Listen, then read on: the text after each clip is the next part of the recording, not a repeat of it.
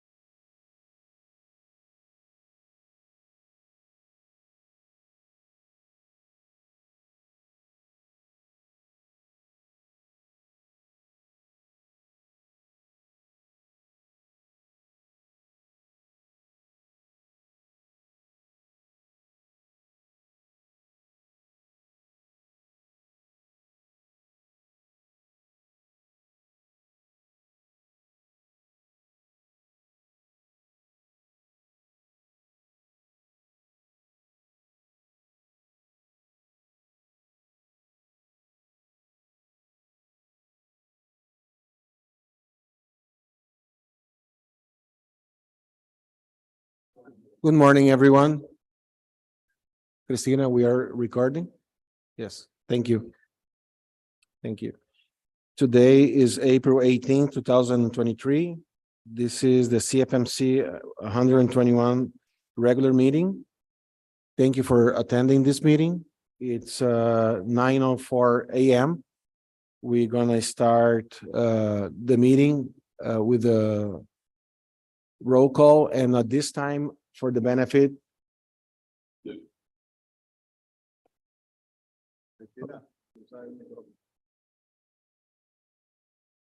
Marcos, good morning. Cristina, for the record, the interpreter needs me to check something here in Zoom before we continue the meeting. I'm sorry, Christina, I couldn't hear you. Can you repeat, please? Slow? That the interpreter needs me to check something in Zoom before we continue the meeting.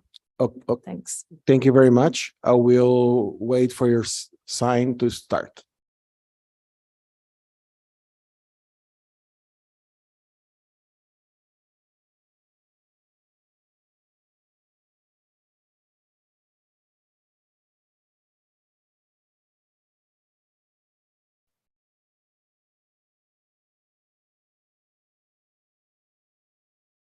Okay, good morning again, everyone. We're gonna start with the roll call at this time, please, for the benefit of the people that are attending the meeting for the first time. State not just your name, but what you do and your title for the benefit of everybody. Go ahead.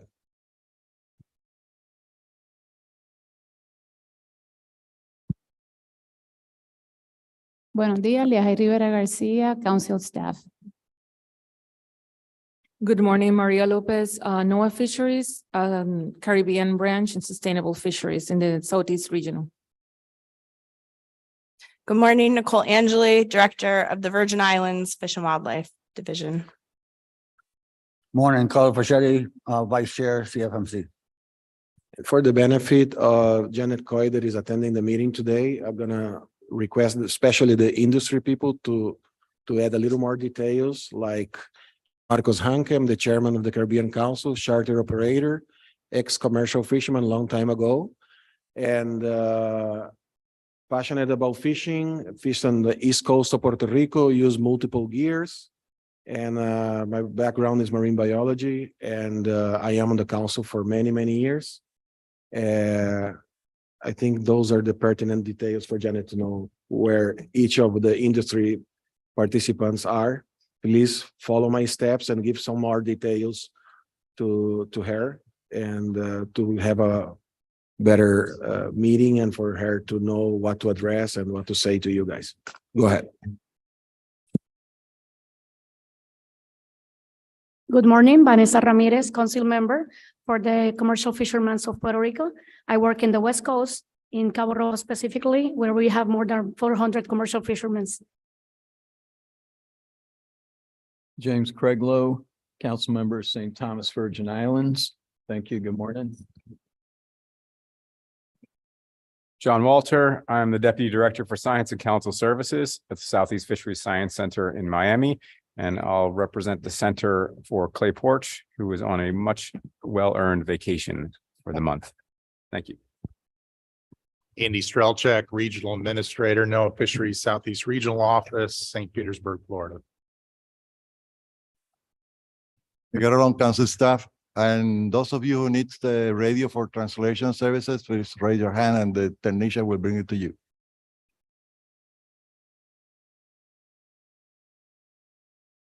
Good morning, everyone. I'm Janet Coit. I'm the Assistant Administrator for NOAA Fisheries, so the head of the National Marine Fisheries Service, and it's a pleasure to be here this morning. Next. Good morning, all. Sinai Haptis, Chief of Fisheries, Division of Fish and Wildlife. I also serve as the Ecosystems-Based Fisheries Management Technical Advisory Panel Chair. Yeah, I am Bas Vicente, recently appointed Chair of the SSC. So that's it. Good morning. My name is Alida Ortiz Sotomayor, and I am the President of the Outreach and Education Advisory Panel. Yeah, good morning. My name is Julia McGrath. I'm the District Advisory Panel Chair for St. Thomas, St. John. I'm also a commercial trap fisherman. I'm also the president and founder, one of the founders of the St. Thomas Fishermen's Association.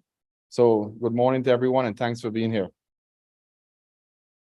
Good morning, everybody. My name is Gerson Martinez. I'm the chair of the DAP, District Advisory Panel. I'm also a commercial fisherman, trap fisherman in St. Croix, and also a diver for lobster and conchs. Good morning, everyone. My name is Nelson Crepo, DAP chair, commercial fisherman, expertise in deep water snapper, and trap lobster fisherman.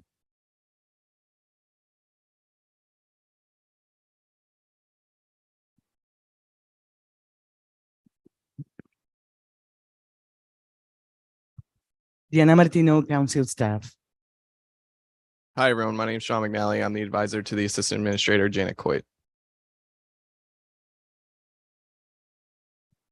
Morning, Janet Ramos Garcia from Puerto Rico Sea Grant Program and also member of the Outreach and Education Panel.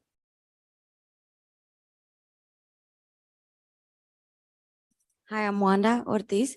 I'm an educator at the Sea Grant College Program and a master's student at the Department of Marine Sciences, University of Puerto Rico. Good morning, everyone. Wilson Santiago, Puerto Rico Fishery Liaison. Good morning, everyone. My name is Javier Connolly. I'm a commercial fisherman from Vieques. Good morning, Ruth Gomez, member of the DAP, member of the OEAP panel, and the St. Thomas Fishermen's Association. Darrell Bryan, Commercial Fisher, St. Thomas, St. John District, current president of the St. Thomas Fishermen's Association, DAP member, St. Thomas, St. John, FSC member, St. Thomas. We're good, Mr. Chairman. Good morning to everybody. My name is Ricardo Lopez from Puerto Rico DNR. Welcome, Ricardo. Diana, we have everybody else from the room? No, the table here? Sarah? Sarah Stevenson, NOAA Fisheries, Southeast Regional Office, Sustainable Fisheries Caribbean Branch. Good morning, everybody. I'm Miguel Borges. I'm with NOAA Office of Law Enforcement. I'm a special agent in San Juan, and I cover all the Caribbean as well. Thank you. Hey, good morning. I'm Matt Wally. I'm the compliance liaison with the Office of Law Enforcement. I'm based up in St. Pete at a regional division office. I work with all the councils to try to get compliance with the fishermen. Good morning, everybody. Kevin McCarthy. I'm the branch chief of the Caribbean Fisheries Branch, located at the Southeast Fisheries Science Center. I'm in Miami, but I've got folks kind of spread around a little bit, but most are in Miami. Good morning, Jack McGovern. I'm at the Southeast Regional Office, Assistant Regional Administrator, NOAA Fisheries.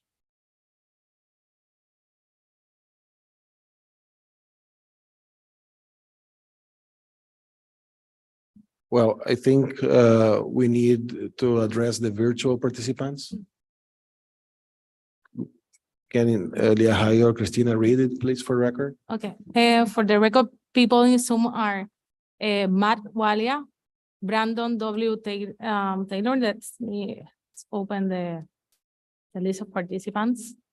Adrian Rios, Brandon W. Taylor, Elena Antoine, Chelsea and Evan Tui, Jesus Rivera Hernandez, Catherine Zamboni, Laura Simon, Matt Walia, Rachel Eckley, Rachel O'Malley, Rafik Orun, Ricardo Lugo, Yamitza Rodriguez, Julie Neer, Sarah Stephenson. And also I have to introduce myself, Cristina Olan, CFMC staff. Thank you very much, Christina. We're gonna, before we adopt the agenda, I would like to highlight some changes on the order. Christina? Sorry, Cristina Olan for the record. I also want to say that interpretation is available already. Thank you, Guillermo. Thank you, Christina, and thank you, Guillermo. And before the adoption of the agenda, we're gonna have Janet Coy making some remarks to the group. That's why I asked for everybody to give a little more detail on their roll call to create the best scenario for her to address the council. And we have also other business. They're gonna list in a moment. Today, the other business is going to be a presentation of Young Fisherman Initiative for Education of Young Fisher School in Vieques by Abdiel Connolly. And tomorrow on other business, we're gonna have using DNA barcoding to identify seafood fraud in Puerto Rico by Natalie Baez, and USVI grouper guides for distribution to USVI Fisher by Evan Tuhoy. And we're gonna change also the order, a little bit, the order of the presentation where 1 second here. I want to make sure I have it correct. The presentation, the Laura Simo gonna pass for the first part of the meeting on the second day. And I would like the assistance from Leah Hai to see if I miss anything. Yes, you also have today at 11 a.m. We'll have a shift and move up the review for the draft framework amendment 2 to update the spiny lobster overfishing limit. That's going to be from 8 a.m. to 11:45. 11 a.m. to 11:45, followed by a quick presentation from the Southeast Fisheries Science Center with Kevin. And then we have lunch. After that, then we have the originally agenda of reviewing draft trawl, net gear, descending devices amendment with Maria Lopez. That's for the first day. And in the second day, that's it. Thank you very much, Leah Hai, for the support and all the team for the support on putting this together. And I'll need a motion to adopt the agenda or comments. Anything else for other business? Move to accept the agenda. Call for Shetty, second. All in favor, say aye. Aye. Thank you. The agenda is approved. The next is the consideration of the previous meeting, 180 meeting, verbatim transcription. Need motion or comments? Carlos? Thank you, Mr. Chair. Just one correction on page 6 under adoption of agenda. I believe the comment Marcus made about A short presentation, they put sharp presentation, so I believe it's, Marcus meant short presentation. That's all I have. Thank you very much for all the time reading the transcription and noting that. And like always, thank you very much. Take note and about it. I'm gonna make the correction. Thank you. And need a motion. Nicole Angeli moved to accept the minutes. Call for Shetty second. All in favor, say aye. It's accepted. Now we're gonna have, like we explained before, the participation of Janet Coyne addressing the council, and before that, I just want to welcome you again. And I want to express our gratitude to be sensitive and to be proactive to the Caribbean issues. And I can testify that on firsthand. And I really appreciate all the job and the support to the Caribbean over those years. And I want to do that in public. Thank you very much, Jan. Thank you very much, Marcos. How is the sound quality? Good. Okay. Thank you. Thank you, Marcos. That means a lot to me. And I appreciate the introduction. And I really want to thank everybody for the warm welcome. It's a pleasure to be here. There's nothing quite like being in person and having a chance to talk with and listen to and have dialogue. Fortunately, I've actually met a lot of people. I met Nelson and Julian in Puerto Rico about a year ago when I met you at the MAFAC, Marine Advisory Fisheries Committee. I met Nicole Angeli in San Diego, where she was representing the Caribbean at a meeting of states and territories, and many others. I've had a chance to meet informally and look forward to the occasion this evening to do that and have some more conversations. This morning, I wanted to spend a few minutes talking about my priorities and some of the things I believe are also important to you. And I'll start by saying that I really relate to those of you who are the state agency, territorial agency representatives, because for the 10 years previous to this position, I was overseeing, and I was actually a member of the New England Fisheries Management Council as I oversaw the state agency in my home state of Rhode Island, and was responsible for managing fisheries and handling all the responsibilities of a state agency, which now feels very manageable. That I'm the head of NOAA Fisheries, and we're looking at a scope, of course, out to 200 miles from American Samoa up to Dutch Harbor in Alaska here, where the issues are so similar in some ways and very, very different. So I think this council has a special and unique role, and I know that we have very strong relationships between the NOAA staff from the Science Center and the regional office and this council, and I appreciate that spirit of collaboration. I think the brilliance of the Magnuson-Stevens Act is having representatives who represent industry at the table with the state and federal representatives, where we can really grapple with difficult issues, agree to disagree, and then move forward in some of the innovative ways that you've dealt with how the federal tools and requirements touch down in the Caribbean, which isn't the same way they touch down other places, are things that I really admire about this council. So I wanted to also recognize the Caribbean team from NOAA, Maria Lopez and Sarah Stevenson and Kevin McCarthy, in particular, you three, for all the work that you do consistently day in and day out here, caring about conservation and fisheries. I already mentioned Nelson Crespo, Julian Magris, and also wanted to mention Ed Schuster as the people who are doing their district advisory chair work, which is a really important role. And then Marcos, just want to thank you for your 18 years in total of service to this council, your warmth, your optimism, your science background combined with your enthusiasm for fisheries and nature and people have made you particularly effective, I think, as a member and as the chair, as someone who's engaging the public in a way that we're all responsible for in our service roles. So I think you're an extraordinary person and leader, so thank you. I want to thank Miguel Roland as well for his effective work as the executive director. That's a difficult role. And as opposed to Marcos, we're not expecting you to go anywhere. We'll see. So just a few minutes on my top priorities, and I really, again, think they align with yours. The first would be grappling with climate change, the changes that we're seeing in the ecosystem, to your coral habitats, fisheries that are shifting, and how we work together to understand those scientifically and to be proactive and create more resilient systems, whether that's infrastructure, management rules.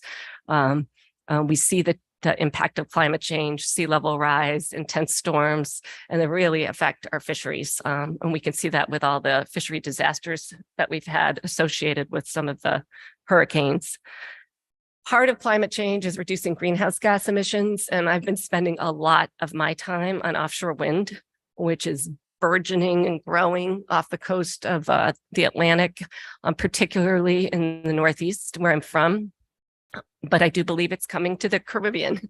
So I think being proactive about the marine spatial planning, the siting of offshore wind, working with the Bureau of Ocean Energy Management from the Department of Interior, getting to know them up front, and making sure as the territories and as the federal government work on potentially floating offshore wind or other offshore wind in the Caribbean, that we work together on that right from the start, to make sure that we avoid and minimize the impacts on our living marine resources.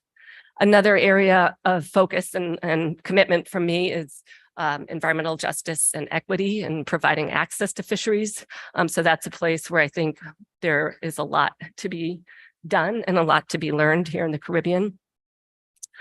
And then really just working on the conservation agenda. That is so important in regard to protected resources, particularly concerned about the corals here in the Caribbean, and applaud the work that's going on among many institutions to look at how to understand and restore those habitats. And in fact, I know the USVI just received a endangered species grant to do work on all the listed corals, looking to assess their status and their abundance, and to look at how to restore them. So we're glad that you're taking the lead on that. So so I know you have a ton to discuss. So I wanted to highlight a few of the things that I've learned about the Caribbean Council. And one is I was talking earlier with Andy about innovation. I really want to applaud the island-based fishery management plans for Puerto Rico, St. Thomas, St. John, and St. Croix. I know that was a tremendous undertaking, and I think it's an example of you taking a look at processes and statutes and requirements that maybe don't fit as nicely in the Caribbean, and figuring out how to make them fit in a way that works for you. So I think those island-based plans and that approach really allow for accounting for the different fishing sectors, the different socioeconomic factors, and are a much smarter way of addressing fisheries management. I know it was a heroic effort, a lot of work, and I just want to congratulate you for what I think was a really fantastic step forward. Another area that I wanted to highlight was just the continuous effort to improve data collection. And I know that's ongoing. It's a work in progress. And I've was talking to Marcos about some of the challenges around collecting recreational fishing data. And I know that's something of great concern to all of the territories, as well as some of the challenges with the commercial data collection, working with the state and the ACCSP. Got that right? But I think as we work on science-based fisheries management, it starts with the data, and the work that this council has done together with our region and our science center to improve data collection is something I think you should take credit for the progress you've made, but I know it's still a source of frustration and something that has quite a long way to go. I wanted to call out the work that has been done by our Southeast Fisheries Science Center, working with all of you on the spiny lobster update, the Southeast Data Assessment and Review of the CDAR 57. And I know that I enjoyed some delicious spiny lobster last night. It was fantastic. But I know that the stock assessment is kind of the foundation and something that the SSC and that this council needs to determine catch limits. So the partnership that we have with all of you on that is critically important. I mentioned the recreational fishing. Again, Marcos, I know that everything you do is probably a team effort, but I just wanted to commend your work with the sending devices. Trying to make sure that people are aware of them, that they're affordable. That's very important for the reducing the mortality, and the work that you've done. And the council, I know, matched the grant that you got from our regional office to develop educational and training materials around those dissension devices. And that's something I think we can learn in other parts of the country from what you've done here. So I want to thank you for your strong support for that project. I see that we have a couple members of our law enforcement division here. Welcome. I'm glad that you're here. I know you come to the council meetings, but just wanted to flag that I know enforcement issues are top of mind in terms of making sure that the rules that we set are complied with, and the partnership that we have on the work of our OLE, which has a tremendous geography to cover and needs to coordinate with the territories and the U.S. Coast Guard, is something that I understand is on your mind, and it's on our minds everywhere. You know, we set all of these rules and standards, but if they're not complied with or we can't enforce them, we're really not accomplishing our goals. So that's something we want to continue to work with you on. I mentioned listed corals. I also wanted to mention the queen conch and just put it out there because I know the proposed listing is something of great concern to folks. It's a very important species. It's very of great concern, and we want to ensure the sustainability of queen conch, but we also understand its importance for food and for seafood. So I wanted to simply raise that we're going to do a lot of work on understanding both the biology and the socioeconomic impacts. The proposed listing at the moment is kind of in the works because it's a proposed threatened listing. There aren't specific regulatory measures that are going to come down on folks. But of course, once it's on the endangered species list, there is the expectation that NOAA Fisheries will take action if needed to regulate further. So I understand the concerns, and I think it's something I'm happy to discuss further. I mean, it's the 50th anniversary of the Endangered Species Act this year, a law that was passed overwhelmingly with bipartisan support. And we're proud of a lot of the successes.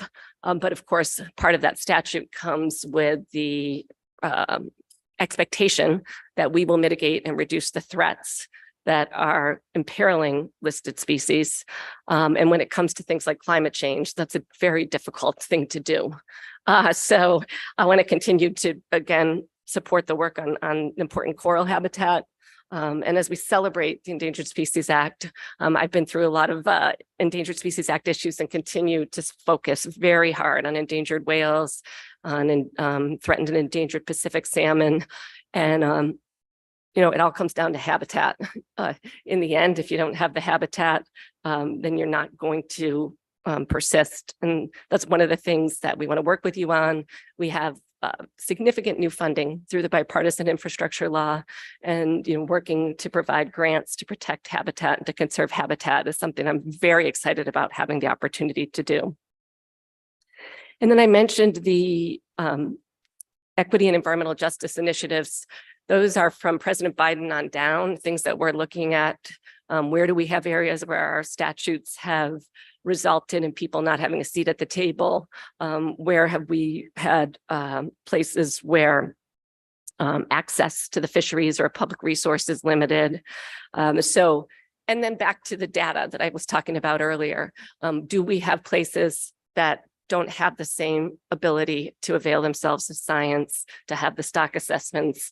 So one of the things that we're fighting for is more resources to go to the Caribbean for science. So that's part of President Biden's FY24 budget, our additional funds. I think the budget has, I have it somewhere here, but I want to say it's $1.2 million let me just check my notes. Yes. To provide additional funding for science and management to support local fisheries management agencies. And I think that's important both because it would be additional resources, but also I was at a meeting last week with the House Appropriations staff. It gives us a chance to talk about data poor places, and that if we're going to talk about ecosystem-based fisheries management, we need to talk about the basic data that we need to collect and analyze in order to make sure that we're promoting sustainable fisheries. So it gives us a chance to both advocate strongly for the funding and hopefully to secure additional funding that is earmarked for the Caribbean in the FY24 budget. Lastly, I wanted to highlight that I'm promoting a national seafood strategy. The seafood that you catch and consume here is outstanding, but part of it is just to try to engage with more people around as we manage fisheries sustainably, as we're proud of the work that we're doing, that it's part of providing protein and delicious food, livelihood, subsistence to people, and never lose that connection with the work that we're doing and the fact that this is food that is providing nourishment and health to people who look to the ocean for their source of protein. And I think we want to talk about the work we're doing many different ways to many different audiences and not lose that connection to the fact that this is important food for Americans. Finally, I just wanted to again emphasize that we value our partnership with this council, that we look forward to working with you to continue to grapple with these difficult issues. Marcos and any of you that do a stint on this council, you learn a lot. And when you go off the council, you continue to be an ambassador and somebody who advocates, and is important to explain to the public how they can get involved and how we can do a better job for this critical and consequential work. So, the value of the Caribbean fisheries are not necessarily reflected in the numbers, the landings data, as much as they are in what they mean to you locally and culturally, for the food that you put on the table and the lifestyles that you support and sustain. So I will close by saying I'll be here for the morning and for some time this evening, and would be happy to entertain some questions now or to have further discussions throughout the day. And thank you again for welcoming me here to the Caribbean. Thank you for being here, and I'll give the floor to the council members for questions. And Vanessa. Thank you, Mr. Chair. Janet, welcome to the Caribbean. And as always, we said the commercial fishermen in here are always open to collaborate with all your questions. So we think we're going to have a nice lunch today. We can talk in there. Thanks and welcome. And I want to add to my first remarks and appreciation is that I'm being on the council. This is what happened when you're around for a long time, right? I'm being on the council for 18 years or so. And for the last years is where I felt that the doors that need to be open are open, and the action is connected to what's being said. And through your leadership and open door and being accessible to people, not just to be there, but really listening, and that percolate to the other people that work underneath your office. And they are all kind and open to the conversations and to action. And it's now not easy, but really I can see the difference. And I don't know if you know that, but this is the best moment in terms of advancing right things for the Caribbean. And this is the way I feel before I leave. And it's a good note to end. And you are a great part of that. Thank you very much.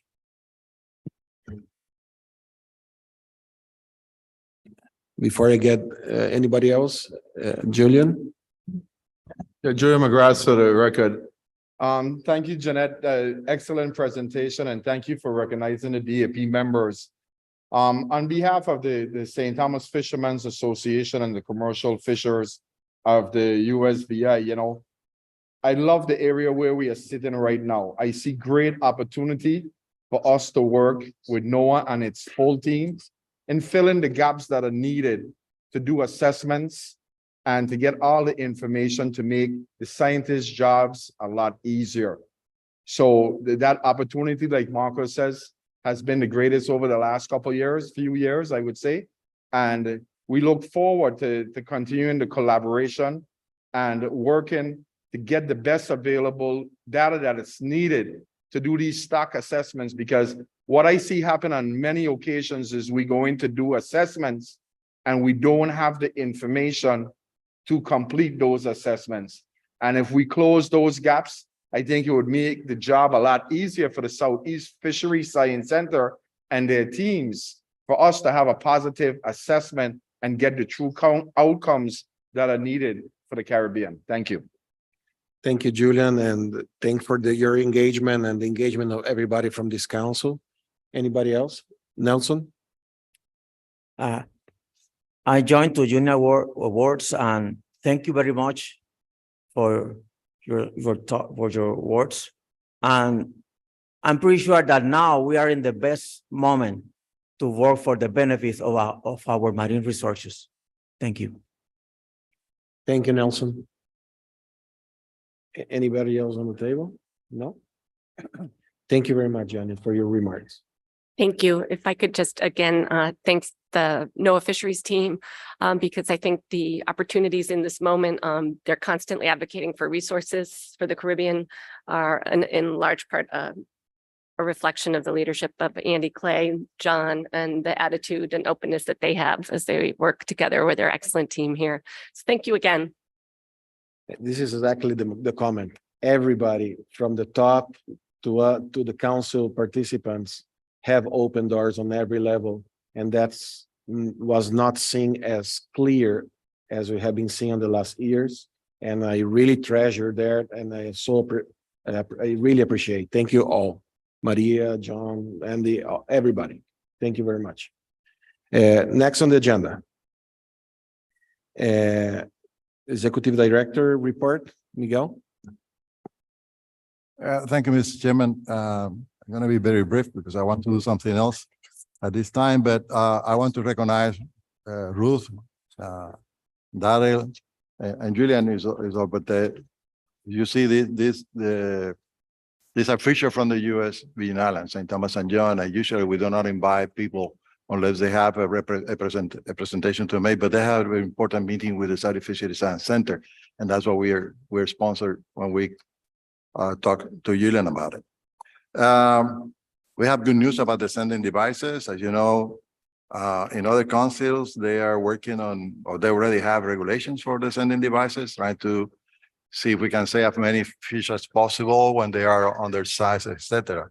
So we received some funding from the Office of Russell Dunn, NOAA Fisheries, and those funding will be used to acquire the sending devices and distribute to key fishers who would like to experiment with that gear. Hopefully everybody, recreational and commercial, will be able to use it in the near future. In addition, we have a video that is going to be put together by Dr. Michelle Shatter. She's a member of our SSC. She's very well known among the fishers, recreational and commercial.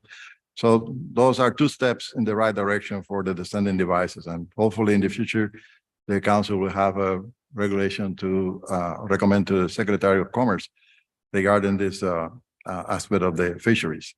We also are going to engage in a project with Sea Grant, safety while diving for commercial fish and or recreational. And that's a partnership that we have with them. I also would like to encourage council members, anybody who is interested, to offer your comments regarding the Southeast Fisheries Science Center strategic plan.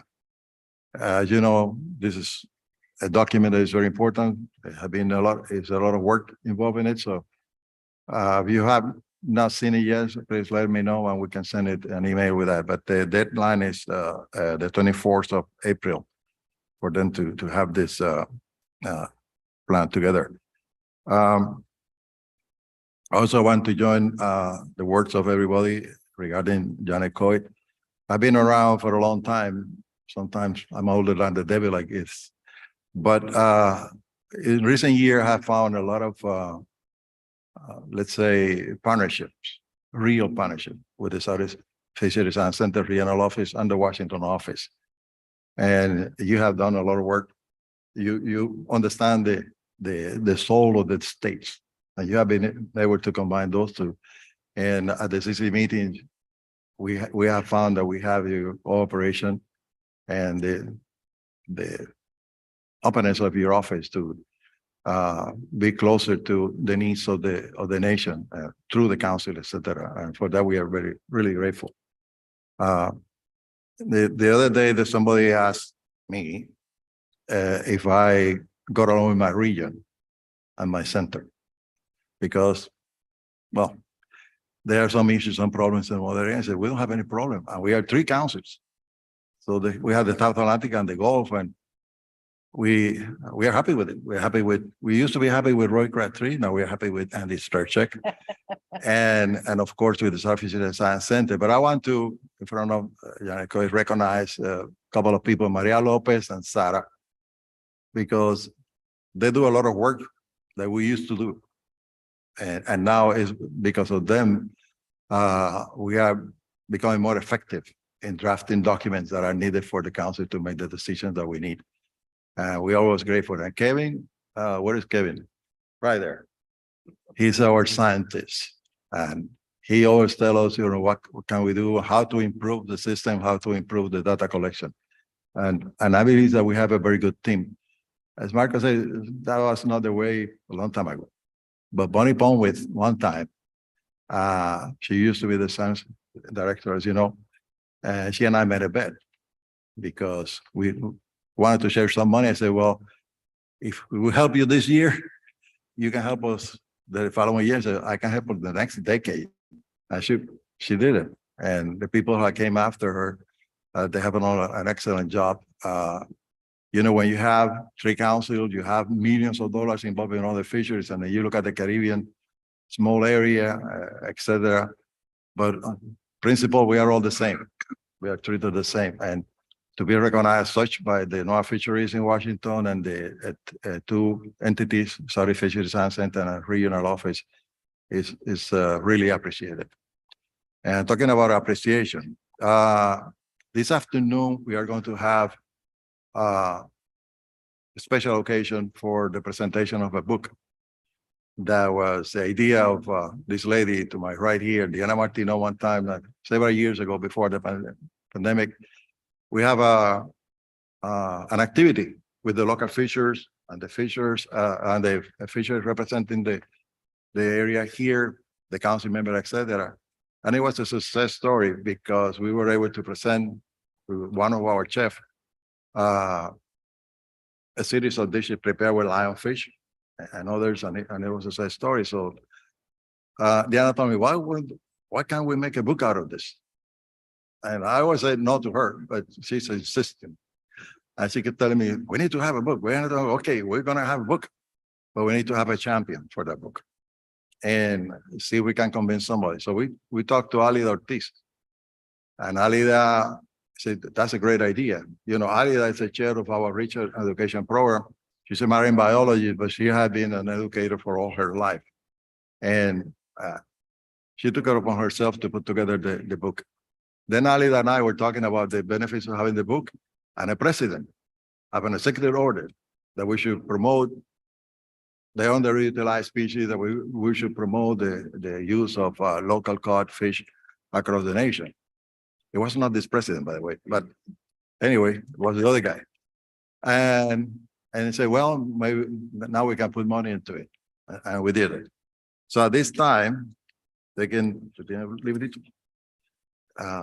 the time and abusing of your time here, we would like to officially, we have to stand. Cristina, toma la foto. Alida, ven para acá, please. Pero rápido.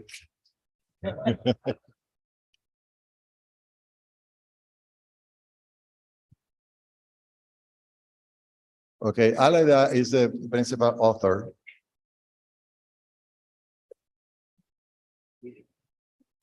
So nice to meet you. Oh, wonderful.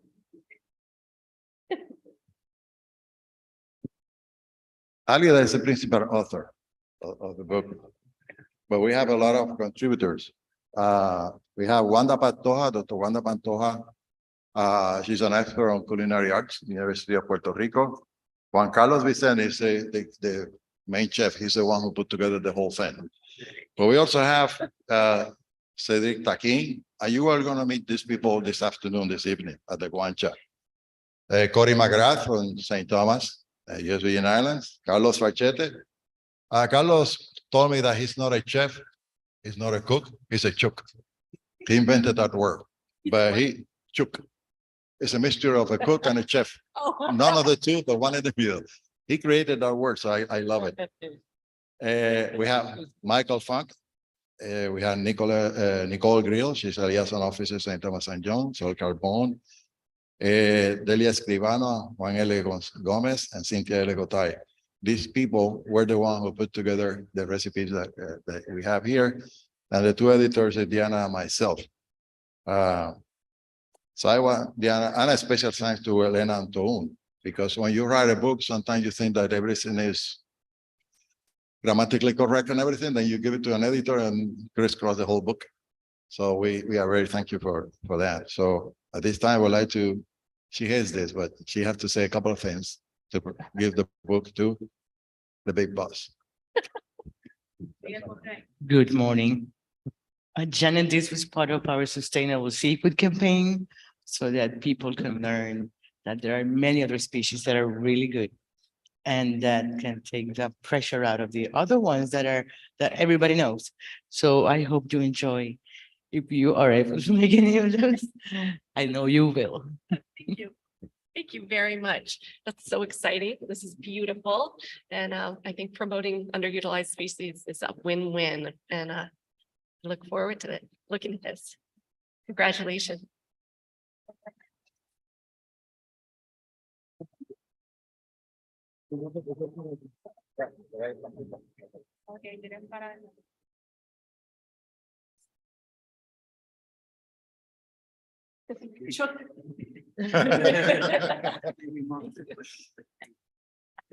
Okay, Marco, no te sientes. Diana, búscate la vaina. Okay, for those of you who don't know this gentleman here, Marco Hanke is a charter boat operator. He's a marine biologist. He said a little bit about himself before. Marine biologist, I call him a friend.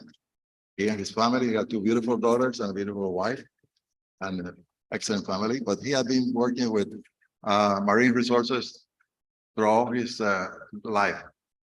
And he was born in Brazil. The first time he spoke in Brazil, he was so nice. I thought that he was gay, but he wasn't. And he came to Puerto Rico and landed in Puerto Rico. And he became a member of our society. So he got a dual citizenship, I call it, but a dual soul, one in Brazil and one in Puerto Rico. And he had been with us for 18 years. Unbelievable, but he did 9 years, 3 years at a time. Spent some time outside the council, came back 3 years at a time, and this year he finishes August 10. Probably we will ask him to join the DAPs. So the institutional memory that he has will be with us, and I'm sure that he will say yes. And for that, we are really grateful, Marcus. And today we wanted to present to you our reef in a bottle, but now it's a reef. And Diana wants to read what we wrote. Marcos Hanke, in recognition of his excellent participation and work as a member and chair of the Caribbean Fishery Management Council throughout his 18 years of service. Thank you, Marcos.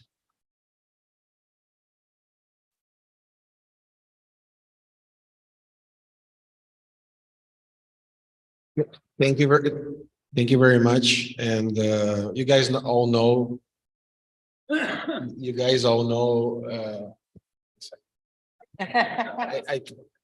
happen to be very informal on my approaches. And what I want to say now, it's something that somebody on this room probably gonna be chairman or gonna be on the leadership position. And my message to all of you is what I believe is what guide me through life. Is that the world is tired of polarization, of fight for everything. We need to find common ground because we all benefit from it. And then after we are accomplished those common grounds, then we discuss the complicated parts. If we follow those steps, our world, the work on the council and so on, gonna be way better. I see myself and I try to be a bridge man to create productive conversation between all of you guys. And if there is just one thing that you remember from Marcos, I want to be a bridge man. Be a little bit of that, and that's a key for happiness for everybody. And thank you very much. And I feel like this is part of my family, right? And with my faults, with my good things or whatever, you guys have the best version of myself. And thank you so much for carrying me of my family, of my beliefs, or giving me the freedom to express myself. And to keep being a child after 54 years of existence. And I hope I never lose that. And you guys help me to do that, to be happy, to be effective, to make silly jokes, but to work hard. Thank you very much.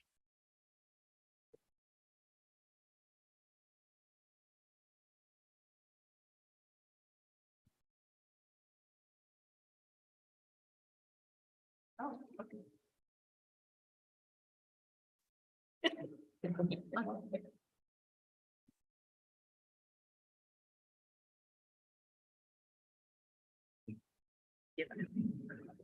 Before we finish, the teacher of Marcos, Hanke, wants to say something. This is my pride. Marcos was my student Oh. and my biologist.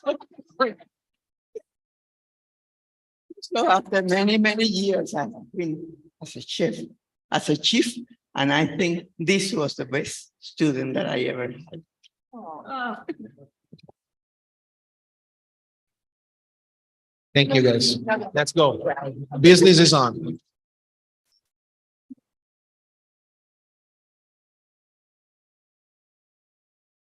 Thank you, Mr. Chairman. Now we can continue with the agenda with the good stuff.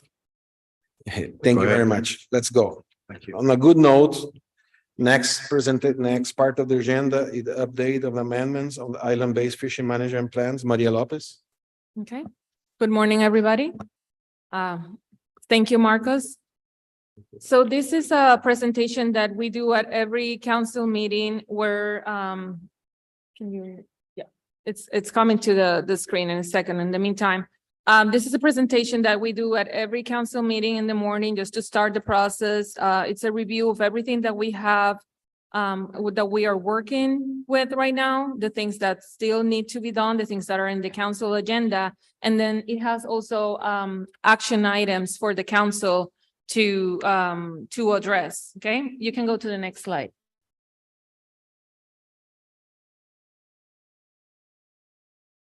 Okay, so everything that it's, before I start, everything that's in here is in red are things that I want to highlight. Okay, the first is just to remind you that since October 13, 2022, the Puerto Rico FMP, the St. Croix FMP, and the St. Thomas and St. John FMP, otherwise known as the island-based FMPs, have been in place. So that means that we have been operating under island-based fishery management since then. That means that all of the amendments that we are working on are going to be to one or all of the islands. The next amendment, the first amendment that was done to the island-based FMP, this one applied to each one of the islands, and this is the generic framework amendment 1. It dealt with spiny lobster reference points, and this was based on the first successful stock assessment for the spiny lobsters on all 3 islands, which was completed in 2019. This amendment was submitted by the council on September 26, 2022. And it just recently became effective on April 15, 2023. So this is our first amendment and it's now effective. And this is the one that has new management reference points and new ACLs that were derived from those reference points for the spiny lobster in all three islands. It also revises the process for evaluating annual landings relative to the ACLs to determine if accountability measures need to be triggered. The next amendment is the generic amendment 1 or amendment 1 to the amendments 1 to the island-based FMP. This was another one that applied to each one of the islands. This one is dealt with the definition of buoy gear and its use. As you all recall, it prohibits the buoy gear used for the recreational sector because this is a commercial gear type, and it allows up to 25 hooks on the buoy gear for commercial fishers to basically represent the same amount of hooks that fishers use in state waters. So this amendment was submitted by the council on November 2nd, 2022. The notice of availability of the amendment was published on April 6th, and the comment period on the amendment is open until June 5th, 2023. The proposed rule for this amendment is going to be published soon, probably within the next week or so, and that will provide another opportunity for comment on this amendment. The next amendment that the council is working on is the generic amendment 2 to the island-based FMPs, trawl, net gear, and descending devices. This is also another amendment that's going to be to each one of the island-based FMPs. This amendment, as you recall, may prohibit the use of all trawl gear in the Caribbean EEC or in the marine managed areas, may also prohibit the use of gill nets, trammel nets, purseines in the EEC, and may require the use of descending devices when fishing for reef fish in the EEC. Where we are right now with this amendment, we have a draft environmental assessment, which is the document that evaluates the effects of the amendments. As you all know, we have the amendment and the evaluation is all combined into one document. It's ready for the council to finalize selection of preferred alternatives at this meeting. And that is something that the council does today, then this final action may be able to be taken in August of 2023. So we will be discussing this in the afternoon today. The next amendment that we're working on is the generic framework amendment 2 to the island-based FMPs. This is another update to the OFL, ABC, and ACLs for spiny lobster. And this is based on the 2022 update assessment to the CEDAR 57 spiny lobster assessment. From this one, what has happened is that the SSC recommended OFL and ABCs for 2024 to 2026 for each FMP. This is where we are. There's a draft amendment. The draft has been done, and the council can select preferred alternatives at this meeting. Final action may be in August, depending on the actions of the council today, and this amendment will be discussed this morning. The next action is the amendment 3 to the St. Croix FMP and to the St. Thomas and St. John FMP for new management measures for dolphin and wahoo. So this is an amendment that evaluates establishing recreational bag limits, commercial trip limits, and or recreational and or commercial size limits for pelagic stocks. This is what we are bringing today to you is a split amendment. Before we had the amendment dealing with not only U.S. Virgin Islands, but also Puerto Rico. At the last council meeting, the council decided to divide it in two. U.S. Virgin Island will be dealt in a separate amendment. So this is a document that's going to be discussed today. There's 4 actions. There's additional guidance that it's needed from the council on the scope of the actions. The council can select preferred alternatives at this meeting, and depending on the outcomes of that, final actions may be in August 2023. And this amendment is going to be discussed this afternoon. Next slide, please. Okay, then the amendment 3 to the Puerto Rico FMP, new management measures for pelagic species. This is an amendment, as I mentioned before, the pelagic amendment was split in two, one for U.S. Virgin Islands and one for Puerto Rico. This one was decided to put on hold until additional information could be gathered from Puerto Rico. So the idea will probably be, if the council is interested, to discuss this in August. Again, this one is also consider the establishment of recreational back limits, commercial trip limits, or recreational and or commercial size limit for pelagic stocks. Okay, and then the next actions, I'm not gonna call them amendments because we're still are not working on those amendments, but these are actions that need council attention. So we have discussed before the importance of developing a federal permit system. We discussed it at the August and December 2022 meetings. This had been previously discussed since 2016. And at the time, it was decided that we were going to wait until the island-based FMPs were in place. So this could be done as an amendment to the island-based FMPs as appropriate. So this will be discussed at the August 2023 meeting, and there's a need for guidance on the council on the scope of the action. So we will be bringing a presentation that will highlight the different paths that the council can take with the development of a federal permit system. And it's very important for the council to provide guidance as to where they would like to move with the development of a federal permit. Another action that has been discussed in the past is the trap reduction plan for the U.S. Virgin Islands. This one would evaluate compatibility with USVI trap reduction program. The council received an update at the December 2022 meeting. There were pending some U.S. Virgin Islands actions that they were going to take the U.S. Virgin Islands, and then they will bring that to the council. This is something that staff can work with the U.S. Virgin Islands in terms of the things that are needed, so we can bring that. And we already have that collaboration that we're gonna establish. And then the last two actions were discussed back in 2021. One is the timing of seasonal area closures for the red hind grouper in the Puerto Rico EC. This was a discussion paper was discussed back in December 2021. And there were still some actions that were pending. For example, the council wanted to go ahead and do some informational workshops with fishers. And then we also had some data requests, and those things are pending. Therefore, the staff hasn't received the go to move forward with this. So this is one of those actions that maybe the council at some point may decide if they want to move forward with the action or not at this time, or if they want to gather more information, for example, task the SSC or something like that. And then the last action, it's a modification of red hind seasonal closure in the St. Croix EEC. There was a task to develop a scoping paper to evaluate modifying the Langbank red hind closure to allow fishing for pelagic species during the closure. This is something still pending, additional guidance for the council as to if they want to move forward with this or not. And then our staff had been in communication with, for example, highly migratory species staff to discuss some of the bright ground information of this. But this is something that will benefit too from the council take it and look and deciding if it's something that they want to move forward with. So that's all I have.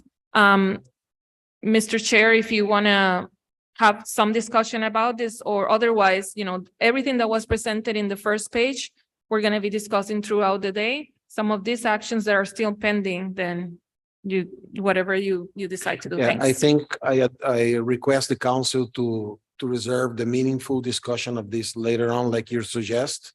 But keep that table on mind, because it's a good guidance for us to be effective on that discussion. But I need to say something. You and Sarah have been so helpful and proactive with the council, accepting amendments and things that are great overload of work for you guys to speed up the improvement of the council in terms of the management tools and all the discussions that we're having. And I want to express in public our deep appreciation for your team to step up to the plate. Thank you. Marcos? Miguel?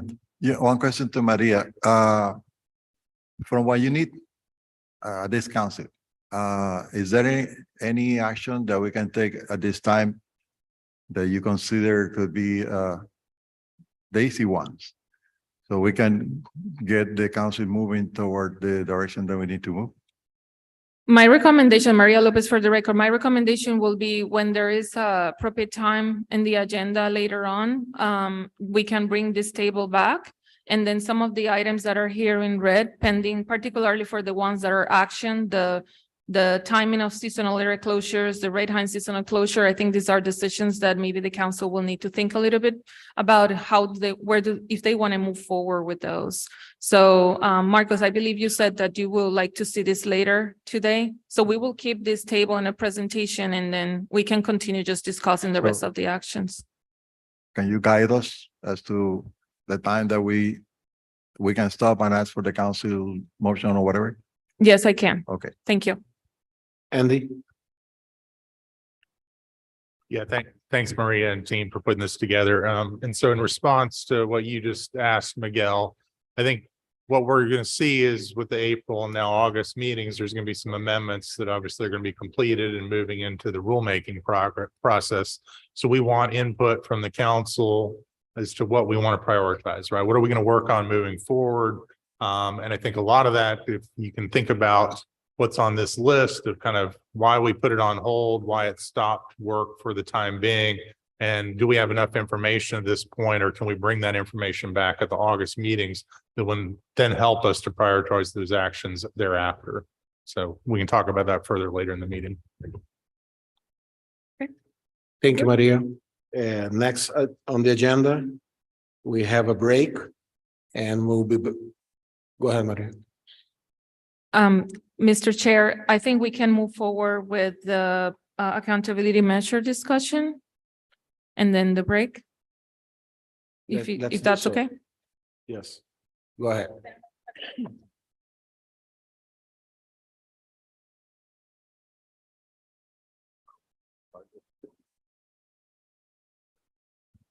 Andy? Yeah, so I'm going to open up about accountability measures and then have Sarah Stevenson give the presentation. So are you ready for that? Yes, I'm ready for that. I'm sorry, I just misread here. All right. Go ahead. Thanks, Marcos. So as you're aware, we have implemented the new island-based fishery management plans as of October of last year. Those established new annual catch limits for each of the islands. In early part of this year, my team put together a report of the landings data for the most recent years of information we have. That's 2021 for USVI and 2019 for Puerto Rico. We identified as many as 10 catch limits that were exceeded. And so I was very concerned, obviously, in terms of the implications of that. They have socio and economic consequences as well as conservation consequences. But as part of our accountability measures, we do have provisions with regard to if the catch limit was exceeded due to data improvements, then we would identify that and the accountability measure would not be triggered. And so we had asked for input from our science center to review the data and information, and Sarah's going to go through that in more detail. But we wanted to walk through this and just explain the accountability measures. We're also working on some outreach and education with the district advisory panels in terms of accountability measures. But I want to, I guess, lead with the take home, which Janet also mentioned, which is the data is improving, and that's a good thing. And we're paying very careful attention to that. And we don't want to arbitrarily trigger accountability measures because of data improvements. But there will be some work this council will need to do to adjust catch limits going forward as that data stabilizes in the future. So with that, I'll look to Sarah to give the presentation. Thank you. Sarah. Thank you. Sarah Stevenson. Next slide, please. So Andy touched on a lot of this, and I'll just go through it kind of quickly. Since the, it does it to me all the time.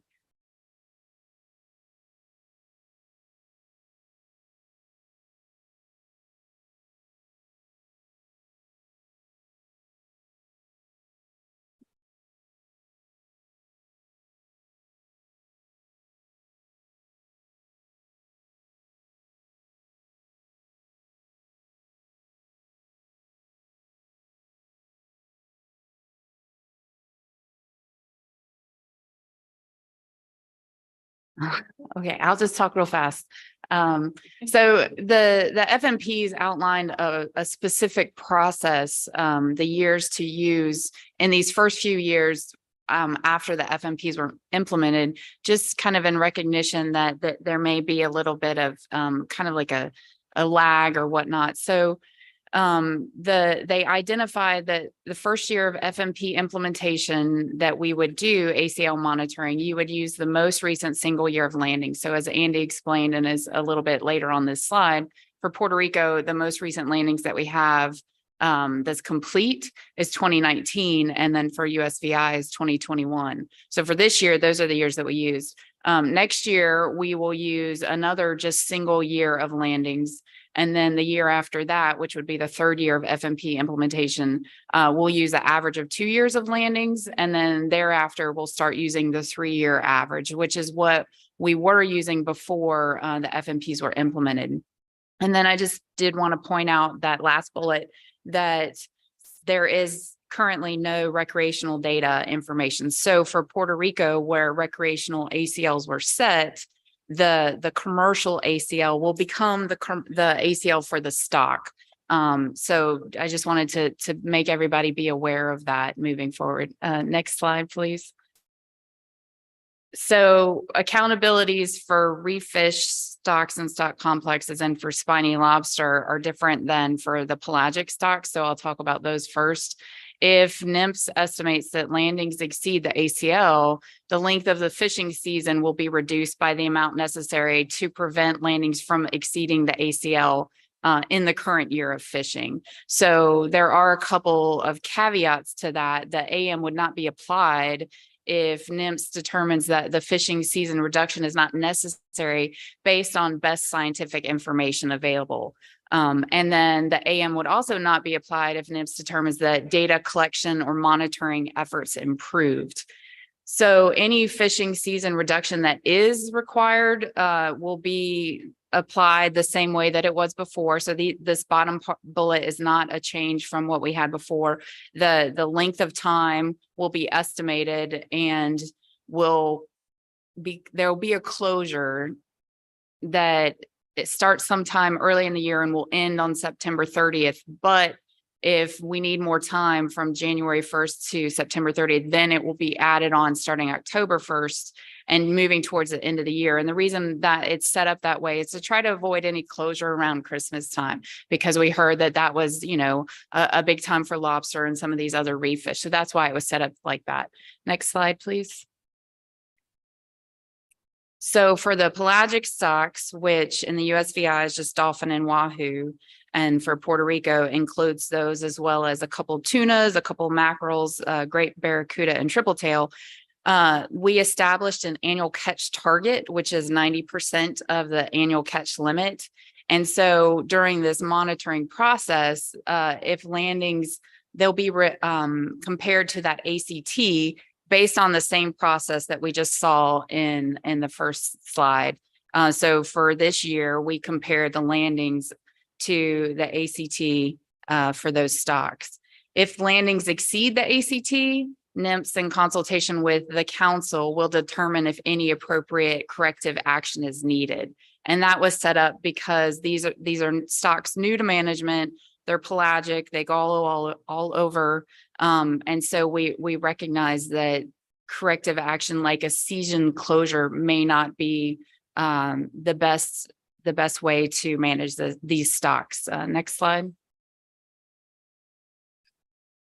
So as we transition from our previous FMPs to the island-based FMPs, there will be this lag in landings. So as we mentioned, we used 2019 for Puerto Rico and 2021 for USVI. And of course, those landings were from a period where we were managing under the US Caribbean wide FMP. So the reef fish FMP and the spiny lobster FMP. And so the ACLs that we have in place now weren't even thought up back then. So there is this lag. So what we've specified in our regulations and in the FMPs is that during this transition period, we will compare landings to the new ACLs or ACTs. And our question is, if they are fishing at that same rate in this fishing year, would they exceed these ACLs or ACTs? And then once we catch up to a time period where we're using landings from say 2023 and later, The question was, did they exceed? In either instance, the overage, if there is an overage and it's determined to be from increased catch, the AM would be applied as we saw on the previous two slides. So different for pelagic stocks. And then the fishing season closure for reef fish and spiny lobster. Next slide, please. So there's a lot on this slide, but I wanted to show everybody. So these are the 10 stocks that Andy mentioned that for this year, when we compared 2019 landings for Puerto Rico and 2021 for the USVI FMPs to their ACLs, the ones that were over. So you can see in the third column there, the landings that we had. And the very next column is the ACL, and the one after that is the ACT. You can see that for most stocks on this list, there is no ACT. There's only one that has one, and that's the pelagic stock in Puerto Rico of great barracuda. And so after we determined that they were above their ACLs or ACTs, we sent a memo to the Science Center requesting that they look and see if they could determine why these overages occurred. And so the second to last column is kind of the short response from the Science Center memo. So you can see that several of them were due to improved reporting. Some of them were due to increased catch, and those are all the species that we have a 0 ACL in federal waters. So we prohibit harvests in federal waters. So the assumption is that those landings occurred in state waters. And so there's one on there that needs further evaluation. And so I'll discuss on the next slide a little bit more detail, the improved reporting and that explanation for great barracuda. And then there's the last column, which is the good news of this slide, which is part of the reason why I agreed to give it instead of Andy, is that there's no closures necessary for this year for any of the stocks that there was an overage. So good news. Next slide, please. So improved reporting, what does that mean? It's slightly different for each of the stocks, but I'm going to try to explain this because it's a little complicated. For hogfish and grouper 4, which those were the stocks on that went over the ACL under the St. Thomas and St. John FMP. Grouper 5 and Misty Grouper, which are the stocks under the St. Croix FMP, and then Cubera Snapper for the Puerto Rico FMP. The improved reporting basically came down to the species were not on the reporting forms during the time period that was used to set the ACL. So it's a little bit different for some of those, and I can go through the table a little bit more. For great barracuda, which is that pelagic stock in Puerto Rico, the Science Center suggested that more investigation is required because the reporting forms only have a general category of barracudas, but we are managing specifically the species great barracuda. And so there needs to just be a little bit more look at that to see, is that appropriate? Should this maybe have been lumped all of them together? So we can, that's the last part of that one. If the ACT is exceeded, NIMS must consult with the council to determine appropriate action. For this one, the action could be take a closer look at those, how they're reported and determine if this one needs to go back to the SSC. So in the table, Miguel? Yes, Sarah, can you please explain the difference between ACL and ACT and why the barracuda have an ACT?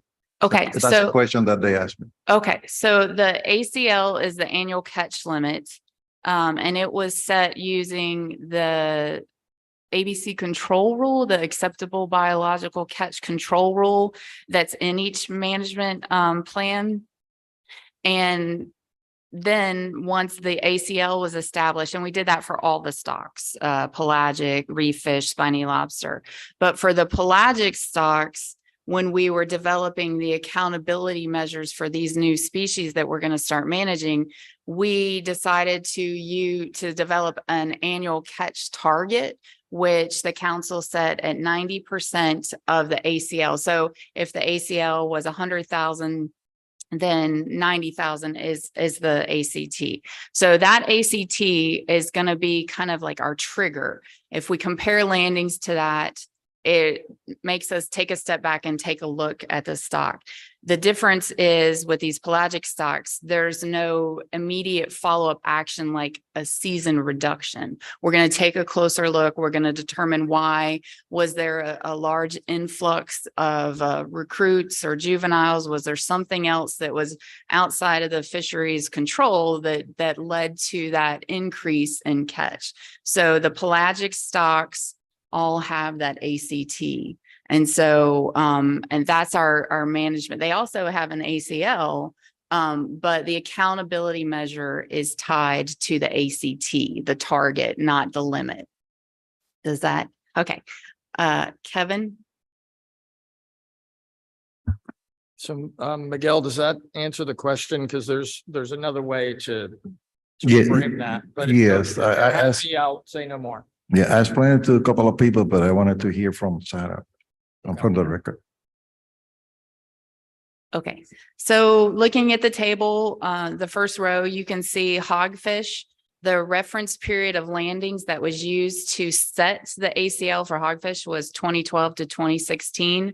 But the year that hogfish was officially added to the USVI forms was 2016. So the landings, that's why this one falls under improved reporting, because any landings that occurred during that reference period were write-ins, and so they might not have captured all the catch for the hogfish. So that's why that one's on the improved reporting. So then all of the groupers, and this is going to apply to the St. Thomas, St. John, as well as the St. Croix, because they use the same process.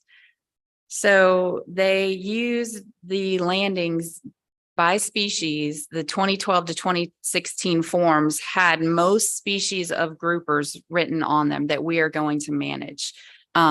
Before that time, all of the groupers were just reported as a lump aggregate as groupers. So, but it was a more historical time period. So what the SSC and the council did through the FMPs was they looked at the species specific ratio during that 5-year period, and they applied it back to the historical landings.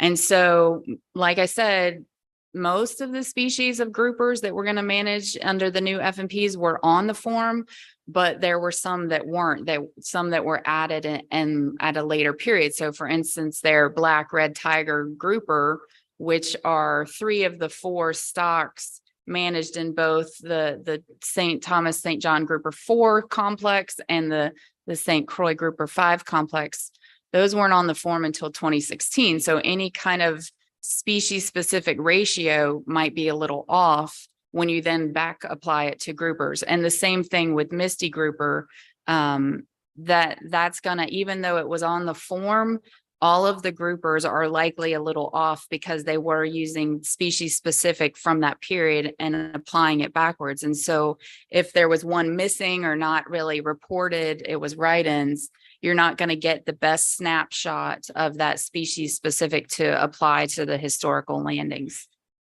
So that's why it says it's the species specific ratio is likely inaccurate. And so would fall under enhanced reporting.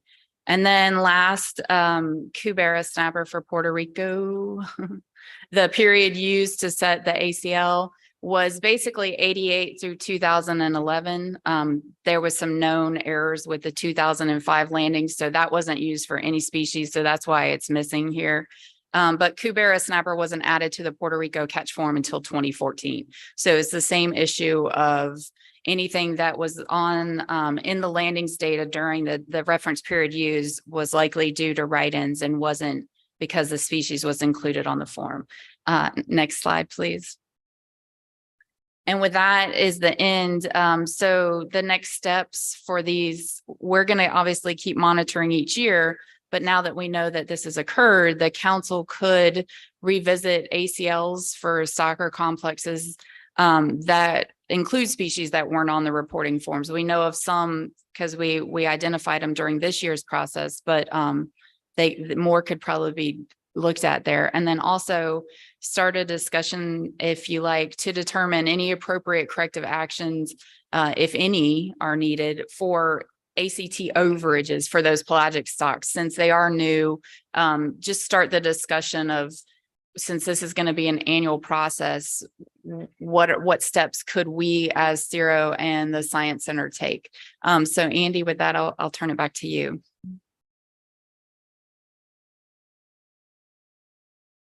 Yeah, thanks, Sarah. So just a couple things to add, and then certainly interested in input from the council. With annual catch limits, the goal is obviously to have a sustainable level of harvest. And in this instance, we have a moving target where the data is improving, right? And the catch limits, at least for these species, likely are set too low relative to how the data was collected historically.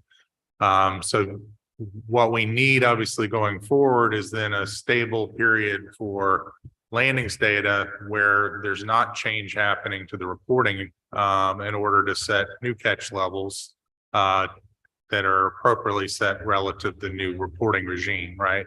And in Puerto Rico, I know you're going through a tremendous amount of work right now with shell catch and electronic reporting on the commercial side. And so that's still in flux. I don't know from your perspective, Nicole, where we're at in terms of kind of stabilizing reporting for USPI. But we just want to raise this because we do see future action. We don't have a time frame for when that future action might occur at this point. And I think it'll be contingent on when we believe that stability in reporting has finally kind of occurred and when we can reset the ACLs. You know, what we want to obviously do is have a system of functional ACLs and accountability measures so that if in fact the catch limits are exceeded, you know, there's corrective action taken and we don't also trigger them when reporting is just simply improved like we're talking about today.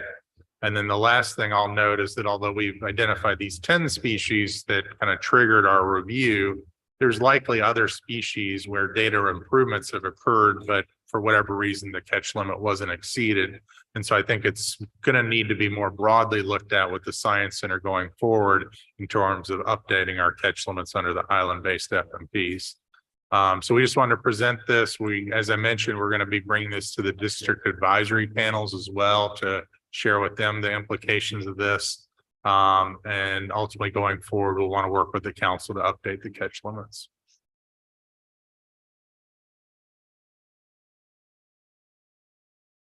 I was just making some notes here.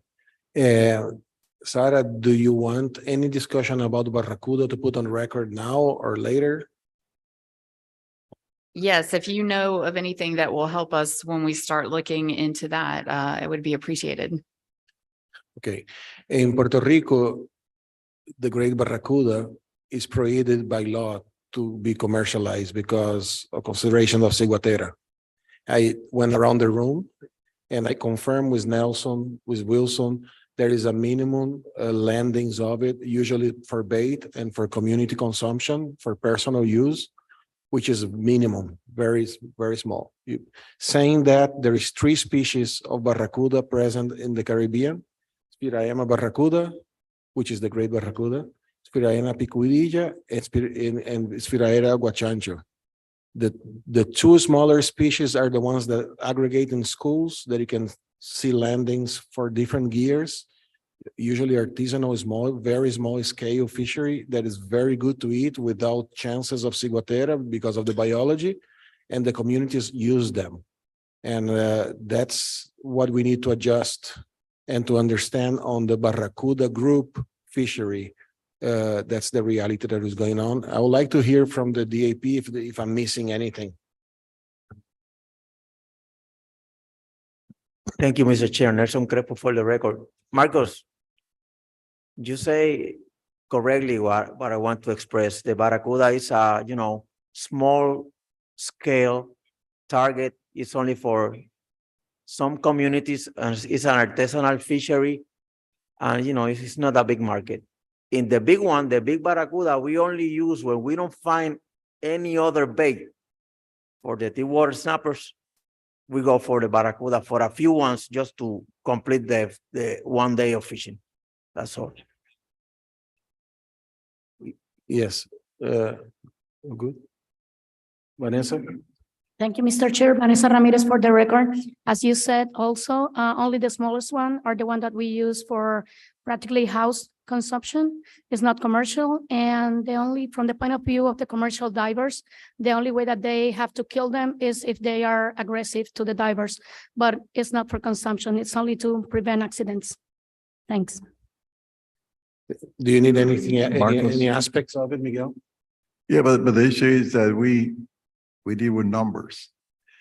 And Ricardo, do you have statistics on Barracuda and the three others? And they have been shared already, or that are still, they are still in the process? I was looking for the numbers right now, and we have about 1,000 pounds landed, 1,000 of barracudas. But that's a group of barracudas. You cannot tell them apart yet? Well, we don't have separated species. We just have barracuda is the standard name. We know that we have different species, but the great one, the great barracuda, which is prohibited, as you said, to be sold for food, is the most fished. Is the species of barracuda that is mostly caught on Puerto Rico and reported. Yes, this is what the numbers, which is important, that Miguel said, even though in terms of how the fishing is performed, great barracuda is an accident of catching king, when you go for king mackerel, for reef fishes, for pelagics, that you catch them accidentally, versus the little barracudas, which is the guachancho and the picudilla, in which the small, very, very small scale fishermen go with sardines and rowing boats and so on, close to the shoreline to fish on the schools of them. I mean, the approach to the fishery is different, the gear is different, the size of the fish is different. There's a very big distinction between especially the two species that don't grow very big versus the great barracuda. So Sarah, the question is any of this helps you in the writing of the document? Yes, and I think where it will be helpful is if this gets kind of sent back as a request to the SSC to look at this stock again. We could include all the discussion here in the rationale, as well as the discussion and the reasoning of why it was included in the Puerto Rico FMP. You know, what category did it fall under? Was it environmentally important?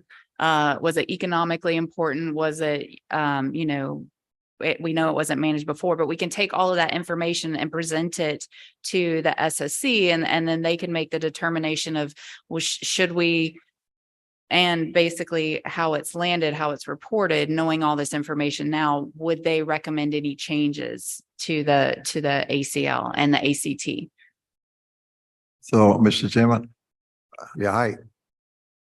Para que take note of that last statement from Sarah, and be sure that Graciela incorporates into the agenda for the SSC that topic. And Vance is the chair now, so he's taking note also. And then by the next meeting of the council in August, we may be able to provide Sarah with some other guidance. Thank you, Miguel. Ricardo? Yes, I would like to correct the barracuda species mostly fished in Puerto Rico and sold are the picuilla and guachancha. My mistake. Thank you, Ricardo. Carlos? Oh, thank you, Mr. Chair. Can I go to that slide where the St. Croix numbers are? Oh, down, right there. Okay. I know I mentioned this a few years ago, and I don't know if it's misidentification by the fisher or what's going on there, but I don't see black, red, and tiger and yellowfin grouper at all in the markets. I don't know if the fishers are misidentifying that. 1,300 pounds, I think I would have seen them. And I don't, maybe I can get some clarification from, Fish and Wildlife, port sampling, if they have identified those species when they sample, but I really don't see them at all in the market, especially the tiger and the black. I see misty, maybe they're misidentifying the misty for black, but I don't see red and I don't see tiger. And I think I've seen a yellowfin grouper about 12 pounds, maybe about 7 years ago at the market. So I'm not sure where those numbers are coming from. Julian?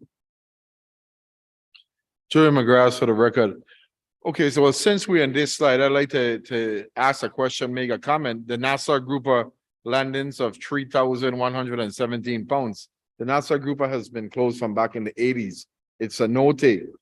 So I know on the form, there's a section where they ask us to write in discards. Has this been the issue where it's been written in as discards and it's actually showing up as the landings? And if it is showing up as landings, what enforcement has been done to the individuals that's been showing this landing on their reports? So I think that needs to be clarified. That's one. Can we go back up another slide? So I'm looking for the one with the dates for the accountability measures. Okay, so I know, okay, we went up one too much. Well, let's do this one. I have a comment on this one here also. So I see we want to use the most recent year of landing, which is 2021, to set new ACLs. The problem with that is that's during the pandemic, and this was put on the record before. You're going to see a difference, and hopefully a big difference in the numbers of landing during these times, because our catch was down due to the point that our hotels were closed, our restaurants were closed. So the only people that was consuming our fish were the local residential people that we were able to get to. So I think some more discussion on how we're going to be using those landings for comparison should be looked at.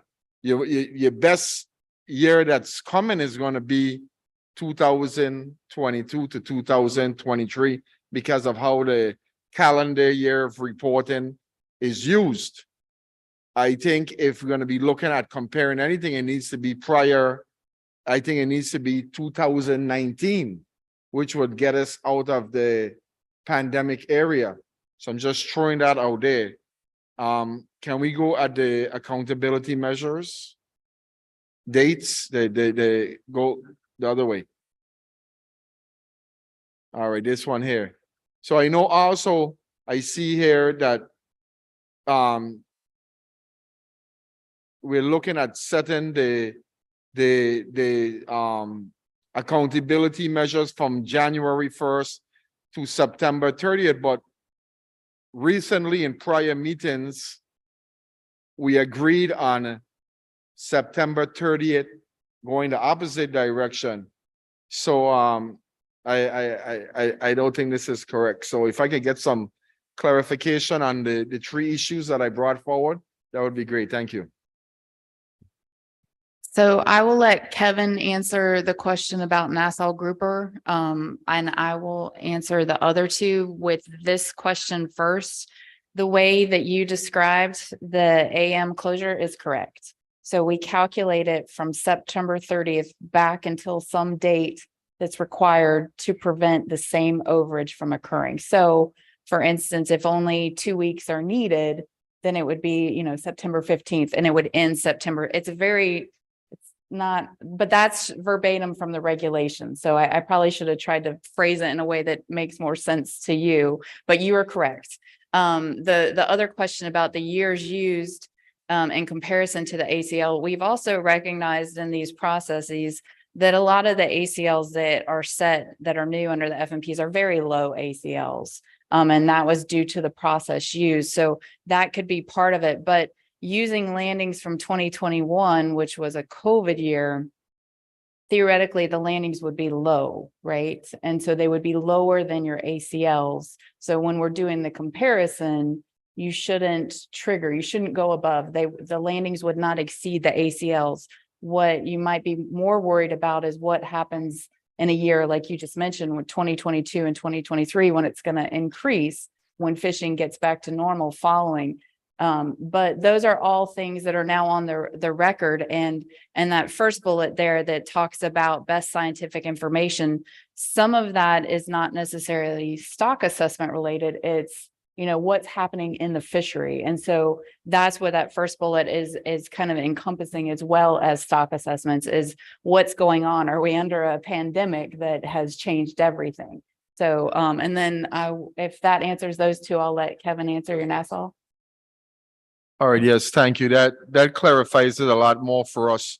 And just one other comment that I made here, I think due to the fact that we have gone to island-based fishery management plans, I don't know how difficult it is or not, that when we're doing the slides, if we could just put one island with whatever the issue is, using the same statements that you have there, I think it would be a little bit more easier for us to understand it, because looking at the three different sectors there, it makes it a little confusing. I'm just throwing that out.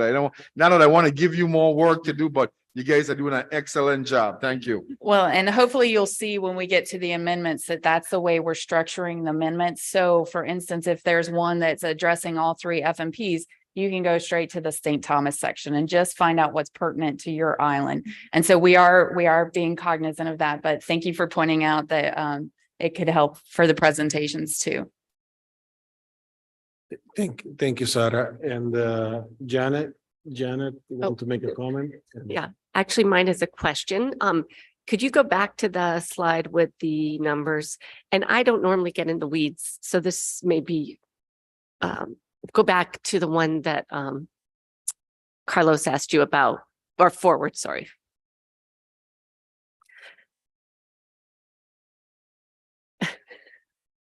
Yes. Sarah, you said, so again, this may be uninformed, but you said for the species where there's no harvest in federal waters, that we assume that all those landings are in state waters. And I just want to ask a question, maybe for the record. Is that just an assumption? What is the basis for that? And kind of maybe related to what Julian asked about enforcement. Is that something that we have confidence in? I'll let Kevin take that one too. Hi, so Kevin McCarthy.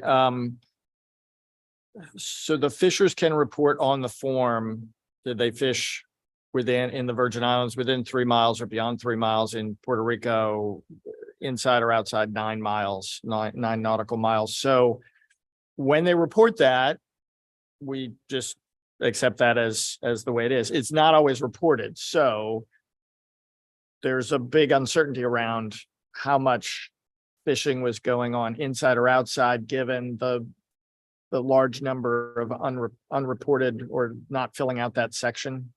So high uncertainty. Thank you for the question. And Can- Andy? This is Sarah. Can Kevin answer real quick the Nassau grouper question? Sure. This is Kevin McCarthy again. Gonna wait until Julian he's got a sidebar going. I just want to make sure he hears the answer.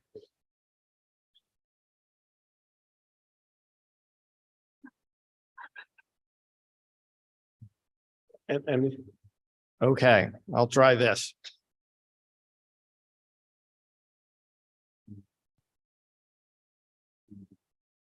yes, I passed. Hey, Julian, I'm going to respond to your Nassau question. So what we can do, you were concerned maybe those are discards rather than landings. What we can do is work with DFW, because they still have the forms, right? So we can identify those trips that reported Nassau, because in the data set, it comes up as landings, right? Because they're very clear within the data set. But you know, lots of things happen. So we can work with them so that they can go back and actually look at the form. We'll tell them which trips they were, and then they can look at the forms and see how it was reported on the form. You want to go first, Julian? Thank you, Kevin. Yeah, because it's very important. You see, one of the tricky things on how our CCR reports are, they actually for total landing to the end of completing everything. So even if you have reported, say, 200 pounds of discards, that still ends up in your total number to the very top right-hand corner of that CCR. And I think that's something that needs to be revisited. And the NASA group, as an example, it's closed both federal and local, zero harvest.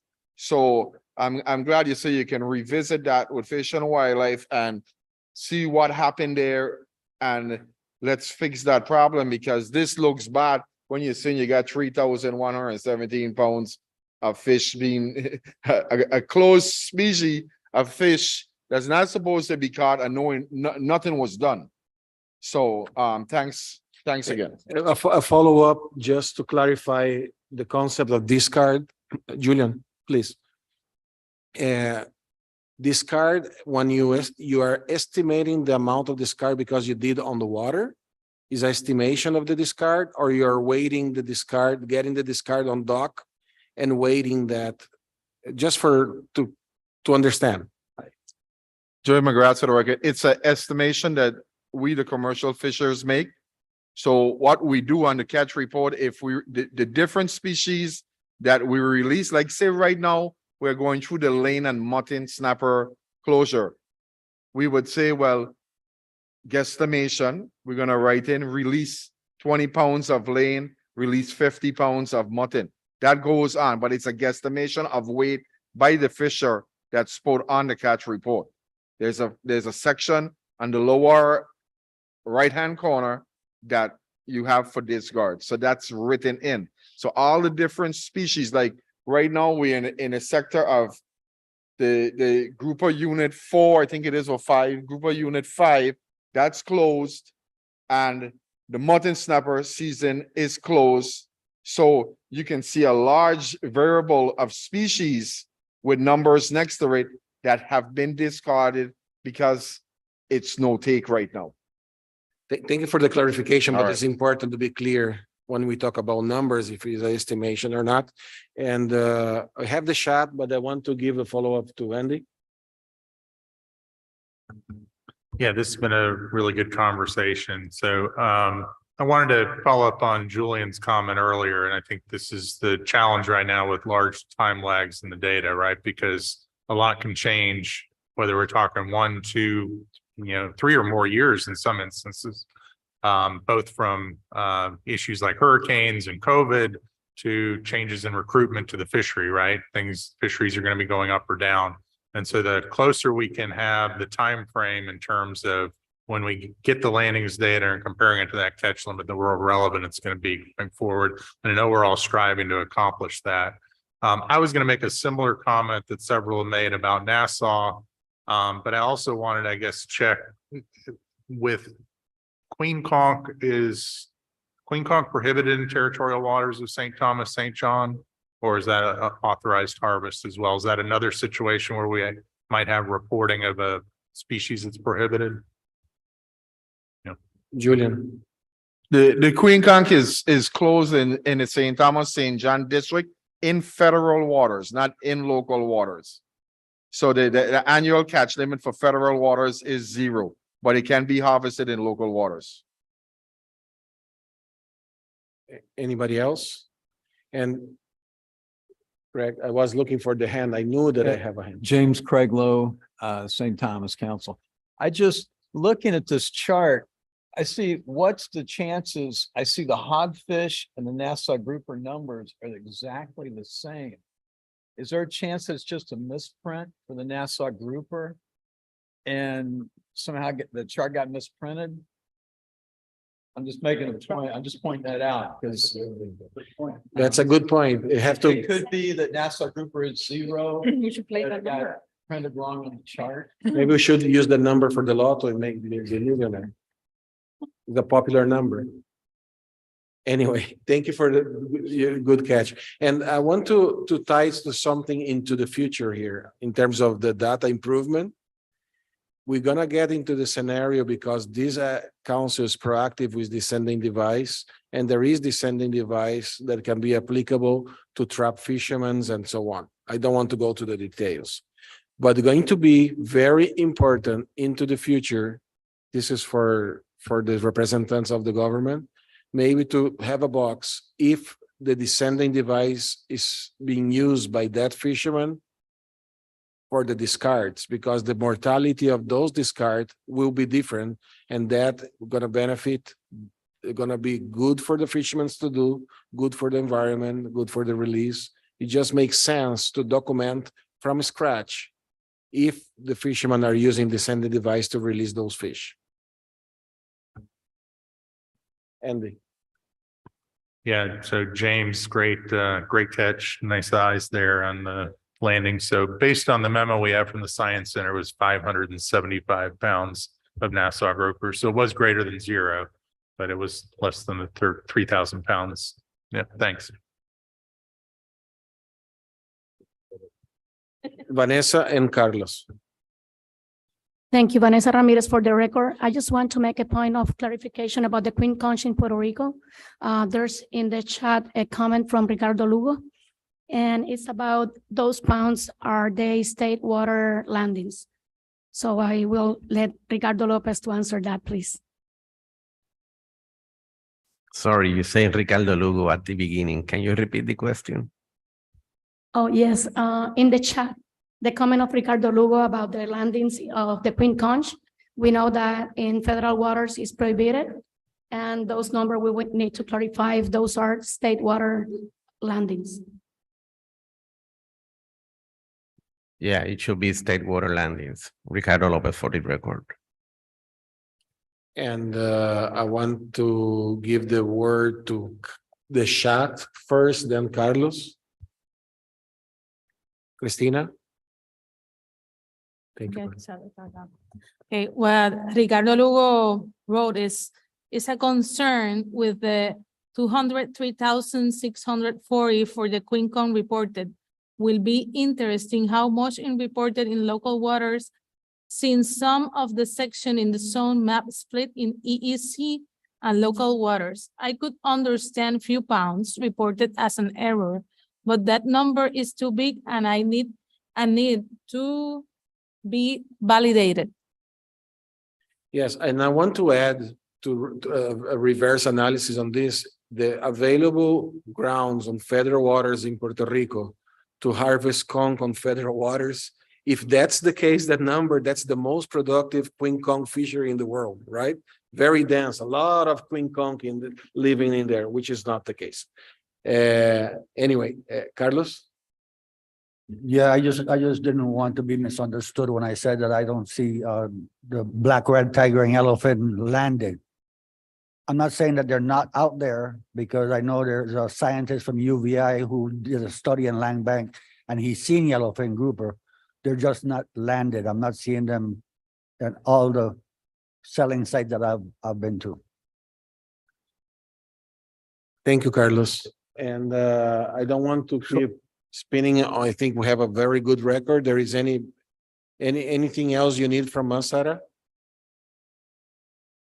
No, thank you. And sorry about that error. No, thank you guys for great presentation like always. Now we have the break. Let's go for the break and we'll be back in 10 minutes. And if we don't, Uh, Be back. I have a short call at 11, so I'd be a little bit late. Yeah, don't worry. Your seat will be reserved.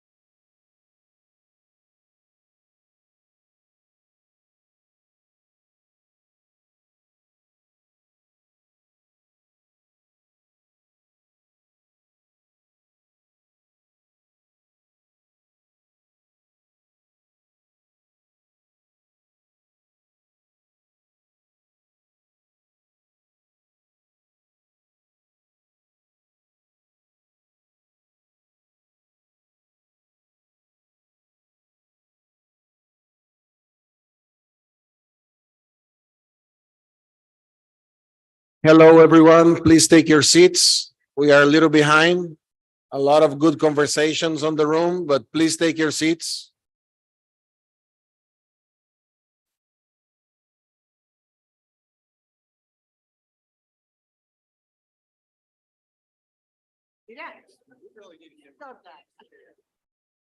I love this. I just realized how good it is.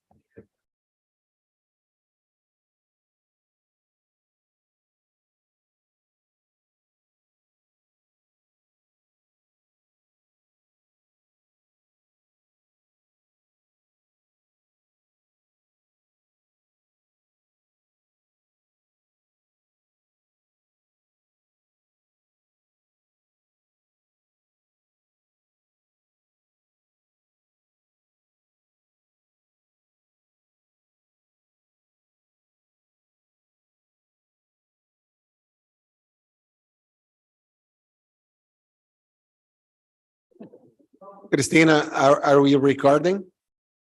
Yes, thank you very much. The next presentation is the review draft amendment. It's going to be presented by Sarah. Sarah, you're welcome to the floor again. Thank you.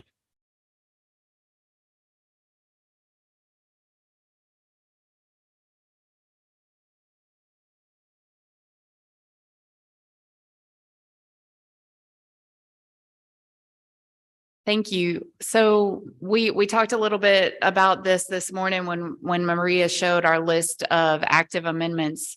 And so this is going to be an update. The first time the council has seen the draft framework amendment, which is number 2 for all 3 islands, which is going to update the overfishing limit, the OFL, acceptable biological catch, ABC, and annual catch limit, ACL, for spiny lobster in all 3 islands.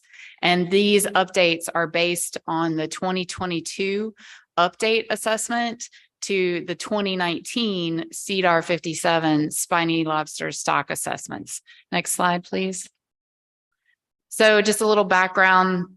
The SSC determined that the CDR 57 stock assessments, there was one for Puerto Rico, one for St. Croix, and one for St. Thomas and St. John, were suitable for management advice. And so Framework Amendment 1, which, as Maria mentioned this morning, was just effective this past Saturday, updated the management reference points based on those stock assessments. So not just the 3, the OFL, the ABC, and the ACLs, but it updated some of our other management reference points like the maximum sustainable yield.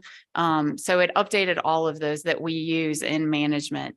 And it did that based on the model that was used in the CDR 57 stock assessment and the ABC control rule that's included in each of the FMPs. So the framework amendment is going to, or it did, update OFLs, ABCs, and ACLs using a constant catch approach, which means the limits that are set are constant for each year, as opposed to ones that changed or were variable from year to year. So that was one of the decisions that the council made in that amendment, and that will actually be mimicked in Framework Amendment 2. We're going to just set constant catches, so we don't have to change regulations or ACLs each year. So they also, at that time, set the ACL at 95% of the ABC. So they, the council said for spiny lobster for all 3 islands, their management uncertainty, which we'll discuss in a little bit, was only 5% for spiny lobster. They felt pretty confident that they could manage to the true catch of the stocks. So the amendment set values for 2021 to 2023, and then more conservative values for 2024 and later. And that was based on a recommendation that the SSC had, just in the amount of time between the data that was used in the CDR 57 stock assessment and the years that ACLs were being set for. So they just wanted to be a little bit more conservative. The regulations that were just effective only set values for the year 2023 because the other two were in the past. So we just set it for this fishing year. The council in that framework amendment intended to request an update assessment by the year 2023 to update OFLs, ABCs, and then of course the council would update ACLs using the same data inputs that were used in CDR 57. So just go in, do a quick update using those same data that were used and generate new OFL and ABC projections, which the council could then use to set ACLs. So as Maria mentioned, the Framework Amendment 1 also updated the accountability measure process for spiny lobster, what years of landings we're going to use in comparison to the ACL. So for instance, with the AMs that I mentioned this morning, there's that spin up process, the using 1 year of landings, then a second year, and then the 2-year average, the 3-year average. The framework that was just implemented goes straight to using a 3-year average. So we don't have that spin up. Next slide, please. So from the last meeting, just a quick update, the SSC at their December meeting accepted the 2022 update assessment and recommended both variable catch values, again, ones that change from year to year, and constant catch values, ones that remain the same over the 3-year time period for the years 2024 to 2026 for spiny lobster for each fishery management plan.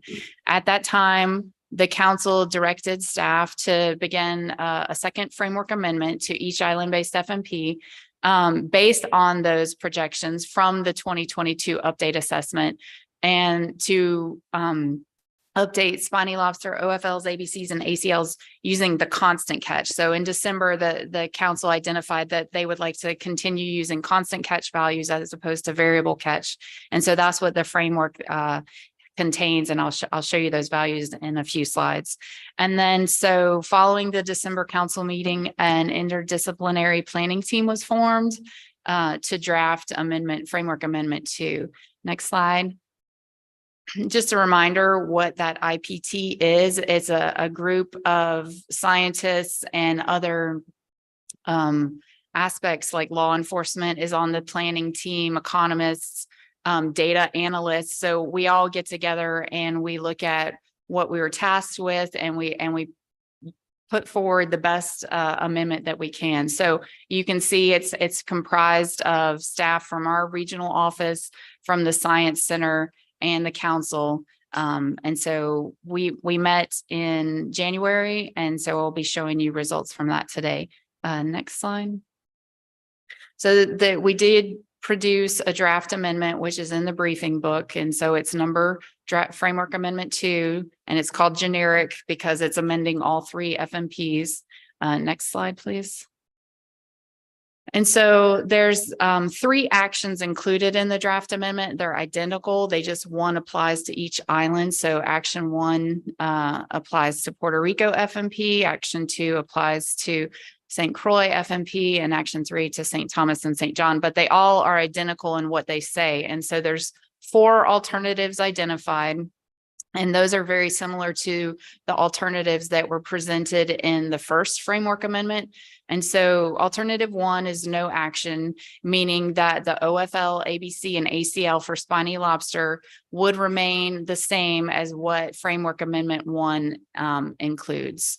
Alternative 2 would update the OFL and ABC for spiny lobster for these next 3 years, 2024 to 2026, based on the constant catch approach selected by the council, and set the ACL equal to the ABC.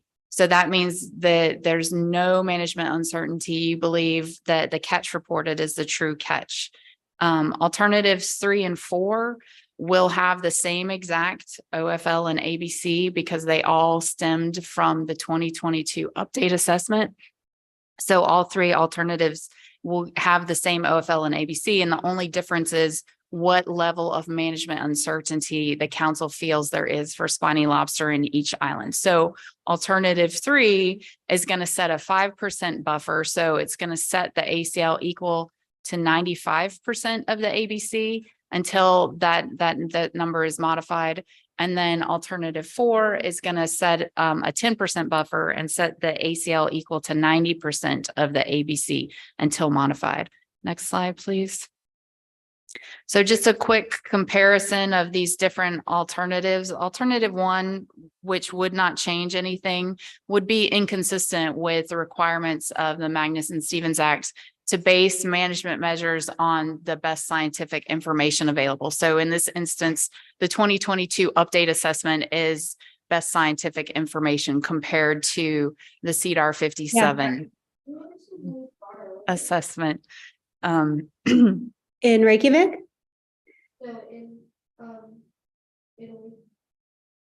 The alternative 2, and you'll see it here, alternatives 2, 3, and 4 will say the same OFL and ABC values as the other action alternatives. And action alternatives just means ones where we're changing the management measures from the baseline here being alternative 1, which is what's in place now.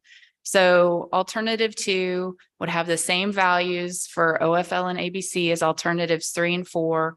The only degree is in that degree of management uncertainty. And so you can see at the bottom of the slide, the definition of what management uncertainty is. And I've mentioned it slightly or a little bit before, the ability of the council to constrain catch to the ACL, the limit that you set, and the uncertainty that you may have in actually getting the true catch amounts. So it lists some sources of management uncertainty that have been discussed in the past, late reporting or misreporting or underreporting of catch amounts.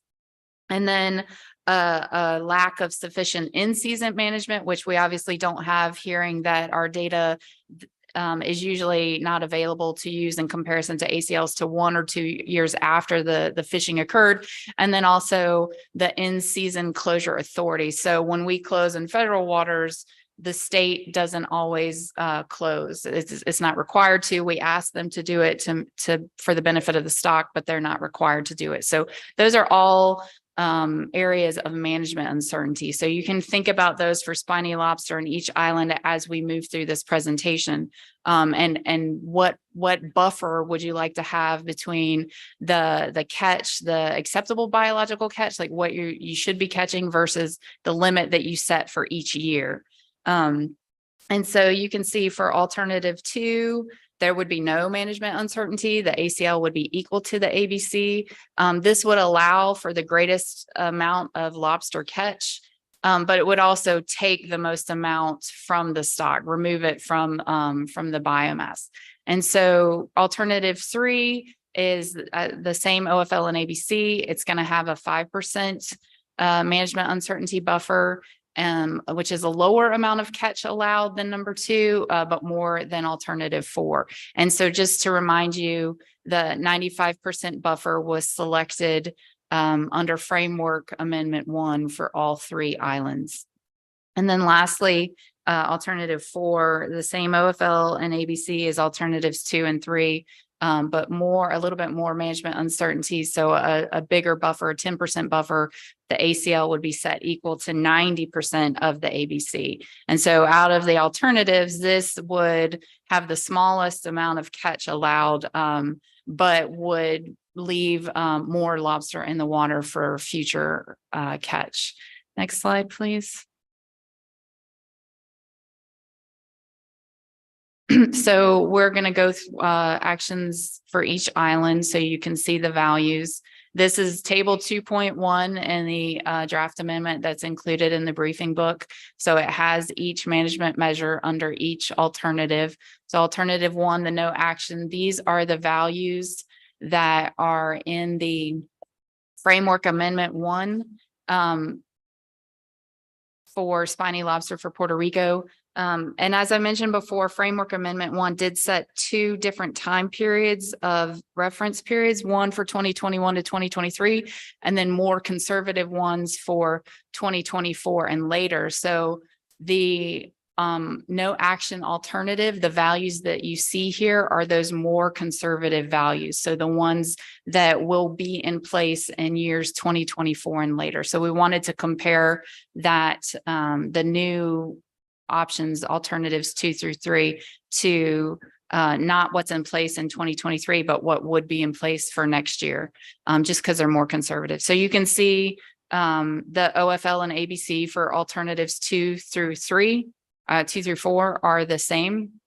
Only the ACL changes, and that changes based on whatever perceived management uncertainty the council has. We use the same ones as previously used in both the FMP and the Framework Amendment 1. We use the same buffer, excuse me, but you're free to change the level of management uncertainty. You don't have to use these values here. You could change it if you liked. So these are the values for Puerto Rico. Next slide. The same exact setup, but these are the values for St. Croix. So this is table 2.2 in the document. The same no action based on those conservative numbers that would be in place for 2024 and later. The same exact same OFLs and ABCs for alternatives 2 through 3, with only the ACLs changing as you increase your management uncertainty buffer. Next slide, please. And then lastly, the same for St. Thomas and St. John. This is table 2.3 in the document. And you can just see here, it's the exact same setup. So I won't repeat all that. Next slide. So next steps, if the council is comfortable with these management uncertainty buffers as presented, you could select your preferred alternative for each island at this meeting.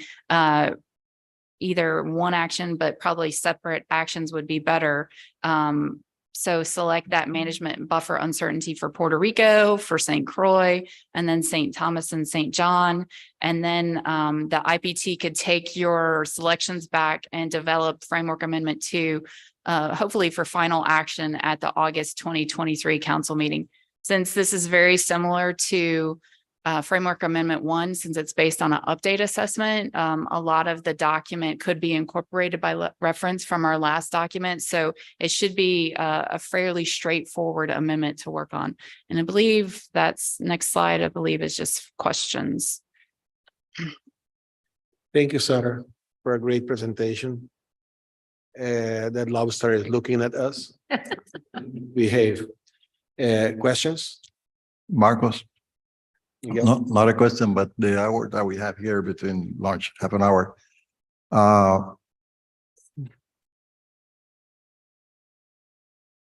My background music when I talk. Flash mob. But that's what I'm going to leave. So. Yeah, don't work at church. Anyway, the question is that the 3 islands will have available as presented by Sarah. And the 3 DAPs, we discussed this, and we have the 3 chairs here, so I would like to hear from them one by one when we talk about Puerto Rico, then see what Puerto Rico is talking about. Of course, if I'm a fisherman, I would like to fish as much as possible, and I'll be scared whenever I see a number that is coming down rather than up. The issue with the lobster is that most fishers believe that we have lobsters all over the place. We found that in Puerto Rico, they're underreporting, but they at the same time, they're complaining that the ACL is coming down. And we have to harmonize all that. In addition, we talked today about what will happen if we get to the level that you need to have accountable measures. And you heard this morning that we don't immediately go into accountable measures. We have to find out, National Marine Fisheries Service has to find out what is the cost of that overage. So Sarah, you have it in order. You have Puerto Rico first, second. Is that the kind of decisions that you want to hear from the council? If I may, since we're kind of limited on time, Kevin McCarthy was going to give an update right after this one because they kind of go together on just updates that the Science Center is working on. So I would recommend that unless the council has any discussion that they want to talk about management uncertainty buffers, that we then turn it over to Kevin, who can talk about just improvements with the process. And the other thing I was going to suggest, Mr. Chairman, is this is very important for the fishery here. So take as much time as you need, maybe push some other stuff, but this is key to the decision-making process that we have for this particular species. Andy? Yeah, I would encourage that we go ahead and let Kevin speak and hear from him, and then we can circle back and discuss the preferred alternatives for the amendment. Yes, and after the presentation to hear from the DAPs, then we in the best position to take a step forward. Kevin? Thank you. Right, so I'll just dive into it. I'm Kevin McCarthy. I'm the branch chief of the Caribbean Fisheries Branch at the Southeast Fisheries Science Center. And I'm going to show you the work that the Science Center's been doing, sort of the outcomes and lessons learned from the various lobster assessments. And somebody referred to me a little earlier. I don't remember, maybe it was you, said, oh, he's our scientist. Now I'm going to show you the work of all the scientists that I supervise. They do all the great work. I try and get money and sign timesheets and stuff like that now. So next slide, please. So let's briefly review what goes into a stock assessment. So there's abundance data, there's biological data, and there's catch data, right? So abundance data are things like fishery, the FI stands for fishery independent. You'll see that a lot. So fishery independent surveys. So we have, for example, in the US Caribbean, the Reef Visual Census survey. So that's a diver survey that's run with a bunch of partners, including the Southeast Fisheries Science Center, the University of Miami, and various other folks here in the region. But that doesn't do lobster. That is a finfish survey. So then another way we can get at it is from the logbook forms that the fishers report, and we can get a catch rate. So essentially we get a catch per unit effort time series. So that's how we get at abundance in a stock assessment. Then there's biological data, which is size composition data. So all those port samplers that come down and ask to measure all your fish, that's where those data are going into the biological component of the stock assessment. And then we also have life history information like maturity and age and growth and that sort of stuff. So Virginia Chevet, for example, does a lot of that work. One of our partners or collaborators, I guess, is a better way to put it, at the University of South Carolina. But there are other folks who do that work as well. And then there's the catch data that we're all familiar with. So there's the commercial logbook, which provides the commercial landings. Recreational landings, as we all know, have been a challenge in the Caribbean. We had an MRIP program in Puerto Rico for a number of years, but that ended during 2017. It was already sort of struggling. And then the hurricanes didn't help, and it has not started up again. But we do have some projects going that I'll talk about if there's time. Next slide. So what did we have for the CDAR 57 update assessment that was just finished by Ariane Rios in the fall? We had commercial landings by gear that's coming out of the logbook data, but we don't have, as I just mentioned, recreational landings. Even when MRIP was happening in Puerto Rico, it was only finfish. MRIP did not sample lobsters. We have size composition data again from the port samplers, and those data are by gear. It's very important to get size information by gear. We'll talk about selectivity a little bit, but different gears, as we all know, can catch lobsters and fish at different sizes. And so to understand that size composition data, you really have to know something about what the gear is likely to catch. We don't have any fishery independent size composition available, meaning there isn't a diver in the water or some other means of catching lobster that give us an idea of what the size composition of the animals are that are not necessarily caught by the fishery. And that's important. especially if there are a lot of big lobsters out there that we don't see at the dock because they're not being landed by the fishers. That's one example anyway. So we did have life history information. We know a lot about the life history of lobsters, as it turns out. So things like size and maturity, we know about that.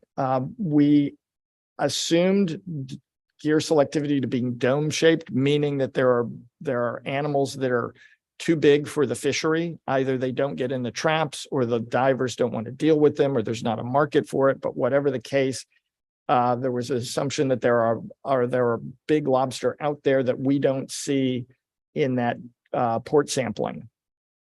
And critically, there were no indices of abundance available. We're still able to do a stock assessment without an index, but which was good because we didn't have one in this case. So next slide. So going back to that earlier diagram, what we had is circled, except we didn't have recreational landings and we didn't have that index of abundance. So next slide.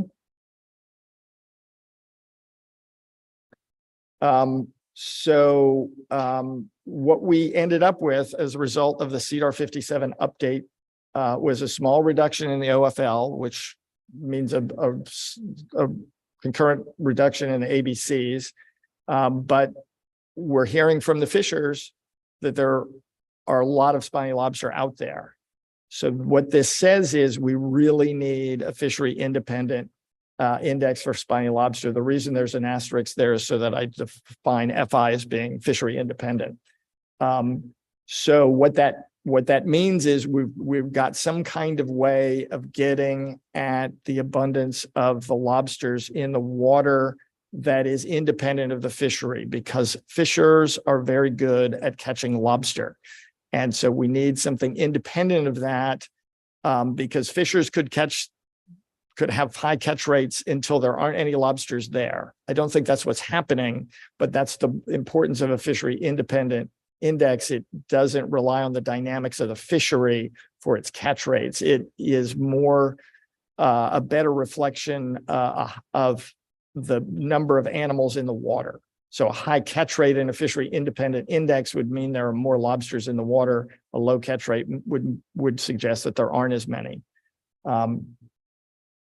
So that reliable index of abundance would greatly improve the stock assessment. We know that because it immediately responds or much more quickly responds to a change in abundance than just the size composition information in general.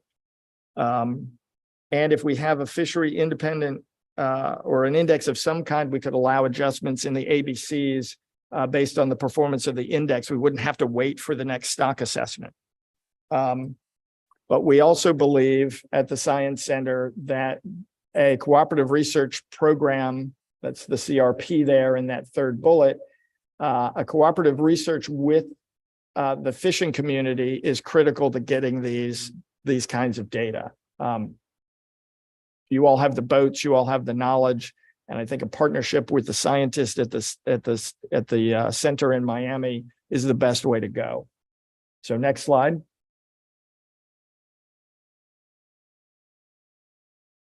So given the importance of spiny lobster and given the fact that everybody's very, very concerned about where the ACLs are, this spiny lobster will be assessed again next year. This will be what we used to call in CDR a benchmark assessment, meaning we'll have an in-person data workshop that's open to the public, but we also would like to have, ensure that we've got people coming to the meeting, fishers in particular, but the regional partners, the regional scientists, the DNER and the DFW scientists contribute to this process. We have suggested at the Science Center, and I believe that the council has agreed that because of the importance of spiny lobster, we ought to be doing stock assessments on them every 3 years or so. And we could do interim assessments that we can update the catch limits more frequently. So the important thing to understand here is that the catch limits are not static. We're not going to set an ACL and that's what it is forever. It's a population of animals. It's very dynamic. Some years there are a lot more lobsters, other years there are fewer. And so those catch rates, those catch limits need to reflect the fact that we've got a dynamic system. Again, we strongly encourage the fishing community to participate in workshops and particularly in the CDAR stock assessment. You can ask to be part of that. It is something that the council can nominate people to attend, and CDAR pays for your travel. We also need the SSC involved, in addition to the local scientists at the DNER and DFW. It would be great to have someone from the council join in and see that process. In particular, we're going to have a data workshop that will be in person. It's up to CDAR to set that up, so I don't know where it's going to be, but it will be in the region. It's not going to be in Miami. Another thing that the center is looking to do are stakeholder workshops, and this would be working with the fishers to understand changes in how the fishery operates and what you all are seeing on the water across time and space. And that kind of information can be incorporated into stock assessments. Right now, we don't have any funding for it, but it's something that the center particularly wants to do. Mandy Karnaskas and some of the folks in our social science group are really interested in doing that kind of work. You all have, or many of you all have met Mandy before and worked with her. So there's a great deal of interest in that. Next slide.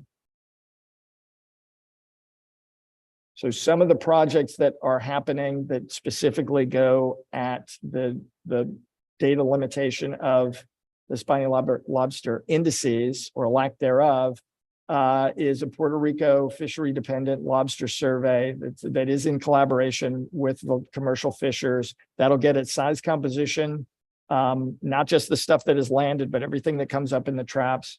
It is a trap study. And abundance information, so catch rate information. And this is a direct result of a fisher-initiated study from several years ago. That study, that fisher-initiated study where you all were recording sizes and amounts of catch, that led to a gear selectivity project, and that has since morphed into this larger fishery-dependent survey. So we've got funding for that. That's right now happening in Puerto Rico. But that's something that also we can always use more participants. So I'll have to talk with our contractor who's running the project because they're constantly looking to get additional people involved. They have an upper limit as to how much they can handle, but it would be ideal to have fishers from around the island. So I'll have to talk with them to see how much capacity they have for bringing on new people, but I know that they're interested in doing that. We received some additional funding to continue a fishery independent lobster recruit study. That's also in collaboration with commercial fishers, and I know I'm much more involved in this one, and I know that we would like to have more fishers involved. And it is the goal of the Science Center, from Clay Porch, the director, all the way down to our scientists who are working on these projects to establish more collaborative research with U.S. Caribbean fishers. I was really pleased to see that the fishers in St. Thomas in particular are now able to compete for federal projects. So we now have a way of working with you all more directly. So we'd really like to get some things going in the Virgin Islands as well. Next slide, please. Okay, so that was it for lobster. We've got 5 minutes, so I'm gonna push on through. And I have another presentation tomorrow, so if there are questions that we don't get to before lunch, I'm happy to discuss them during the breaks or or tomorrow, later this evening. Whenever you'd like to chat. So we've also got some finfish centric projects. One, we're funding a couple of graduate students at the University of Puerto Rico. They're collecting size composition data. That's they're piggybacking on another project with Merck consultants that have an ongoing port sampling project, also with the University of Puerto Rico. We've got additional funding to expand a deepwater snapper survey that's happening here in Puerto Rico as well. Both of those are getting size composition data. The deepwater snapper survey, which is using hook and line and also cameras in the deep water. They've figured out the cameras are really tricky, but they've figured out a lot of the technical issues around that. So that also is an abundance survey. So what we'd like to do is have this overlap with the dive survey, which of course is limited to fairly shallow water, so that we've got a finfish survey basically from the shallowest waters out into the much deeper waters where those deep water snapper occur. And we've got some additional money to collect life history samples, because that can also be a holdup in a stock assessment. If you don't have the necessary life history information, we're really stuck when it comes to trying to do a stock assessment. Next slide.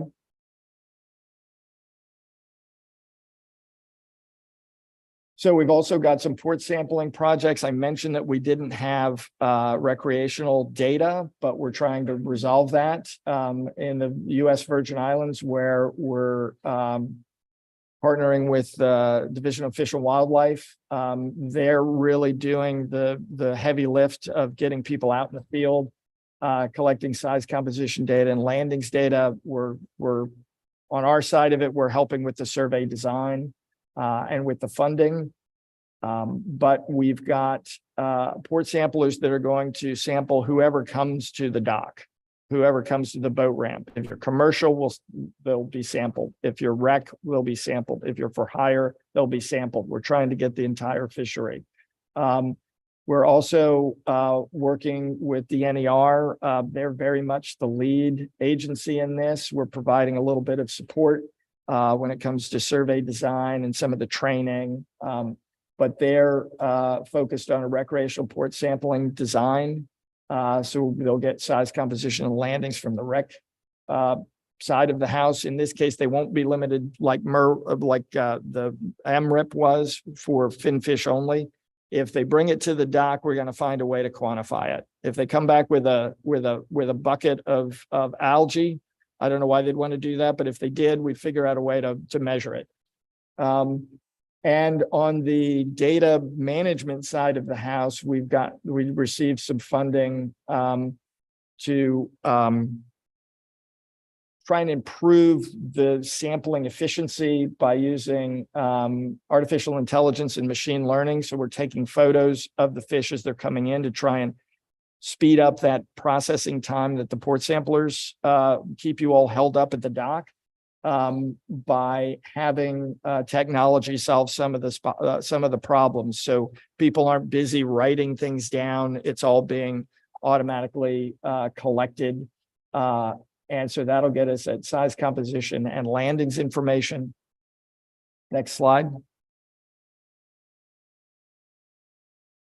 We've also got our strategic plan. I won't go through all this text here, but we've got our strategic planning workshop coming up in a few weeks. That will involve all the folks that are listed down at the bottom there, council staff and SSC, DNER and DPNR, DFW staff, folks from universities, University of Puerto Rico, University of the Virgin Islands, the regional office, the science center, NOAA headquarters people, the National Park Service. So we're getting all the scientists and managers in the building and talking about how do we best collect data and the kinds of data that we need to manage the fisheries here in the U.S. Caribbean. So we did this last year within the Science Center. And recall, the Science Center isn't just Miami. We have labs from Galveston, Texas to North Carolina. So we got those folks who are doing Caribbean work in the same room and tried to get organized. And I think we did a pretty decent job of it. So now we're expanding that to the regional partners. Next slide. And we've got recently received some funding on a few proposals. These are two examples. Jennifer Dorr and Juan Agar got some money to look at conch. And Adrian Rios and Molly Stevens got some money to look at how we handle the data as it comes in. You know, there's the collecting the data is one part of the picture, but then you've got to get it in a database, and you've got to be able to extract it from the database and make sense of it and to analyze it. So there's some Adrian and Molly got some money to automate that process and improve the process of how we handle the data on our side of the equation. Next slide. And we submitted a few proposals. We've got 3 life history proposals through what's called the CRCP, the Coral Reef Conservation Program. What we'd want to do is work collaboratively with the fishers to get those samples collected, but we've also got plans to work with Virginia Chevette's lab to get the samples processed, and to work with the Southeast Fisheries Science Center life history folks in the Panama City, Florida lab. So we've got 3 proposals in there. And I mentioned this idea of getting local knowledge. So there's another proposal in to work with the fishers, particularly for the spiny lobster fishery, to collect that local knowledge and get data from the fishers that can be incorporated in future stock assessments. So it's critical, and it's recognized by the Science Center that the fishing community has to be involved in this whole process, not just getting out on the water to collect additional samples, but also getting your knowledge to the extent that we can and incorporating that in fisheries management and stock assessment. Next slide. Maybe that's it. Thanks very much.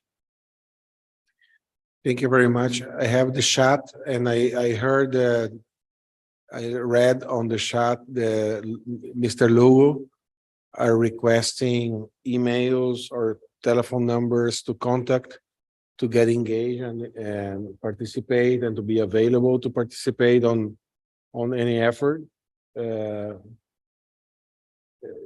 Which way is the best way to give that information to them, to the fishermen and to Mr. Lugo?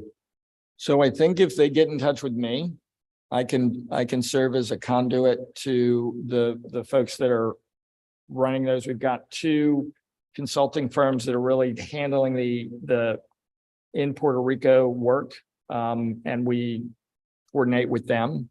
So if people get in touch with me, then I can get in touch with those folks who are running the day-to-day operation, and because I don't want to overwhelm them, and they're not gonna see it coming, right? So because I made the announcement, I'd like to I'll serve as sort of the gatekeeper and try and get people involved, because we also have to recognize the capacity of the project as well. But I know that we want to get people from around the island involved. So and there's still room for people to be involved.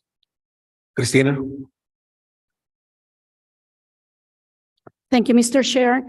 Just to share some information, Merconsultant already have sent a promo for the commercial fishermen, especially in this case for traps fishermen, but also we already keep in contact with them for include divers also, because most of the lobster in Puerto Rico at the west side, it's catch by the divers. So we already are in contact with them in the association in Puerto Real, and I share with Christina also to put in the chat the promo and send to Ricardo by WhatsApp the promotion. Thanks. Ricardo, write another chat note if there is anything else you need from us. Alida? Thank you so much. Kevin, I think that workshop, the conceptual workshop, I think the conceptual workshop and cedar stock assessment is probably one of the best ideas, because those are the issues that the fishers ask every time in the meetings and in the DAP. In the Outreach and Education Advisory Panel, we have Adian Rios as part of the panel. So if Adian brings that information to our meetings, or if she contact me at any time, we can facilitate that contact with the fishers. That's terrific. Yeah, we really need in the CDAR data workshop in particular, fishers there, along with all the other folks that I mentioned, because we will see patterns in data that are reported by the fishers that if we don't put it in its proper context, we will misinterpret it, right? So we'll see, you know, the landings going along and all of a sudden they'll drop. Okay, what happened there? And the fishers will know. We see this pattern or that pattern. They're having that expert testimony for the way the fishery operates is absolutely critical. And we do need, so the CDAR coordinator, Julie Neer, has been really anxious about getting people. We've got another CDAR coming up, CDAR 84, which is yellowtail snapper, and in Puerto Rico and St. Thomas, St. John, and stoplight parrotfish in St. Croix. We really need to get people nominated to be part of that process, because that will happen. That will begin in the summer, this summer. So we need to get people involved and signed up as recommendations from the council. And then if they're recommended by the council to CDAR, then CDAR pays for their travel. And they have a number of spaces that they will that they can cover and get people involved and paid for. So it would be great to get some decisions maybe at this meeting about who we could recommend. Thank you, Kevin. Actually, you respond to a question about the resources to make sure that the fishermen that are meaningful or that have the expertise can be there, right? We have a venue for that, it's clear. We have to go for lunch and to move the things along, we have time. I think it would be more appropriate to hold on the comments because it's time for lunch of the DAPs. And from that, we keep the discussion and probably choose the alternatives for the SARA presentation on the right context and follow up, because we have a little space, because the Scientific Statistical Committee, the chair, will not need too much time for his presentation.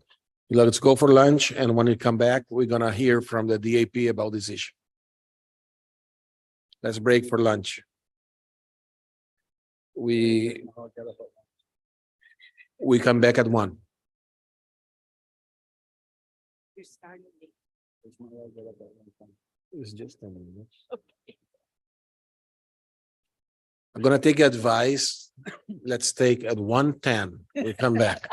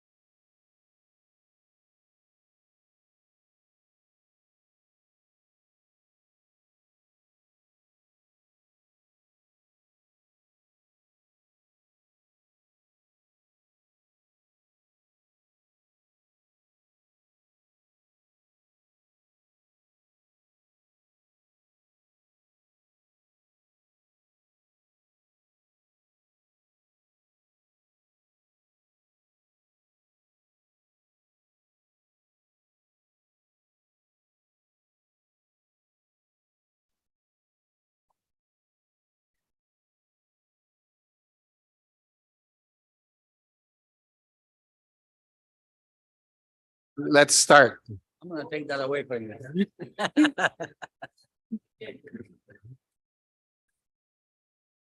Okay, guys, we are recording, Christina. We're gonna start the meeting and we left a follow-up from the previous presentation for the DAP to express themselves about SARA presentation, follow up by Kevin presentation. Let's start with DAP comments about that. Julian? Julian McGrath for the record. Well, as far as it pertains to the alternatives that were put up for the St. Thomas, St. John district, we are in favor with moving with a 0.95 as 95% to the ABC. And Julian, Yes? excuse me, do you prefer if we have the presentation and the text that you're referring to on the screen? Is possible, Maria? Yes?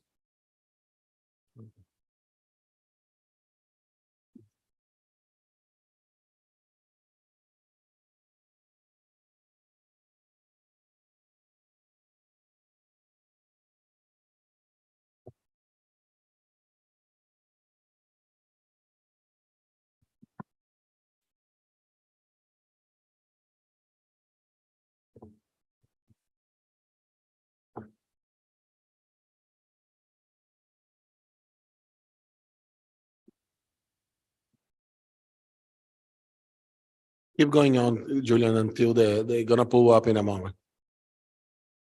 Okay, Julian McGrath for the record again. Well, it's the presentation is being brought up. I'd like to just add in a few things towards some of the stuff that Kevin said.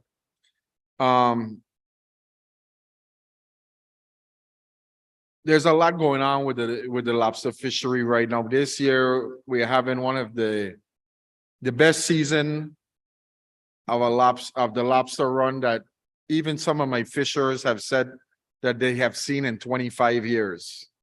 Mr. Darrell Bryan here is present in the room and he's the biggest lobster fisherman in the USVI.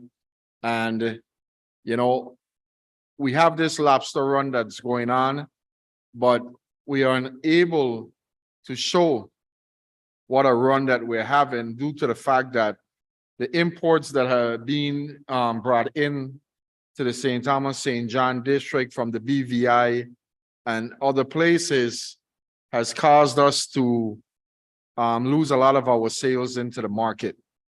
And the reason for that is these guys are illegally bringing in these lobsters and they're undercutting the prices in the market. And some of these restaurants are a large group of restaurants together, and what they're doing is they're telling each other, they're getting on Facebook and they're saying, well, listen, we got 800 pounds, 1,500 pounds of lobster coming in, $8 a pound. Who's in? Now we're selling right now, our market is selling for $12 a pound, the commercial guys who's doing it for a living. So when a restaurant sees that, well, we're saving $4 on a pound, what they're gonna do? They're gonna get out there and they're gonna buy a large amount from these guys, and then we're stuck with different options. And let's use Darrell as an example, where he had a 5-day fishing week. In many instances this season, he has had to cut back to 2 days lobster fishing. So you're not going to see those numbers in your CCR reports showing how healthy and productive the fishery is during this season. And there has to be some way, somehow, that we can capture this information and make it part of the CETA process. Yes, Kevin has his hand up. Yeah, this is Kevin McCarthy. Julian, that excellent point, and that's exactly why these abundance projects, these that we've got going, they're measuring everything that comes up in the trap, right? So whether or not it makes it to the dock and gets sold it gets recorded as part of the catch rate, right? So that's why that fishery independent aspect, or having a way to measure everything that comes up in the trap, whether or not you take it back and sell it, it's still the real catch rate, right? That's the true catch rate.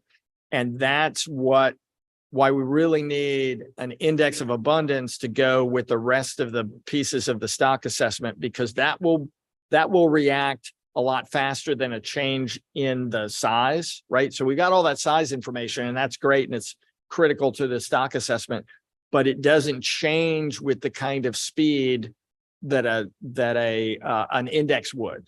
And the index, adding that in there, is going to be that extra piece of information that so far we haven't had, that will really inform the stock assessment. But you're exactly right. If we rely on just the stuff that makes it to the dock and gets sold, that's not the complete picture. So that's why we've got these other projects going, because they're directed at getting the real catch rate.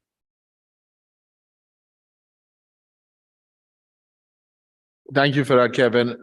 You know, I know there are a couple projects that has been ongoing in the USVI, which one of them was a diving lobster project, and the other being a trap project.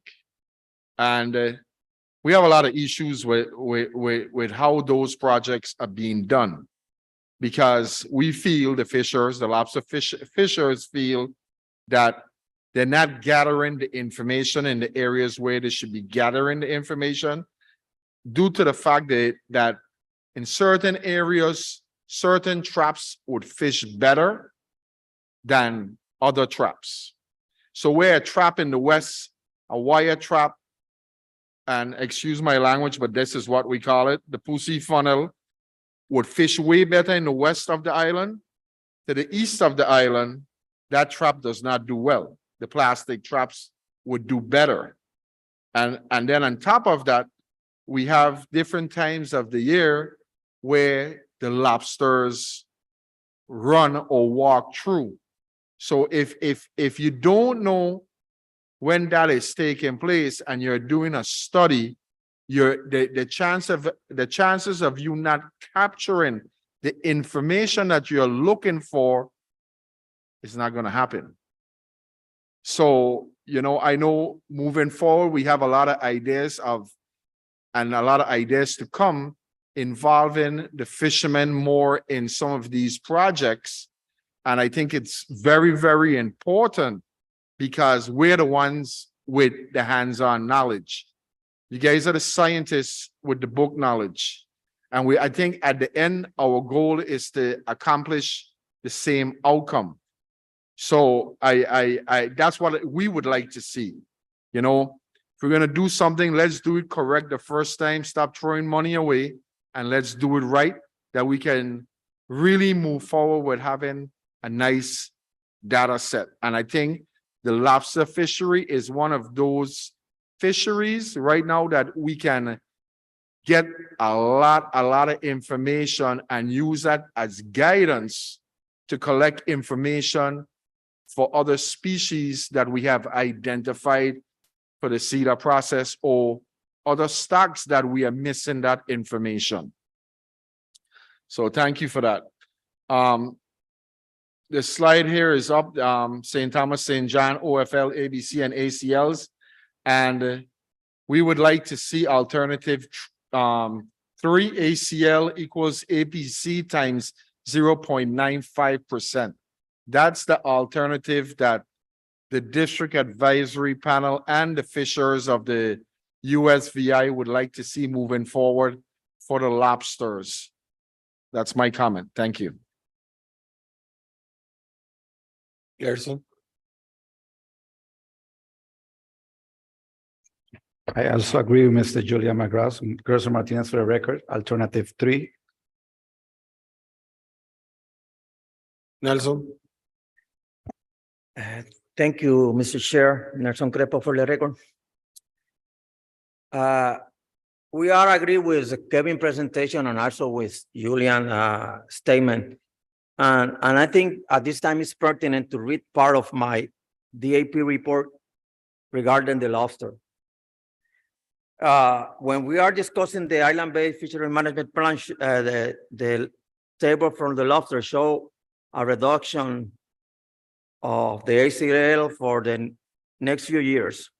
And the DAP member wondered why this happened if during the past 7 years, catches have been abundant with a considerable mix of juveniles and adults. They also questioning if more of the catches takes place in local water, why closures are applied in federal waters. Regarding this matter, we recommend the following. A revision of the spiny lobster ACL is necessary considering the biological size data. We recommend evaluating the possibility of obtaining statistics with an independent landing program.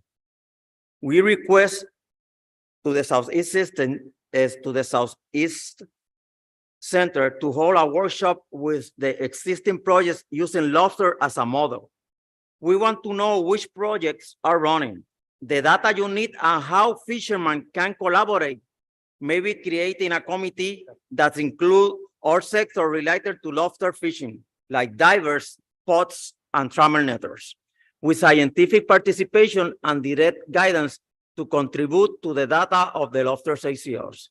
Also, we understand that the participation of Kevin and other people from the Science Center is necessary to do the things right for once and all.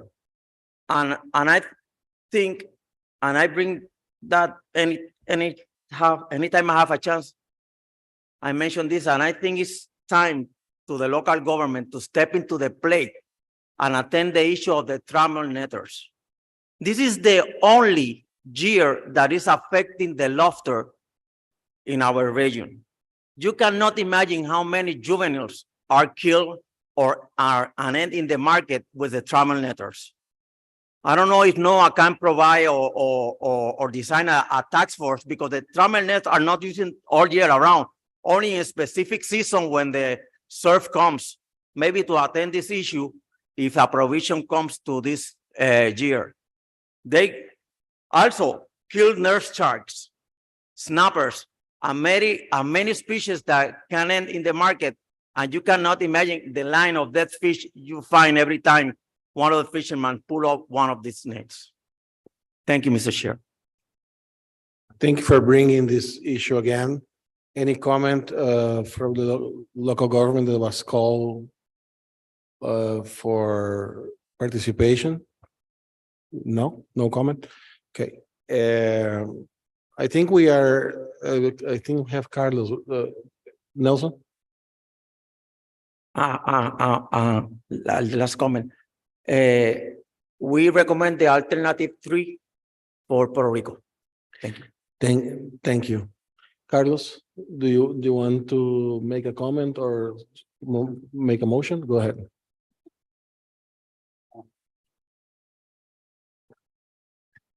Thank you, Mr. Chair. So I have a motion. Are we gonna put up a screen for that, or?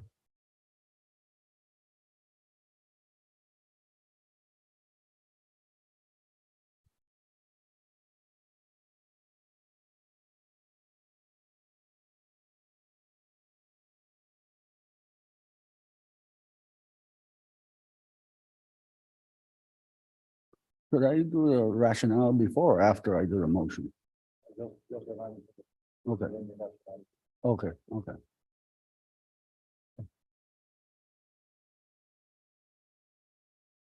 Go ahead. Okay, so I move to select action 2, alternative 3, to update the OFL and ABC.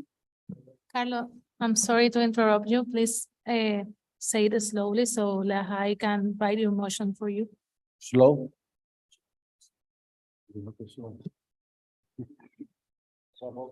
Okay.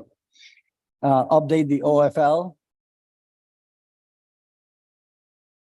and ABC for spiny lobster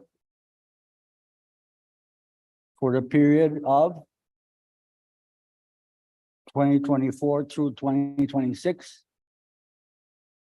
based on the constant catch approach,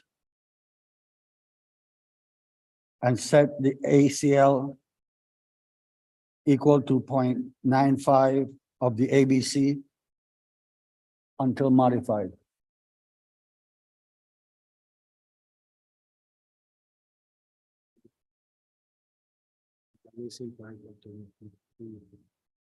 Oh, yeah, sorry. Action 2, alternative 3.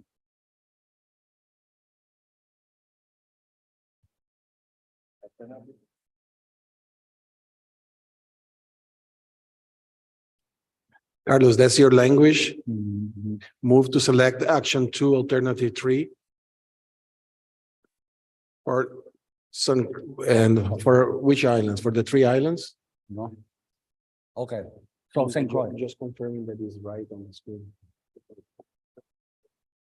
We are not discussing, I'm just making sure that the motion of Carlos isn't on the screen. This is for St. Croix only? Right. Maria? Just to remind the council that there are 3 actions and each one of the actions deals with an island. So I will suggest, like when creating the motion, just to say for action 1, which is Puerto Rico, this, and then another one for action 2, which is St. Croix, this one. And then, so this is way clear for the record. Just a question, cannot put for action 1, 2, and 3? Depending if they want to do the same thing. So is that the This is motion? Do it one by one, so you don't have clear for the record. So We get can rid of copy and right paste now. over here, so it's okay. So can I make a quick change here then, since it's gonna be in order? Action 1, alternative 3 for Puerto Rico. And I'll just go down the line after.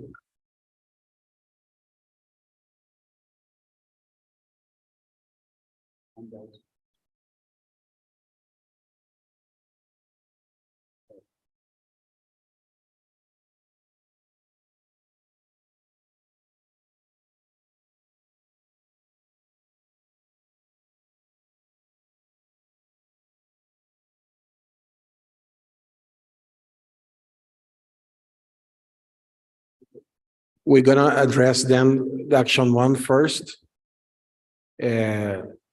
We're gonna open for discussion. Do you have a second for the first one? And after we have the second on that motion presented by Carlos, anybody second to open the discussion? Vanessa Ramirez, second. Okay, we're open discussion. Go ahead, Vanessa. Thank you, Mr. Chair. Vanessa Ramirez for the record. Based on the discussion and the recommendation of the DAPS, we also for Puerto Rico accept this motion and recommend that it should be applied to all the island.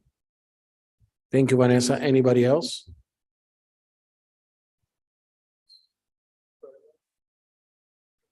I'd like to also recommend those and second that, especially St. Thomas, St. John. Yeah, we are discussing now, wait. the first one for Puerto Rico. And we're gonna keep going down the road to discuss Marcos, separately. Wait, wait. Quita las otras dos y deja más que vamos una a una según la van haciendo. No es que la quite, pero una página para cada una y entonces después le tienen que poner los votos, quienes votaron, si a favor o el que sea. Andy? Yeah, so I'm going to make a couple of just general comments, but want to look to Ricardo here and make sure he's paying attention. So was talking to my team before lunch, during lunch, and what we have right now is these buffers for management uncertainty that are fairly small. We have, I think, a lot more uncertainty in the system than we're actually capturing here, right? And for Puerto Rico in particular, right, we have uncertainty right now in terms of the catch itself, right? Because of delays in reporting and the work that you're doing to improve catch reporting. And then we have also then the potential for the catch limit to be exceeded considerably based on past landings history, right? And we've seen that at least through 2019, that the catch levels, the landings themselves have exceeded these catch limits, right? So buffering the ACL and reducing it doesn't necessarily address that, right? And There was concerns raised about then the accountability measures and that we have to close federal waters in order to address, reductions in harvests that occur. And that's really not an effective mechanism either, right? Because it's not really greatly reducing harvest because most of it occurs in territorial waters. So then at the end of the day, we really don't have a mechanism to constrain or control harvest relative to the catch limit. So I just wanted to state that in terms of the record, because I think it's something we really need to carefully look to address going forward, maybe not in this amendment, but future action after the next update assessment. But in order for the catch limits and accountability measures to work well, right, we need them to be set at levels that people trust. We also then need accountability measures that we can work with the territory to implement collectively if in fact we're exceeding that catch limit and it would affect the sustainability of the resource. So I think today what we're doing is kind of consistent with what we did with Amendment 1. And I would support that. I'd support obviously the recommendations of the DAP, but we have a lot more management uncertainty in the system right now that we have to kind of address and ultimately decide how to deal with in terms of implementing these accountability measures going forward. And my concern is, regardless of the level we set the catch limit, we could be exceeding it just based on the landings that are going to come in from Puerto Rico in years to come. Thank you. Any more comments? Hearing none, we have a motion moved by Carlos Farchete, second by Vanessa Ramirez. We're going to open for voting. We're going to go one by one. Nicole Angeli. Yay. Ricardo,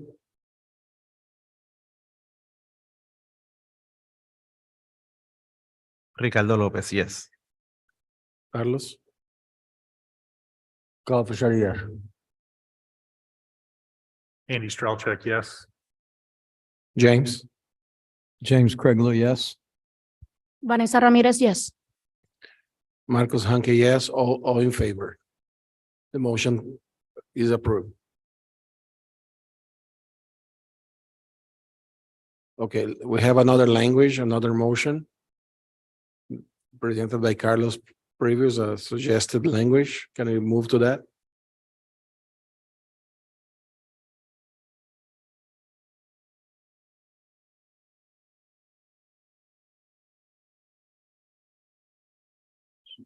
So the motion is to select action 2, alternative 3 for St. Croix to update the OFL and ABC for spiny lobster for the period of 2024 through 2026, based on constant catch approach, and set the ACL equal to 0.95 of the ABC until modified. Any second? Vanessa Ramirez, second. Second by Vanessa. Vanessa, we are open for discussion. Any further discussion on the motion? Nicole?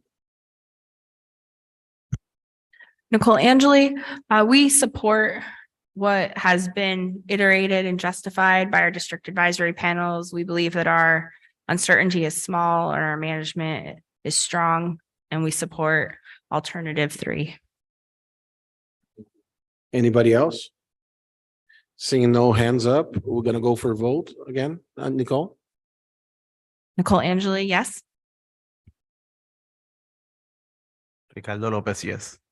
Carl Fisher, yes. Andy Strelchek, yes. James Craiglo, yes. Vanessa Ramirez, yes. Marcos Hanke, yes. All in favor, motion carries. The next language suggest by Carlos on the screen, please. Go. Move to select action 3, alternative 3 for St. Thomas, St. John District to update the OFL and ABC for the spiny lobster for the period of 2024 to 2026, based on constant catch approach, and set the ACL equal to 0.95 of the ABC until modified. Give me a second. James Craiglo, second. Thank you, James. Open for discussion. Anybody? Nicole Angeli, Again, we support the justifications provided by our fishers, our fishing community, and our district advisory panel members in understanding that we believe our lobster stocks are strong and our management uncertainty is relatively small. Thank you very much. Any further discussion? Let's go for vote. Let's start from the other side. Vanessa Ramirez, yes. James Craiglo, yes. Andy Strelcheck, yes. Carl Versailles, yes. Ricardo Lopez, yes. Nicole Angeli, yes. Marcos Hanke, yes. All in favor, the motion carries. Thank you. Go ahead, Carlos. I guess it might be a little too late to mention this, but you know, I was thinking about what Andy was saying. And would it have made a difference to choose for Puerto Rico 0.90? Because the overrun they had was pretty big. So it takes a long time to recover that, and I don't know if it would have made much of a difference. Yeah, so I don't think it makes a measurable difference in this place because we're not doing any sort of in-season management. We're not closing the fishery if that catch limit is met, right? And buffering in the event that we don't hit the mark and manage exactly to whatever that catch limit is, right? And so in this instance, what would have happened is we would just had a greater exceedance of the catch limit, assuming landings stay at kind of those higher levels that we're seeing relative to what we're setting the catch limits at. But it's setting ourselves up for then potentially triggering the accountability measures while these catch limits are in place. And that's my concern is we don't have a good way of addressing that and then constraining or controlling harvest in order to manage the catch limit. Thank you for the question. Maria, John. Oh, thank you. And I wanted to just comment on, I think, where the future is going. And I hear a lot of really positives about where we might be able to go in the future and put our kind of goalpost on the 2024 stock assessment. And what I think we need to focus on is ensuring that the landings and keeping track of the landings are accurate. And I think what we don't want to have are situations where landings might be underreported, because that means that we can't actually estimate the productivity of the stock. So we don't want these catch limits to incentivize underreporting. We want that reporting to be accurate. And I think that's where our partnerships with the territories and the Commonwealth are really key there in terms of ensuring the integrity of those landings time series. And then in terms of our partnerships with the fishing community is to try to develop indices that are able to track the population and get those improvements into the stock assessment. And I think I'm glad to see the update stock assessment advice be approved by the SSC and then be voted on by the council, because I think it sets a path forward. But we all know that the science can be improved. And I think we're working towards that so that that next assessment is accounting for some of the things we're hearing. If there are more lobster, the indices, if we can create them, should show that.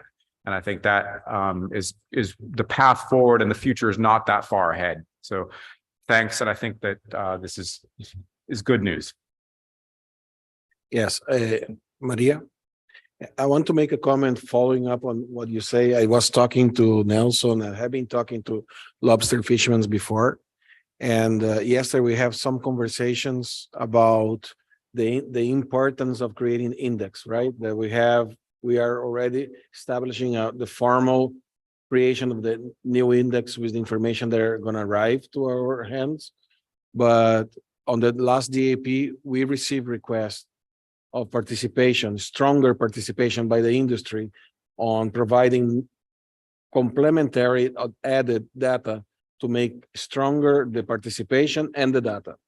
And talking to Nelson, I don't know if we explore simpler approaches that can be a longer term approach.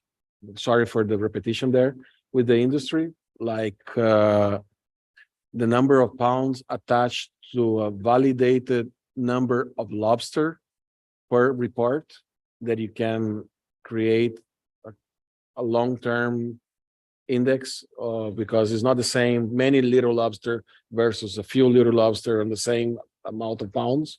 If something simple like that for a long-term analysis will be helpful.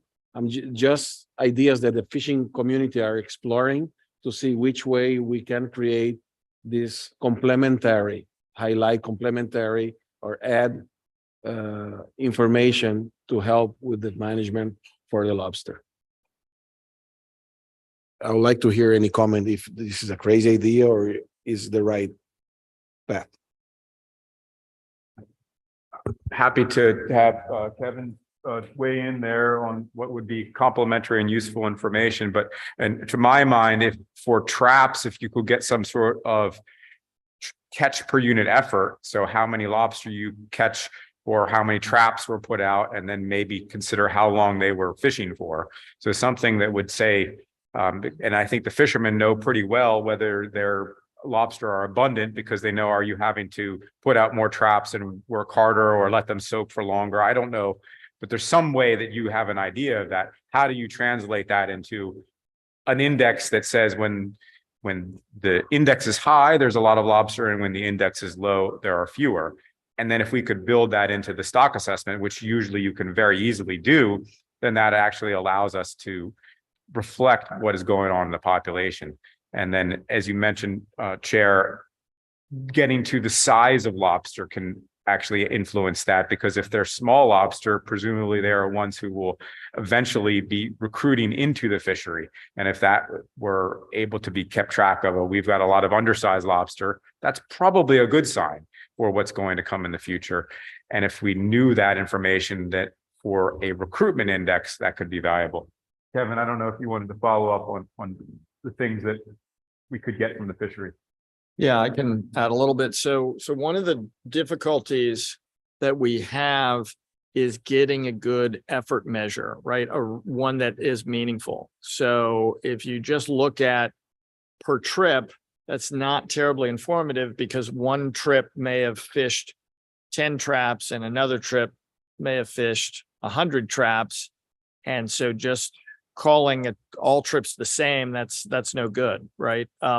So we've often had difficulty in determining that good effort measure, and some conversations with fishers might be really helpful in informing that, like what makes for a useful an effort measure. Is it number of trap hauls? Is it the length of the trap haul? Well, those kinds of things, the things that they're keying in on when they want to, when the things that they're thinking about when they're fishing.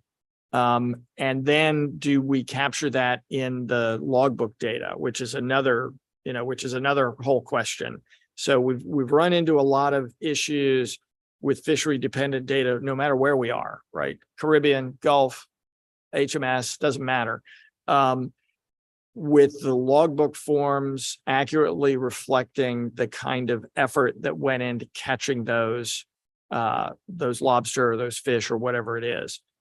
So I think that, again, that, the expert advice of the fishers at the CDAR meetings is going to help inform us, this index that we put together from the logbook data, does it make sense in their experience? Because we chose number of traps fished as our effort measure. Does that make sense to them? So there's a lot of those kinds of conversations about how the fishery works that will inform the way we use and interpret the data that come out of there. This conversation, just to illustrate the importance of it, to educate everybody, for everybody to be on the same page, trying to find the best path, what is doable, right? And we're gonna hear from the report of the DAP after the meeting, a little follow-up on that, correct? James Craiglow, St. Thomas. I dive lobsters, and in our reporting, well, one thing I do, I keep my own logbook, dive by dive. But in our reporting, we have so many dives per trip, how much time. And then also for lobsters, I've always put down the weight of lobsters in the column. But more recently, we also have discards. So what I try to do now is I try to make a notation. For example, if I do a dive, I catch 10 lobsters. Okay, I maybe have 3 females with eggs and I got a short one. So I'll try to make a notation in discards, 3 female and then 1 short, something like that. So I know at least diving, we probably got better statistics than in trap as far as catch per unit effort. With more details. All, I don't want to get too deep into the weeds, but all this discussion and intention from the council is very, very loud and clear. The fishermen want to participate and be leaders on the data collection, and true participants, not just somebody that provide the data and that's it. They want to learn about science. They want to be hands-on with all of this. Next, we're gonna go for Carlos. I think I'm supposed to give a rationale for my motion, right? Well, your participation. Yeah, okay. So my rationale was that with the list of management actions implemented in October of 2022 specific to spiny lobster, which were prohibited harvest of egg-bearing females, prohibited harvest with spear hook and gill nets, trammel nets, minimum size of 3.9, 3.5 carapace, recreational bag limits that are in place in the EEZ, restrictions on tail weight for imports, the 4-tiered ABC control rule that was defined by the SSC,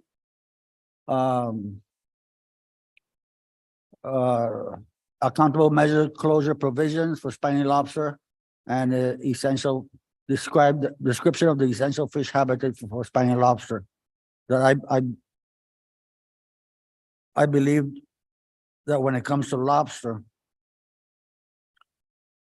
I think we're doing pretty good. And also, I believe that with the gear selectivity project that's ongoing, we will have we'll have better information, hopefully by 2024. Although I still have some concerns when it comes to larval disbursements and juvenile retention. So that's my rationale. If anybody wants to add to my rationale, feel free, because I'm not a scientist. So- I have a point of order. Whenever you have a rationale like that, it has to be provided a discussion time. That's what I told Marcos. It's good to have it on the record, but the next time the chair has to allow you to give your rationale when we are voting for it. After the fact is after the fact. Thank you for the clarification. We have a healthy discussion, and we're just missing this part that I'm happy that is on the record now. And the next item on the agenda, Maria, is review of trawl net gear and descending device. Yes. Good afternoon, everybody. This is Maria Lopez with NOAA Fisheries. I'm going to be discussing the amendments to the Puerto Rico, St. Croix, and St. Thomas and St. John fishery management plans, trawl, net gear, and descending devices. This is not new. This is an action that was discussed at the December meeting. During this meeting, I'm going to go to the next slide, please. During the December 22 council meeting, as you recall, the council reviewed draft number 1 of the amendment and selected preferred alternatives for some of the actions. If you can look at this table, everywhere that it has in red and it says pref, those are the alternatives that you already selected for some of these actions. During the past council meeting, you also recommended staff restructure the actions by island management area before moving forward, and that's what we did. So the IPT restructured the document into 4 actions with sub-actions by islands for actions 1 to 3. And this is all reflected in the document, the draft document that it's in your briefing books that you had a chance to take a look at since it was sent 2 weeks ago. So as I said, there's gonna be 4 actions. Action 1 is gonna be Puerto Rico troll, gill nets, trammel nets, and purse seines. And within that action 1, we have 4 sub-actions. Action 1A deals with troll. Action 1B deals with gill nets. Action 1C deals with trammel nets. And action 1D deals with purse seines. This same organization, it's gonna be followed island by island to make it easier to follow the discussion, and as was requested by council members. Action 2 is for St. Croix, troll, gill nets, trammel nets, purse seines. Also 2A troll, 2B gill nets, 2C trammel, 2D purse seines. And then for action 3 for St. Thomas and St. John, troll 3A, 3B gill nets, 3C trammel, 3D purse seines. Now, the last action, it was okay to put together, although the decision was made by Island, because it was the same alternatives for everybody.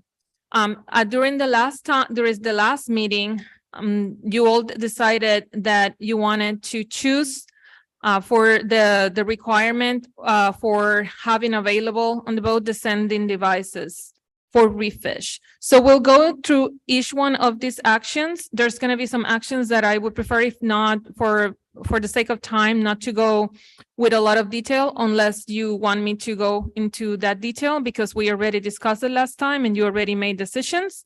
However, at least for when I'm starting the discussion, I'm going to go real quick through what was the rationale for these actions and then move to the ones that still need to have preferred alternative chosen. So just as a reminder, Puerto Rico, I'm going to start with Puerto Rico. Puerto Rico only chose a preferred alternative for the troll gear, but still have to make selections for gill nets, trammel nets, and purse seines. St. Thomas and St. John and St. Croix, they both chose preferred alternatives for troll and gill nets. But given that they were requesting reorganization of the document, the council didn't move forward to the other actions, although they were discussed. And then for action 4, the descending devices, after the discussion, it was decided for all of the islands. Next slide. Just as a reminder, these are the gear types that are included in the authorized gear list in the U.S. Caribbean EEC. This can be found in our regulations at 600.725. These are the gear types that we are discussing in this amendment. For troll gear, the authorized fisheries in Puerto Rico, St. Thomas, and St. Croix is for the commercial non-FMP species. It means that troll gear at this point can only be used for species that are not managed by the council. However, troll gear, as we all know, is not used in the EEC. It has never been used, only for a couple of instances back in the 70s for research. It is banned in Puerto Rico waters. I don't recall there being a similar regulation in the U.S. Virgin Islands, but we can assume that it's not something that it's used over there. In terms of gill nets, the authorized fisheries and the EEC is the commercial FMP pelagic species, which means all of the species that belong to the pelagic group that are managed commercially in our FMPs.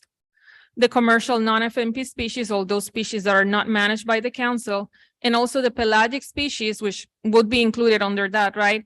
The commercial non-FMP species, pelagic species. On a side note for the gill nets, the use of gill nets are not allowed since 2005 for harvesting reef fish and spiny lobster, or for their use in marine managed areas in any of the islands in the U.S. Caribbean. They are allowed for use in Puerto Rico waters. They're not allowed in the U.S. Virgin Island waters. And there are specific surface gill nets that are used for bay fish in the U.S. Virgin Islands. Trammel nets are not authorized for any fisheries, and the same for purse seines. They're not authorized for any fisheries. And trammel nets is basically the same notes that we have for the gill nets. We have the prohibitions on our marine managed areas. They're used in Puerto Rico. They're not used in the U.S. Virgin Islands. Next slide. This is the statement of purpose and need that is included in the amendment. You already reviewed it. The purpose of this amendment is to prevent potential damage to habitats from certain gear types, including essential fish habitat, protect species associated with such habitats, as well as to promote best fishing practices and enhance the survival of released fish in the EEZ around Puerto Rico, St. Croix, and St. Thomas and St. John. The need for this amendment is to minimize potentially adverse effects of fishing to habitats and associated species, and to minimize the mortality of bycatch species. This is the purpose and need that you all agreed on the last time that we met. Next slide. Now let's go to action A, action one. Action one is the Puerto Rico action. Action 1A is modify the use of troll gear. For this, we have the three alternatives. One is don't do anything. We just retain troll gear as an authorized gear type, which I mentioned previously is just for the non-federally managed species. Alternative 2 will prohibit the use of troll gears for all fishing in the council managed, marine managed areas year round. And alternative 3, which just shows as a prefer, is to prohibit the use of troll gear for all fishing in federal waters around Puerto Rico. The rationale for decision was to prevent potential impact to sensitive habitats in the Caribbean. That's just a summary of the rationale of the decision. So, so as you recall, there's no evidence that troll has been used in the past, or this is mostly a precautionary action that the council is taking. And when we discuss, when this was discussed in the DAPs, show support for this action. Marcos? Yes. I think it will be better to stop there. Once we present to Puerto Rico, we make a motion and we keep going by segments. However you would like to do that, or we can, at the end of the presentation, I have the same table that it tells you what I don't think you have to revisit this. You already made a decision on it. So maybe at the end of the presentation, I can go back to the table and I can tell you where it needs to make a decision, and you can just go straight for it. Would that work? Yeah, for me, the rest of the council, that work. But the thing is, sometimes you forget about what you said at the beginning and you rehash the whole discussion again. So as much as possible, try to get rid of the things that we need to do at this time. Right. In this case, you don't need to make a decision unless a different decision unless you would like to. Yeah. If that's the case, then we can proceed and go ahead. Yes. I think is pertinent not to keep spinning around, because we already discussed this and we have rationale on it, is to choose the preferred alternative. The guidance that I want from you, and I think you gave to us already, which is the easiest and more clear for the record way to choose the preferred alternatives. I think I would prefer just to do it at the end. Okay. And that way we don't have to stop and discuss things that they have already been discussed. If you prefer, if somebody wants to stop me while I'm. I think we Okay. are all well informed. Keep going. All right, so I'm gonna move forward to the next slide then. Okay, so this is just a comparison of the alternatives. Again, this same is gonna apply for St. Croix, St. Thomas, and St. John as well. So I'm just gonna say it here, and perhaps if it's not needed, I won't go back when we discuss the other islands. So remember, the status quo, which is the current situation or baseline, will not change any regulations that apply to trolls. Alternative 2 is the one that will prohibit it year round in all council MMAs. And the preferred alternative 3 is the one that will prohibit troll year round, applicable to all components of the Puerto Rico EEZ. Because it has not been used historically in the EEZ, we could say that these are mostly administrative actions and they're not expected to have any additional physical, biological, ecological, social, or economic effects when you compare it to the baseline. But they could be more beneficial to the physical and biological environment by preventing potential bycatch and or habitat effects from any future trolling activities in federal waters. And one last thing about that is that prohibiting the use of troll gear applicable to all fishery components of the Puerto Rico EEZ would prevent future use through a petition, which is something that could occur under the baseline, the alternative 1 and alternative 2. So at the end, it would be more beneficial to the physical, biological, and ecological environment. So that's all I have to say for troll. I'm going to move to the next one. The next action is action 1B. The next slide, please. Okay, so this one we have to make a decision on. This is modify the use of gill nets in federal waters around Puerto Rico. Alternative one is the no action alternative. Retain gill nets as an authorized gear type for the commercial harvest of federally managed and non-federally managed pelagic species and the commercial harvest of non-federally managed species in federal waters around Puerto Rico. And as a prohibited gear type for reef fish and spiny lobster in the EEZ around Puerto Rico and inside the MMAs. So basically, this is what we have in place right now. Okay, this is not changing anything.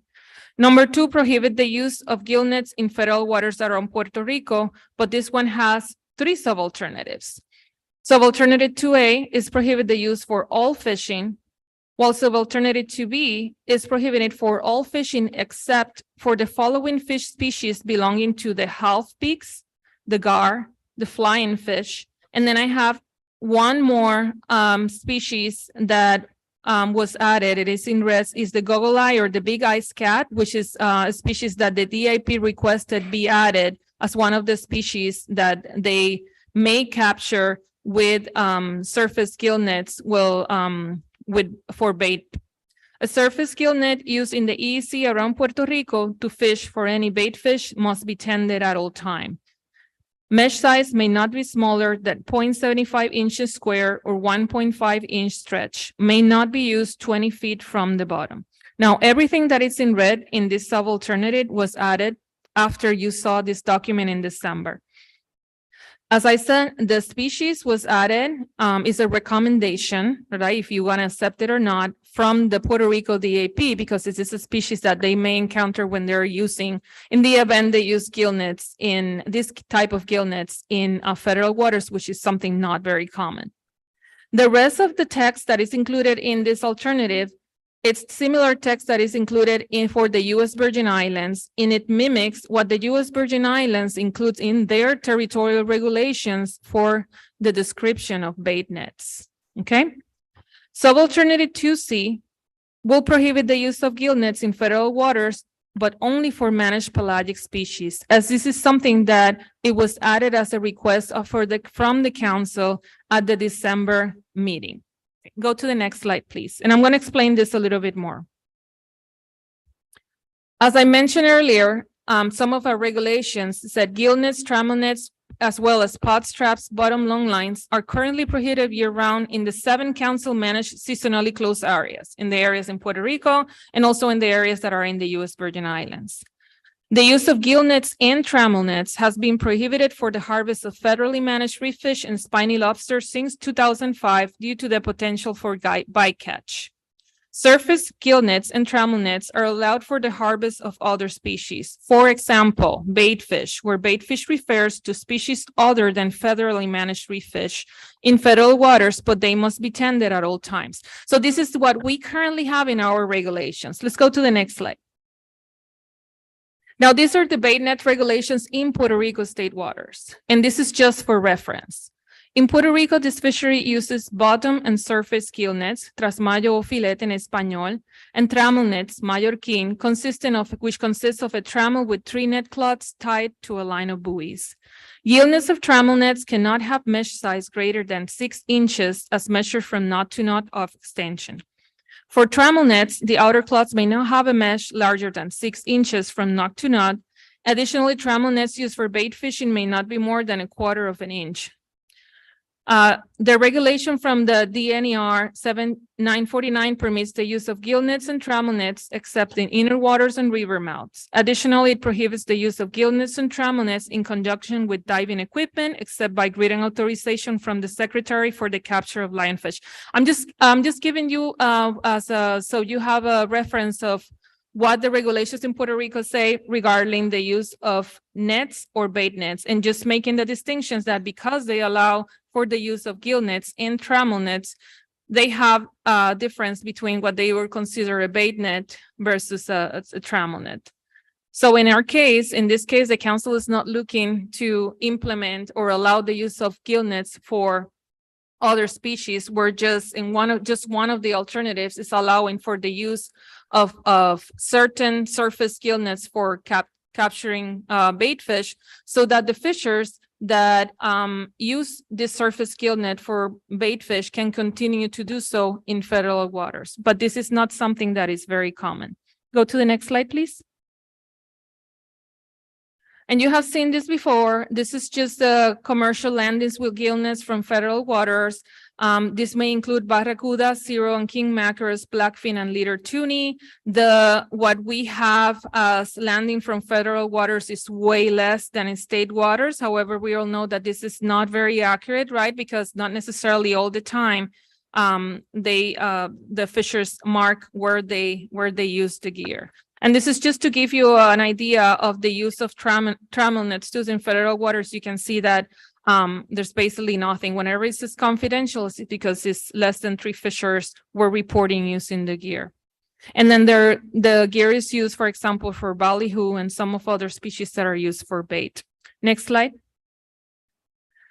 Okay, without getting into a lot of details, because this is a lot of information, and this is the last slide regarding gill nets. So alternative 1, no changes. As I said, would allow fishers to continue using gill net for this species. So, it will be beneficial for them in the short term, but it has the potential for long-term adverse effects because of effects of gill nets that we have been discussing to populations. Biologically, of course, well, this will, one of the reasons why the council wanted to pursue this is because they wanted to reduce or prevent the potential of adverse effects to fish populations that come from the use of gill nets.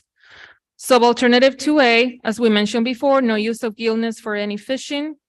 It will be more beneficial than all of the alternatives for the biological and ecological environment because you're banning the use of this.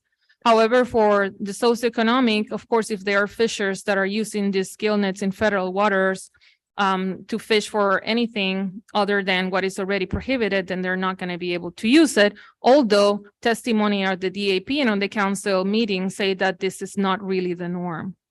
This one will need a lot of education and outreach for compliance, especially when you are banning something that that has been used by some in the past.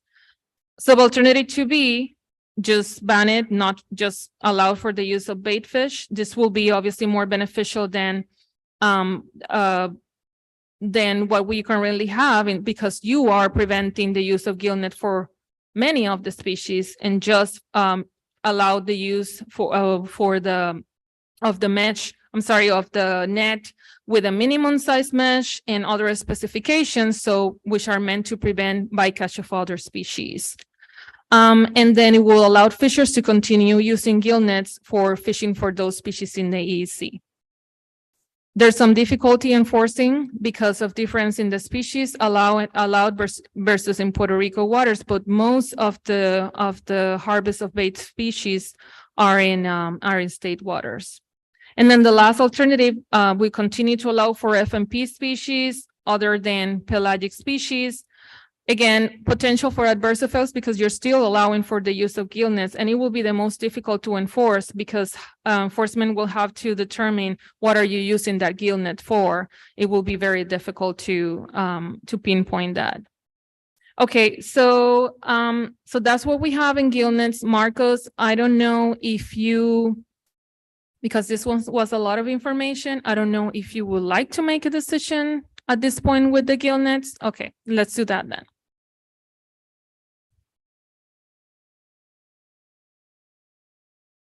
You was going to present for us to choose the preferred alternative, all of them, or you want to address the gill? I think we should just address Puerto Rico. This one is one of the ones that needed a preferred alternative. So I would suggest a motion just regarding this particular gear for Puerto Rico. What is the suggested preferred motion? Alternative? What do you have in there? For action 1B, modify the use of gill nets in federal waters around Puerto Rico. The council selects, and then you can choose any of these alternatives. Andy, go ahead. Yeah, so I noticed that Ricardo's not here, and I don't know if Vanessa feels comfortable weighing in, but it would be important to have Ricardo at the table for this discussion. I did have a question.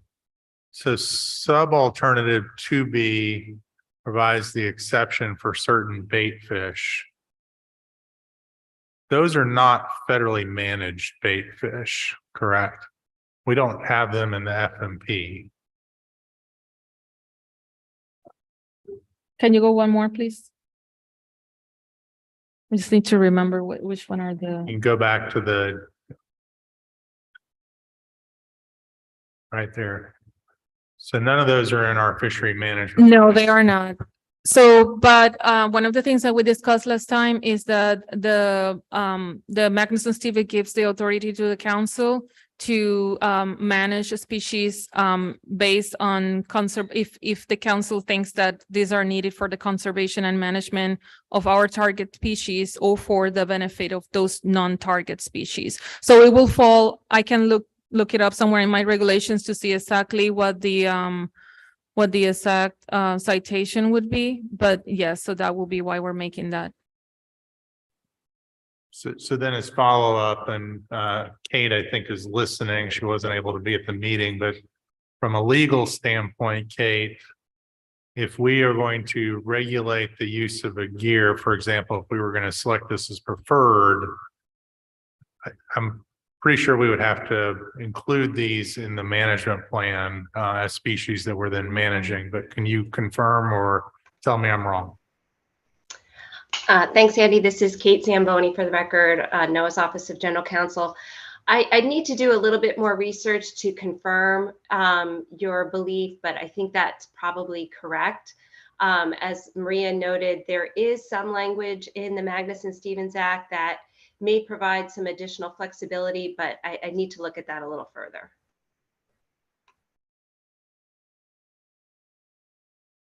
Anybody else? And as my recall and just seeing in the slide there, the subalternative 2B is the one that have the input from the DAP and from the council. That's why you have the species that are listed there with the industry feedback and also the size of the mesh that is already established that was discussed also on the DAP, that it makes sense. I would like to hear, before I say what I want to say, from Nelson, because this is addressing Puerto Rico, what he thinks about the alternative, if the subalternative 2B is the one that should be the preferred one.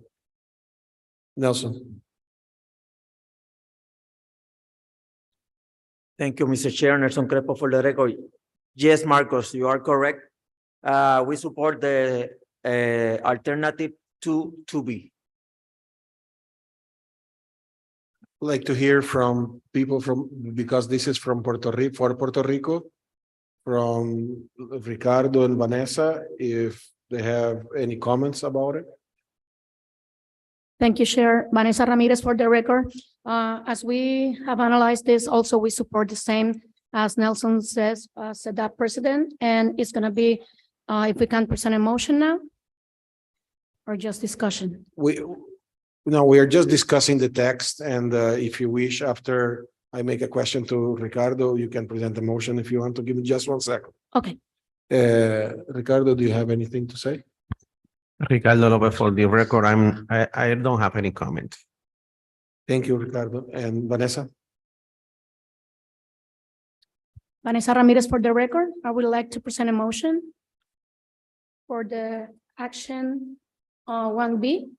Select alternative 2, subalternative 2B. Just to be clear, is alternative, you took the text away from. If I'm correct, please make sure that is correct. The one that have the list of species in red was alternative 1, subalternative 2B. This is what you meant, Vanessa? Yes. For Puerto Rico. Mhm. This is what she asked. Can you guide us? Yeah, okay. So based on the comments that Andy made, we have noted the selection of the council for the preferred alternative. We'll go back and investigate if there has to be some modification of the alternative. Is there anything else that needs to be done? but we want to ensure that what the council wants to do, we can put it forward, right?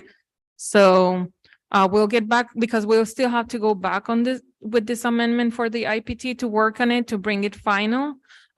We should be able to bring more information, and if we can find that today, we'll bring it tomorrow. Okay, just point of order, because there is a motion suggested. There is any second for the motion presented by Vanessa?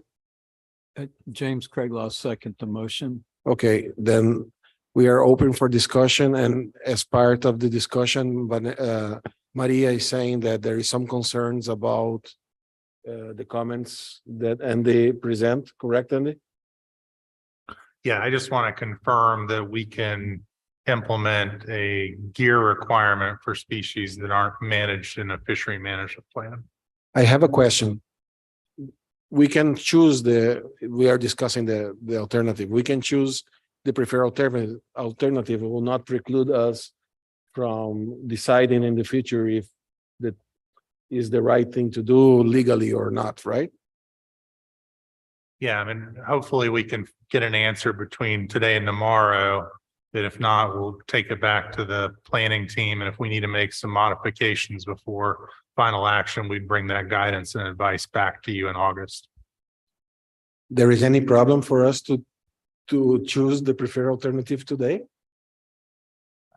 I don't think so. I think there's some uncertainty in terms of maybe how it's worded. And if we needed to modify the wording, we could come back with recommendations to you. Then there is any other comment, Carlos? I know that we kind of jumped here to action 1B, but for Puerto Rico, there's still the action 1A alternative 3 for trawl. And isn't a motion required for that one also? Okay. So the question, Carlos, because you already chose a preferred alternative during the last council meeting, unless you want to revisit it, you don't have to go back. Okay? Okay. So I'd like to make another comment about 1B when it comes to ballyhoo and flying fish and big eye scad. For Puerto Rico. It's big eye scad is really I can't speak for Puerto Rico, but I'm not sure. But big eye scad in the USVI is not found in the EEZ. It's a migratory species that's always found in territorial water. So I don't know about Puerto Rico, though, but I know the ballyhoo and flying fish are. That's just a comment I wanted to make. Thank you. Yes, I think we are ready to vote with the record that we have and with the flexibility requested by Andy. Vanessa? Vanessa Ramirez, yes. James Craiglow, yes. Andy Strelchuk abstain. Call for Sherry, yes. Ricardo Lopez, yes. Nicole Angeli, yes. There is one abstention. And the 6 yes.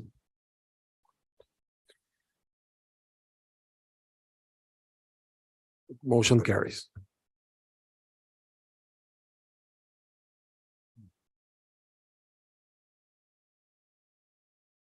Then what is the next step, Maria? Yes, I'm going to continue the presentation because we have the two more of the nets in Puerto Rico, and then we'll move to the U.S. Virgin Islands. So Christina, can you put the presentation, please, again? We should be on slide number 12. Okay, so the next one is action 1C, modify the use of trammel nets in federal waters around Puerto Rico, and action 1D, modify the use of pursines in federal waters around Puerto Rico. You have all seen this before. Alternative 1 is no action. That means that right now trammel is not an authorized gear type for any fisheries in the EEC. So this is more of a precautionary approach taken by the council to prevent the use through a petition to the council in the future. Alternative 2 will prohibit the use of trammel nets for all fishing in the EEC of Puerto Rico. And I put these two together because they were simpler ones None of them are listed as authorized gear types for any of the fisheries in the EC around Puerto Rico. So alternative one, what purse seines are listed as or not listed as anything for any fisheries in the EC of Puerto Rico, and alternative prohibit the use of this. So let's go to the next slide, please. Just real quick, some background. Purse seines is defined as a large wall of netting deployed around an entire area or school of fish. This is as defined by NOAA. Purse seines and trammel nets are not authorized for any fishery in any of the 3 island management areas. And for purse seines and trammel nets and any other non-authorized gear, as I mentioned, a person could petition to the council to use these gear types. At that time, the council and NIMS could take action whether to allow or prohibit the use of the gear. And this is the citation 50 CFR 600.725.5. So let's go to the next slide, please. Comparison of the alternatives. Because these gears are not listed as an authorized under any fishery, managed or unmanaged. This could be considered as an administrative action. There's very little harvest with trammel nets in federal waters, as I showed you earlier. There were 3 instances and they were all confidential. Trammel net harvest of any species with trammel nets is mostly a state. It happens in state waters where it is allowed. Effects to the physical, biological, ecological, and socioeconomic environments from prohibiting the use of trammel nets and or purse seines. It's not going to be different than what is the status quo, which is alternative 1, because they're not currently authorized.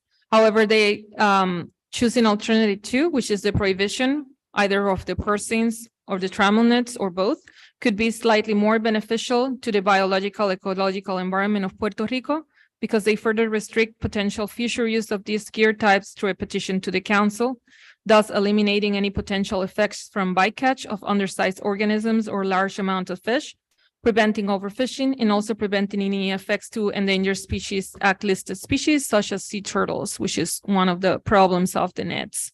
Socioeconomically, landing seems to be constrained to Puerto Rico for trammel nets, and there is no significant landings history in federal waters. Thus, loss of fishing opportunities are really not expected. There should be expected some long-term socioeconomic efforts from healthy fisheries. Okay, so that's what I have for trammel nets and purse seines. If the council is ready to make a decision for Puerto Rico, for each one of these actions, Action 1C, trammel nets, and Action 1D, I would suggest the motion to be done separate because they're 2 separate sub-actions. Yes. Any council member like to present a motion?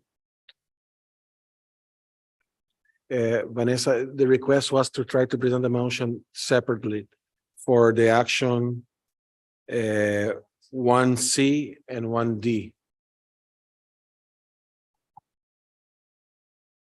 Vanessa Ramirez for the record, for the first action 1C, alternative 2.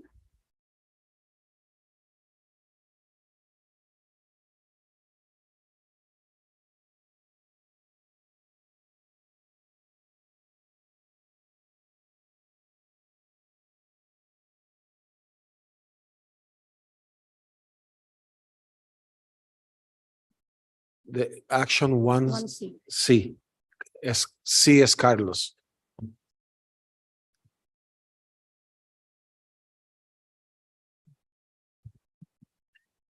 Any second? Call for Sherry second. Further discussion? I think the record is Andy. So this would be, can you go back to the alternative itself?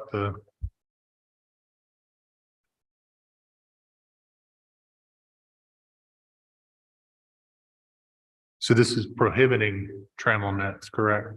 So this would be contrary to what Puerto Rico allows. Yes. So I'd like to hear, at least on the record, any concerns with enforcement and prohibition in federal waters relative to obviously state waters and consistency in the regulations. Okay, I would like to provide talk about the rationale with the trammel nets on federal waters, which is basically a deeper water habitat. It's a tool for people to impact pelagics and the way the net is designed. And there is entanglement of turtles and entanglement of other things that have a very adverse implication in terms of the environment, in terms of sustainability of some of the fishery that we manage well with other gears and is not used nowadays. And we want to prevent problems in the future. Miguel? But that's another question. The question is that you are doing this for the EEC, and then you have a different set of regulations in the local government. So we wanted to hear from Ricardo whether there's a possible action from Puerto Rico to make the regulation compatible, or do you think that in the near future or far away future, trammel net will not be touched by local government? Ricardo Lopez for the record. Yes, as far as I know, the trammel nets are almost not used in the federal waters. So this doesn't change much, right? But I guess that's not the point. Yeah, I'm going that point now. Because for enforcement purposes, if you catch somebody with a trammel net on board, it will be difficult because the person, I was in the EEZ. We don't know what is happening. You know, people come in and out and everything. Even at the Junta de Pesca, we discussed this, which by the way, we have not received an answer for a year or two about the same issue. So anyway, because this is for the federal government anyway, if the enforcement is doable, and we have the enforcement people here, fine. But if not, it's another piece of paragraph that you have on the document that doesn't go anywhere. Yes, to the question, if it's Ricardo Lopez for the record again. If the question if it's doable for the law enforcement office, my answer is yes, it's doable.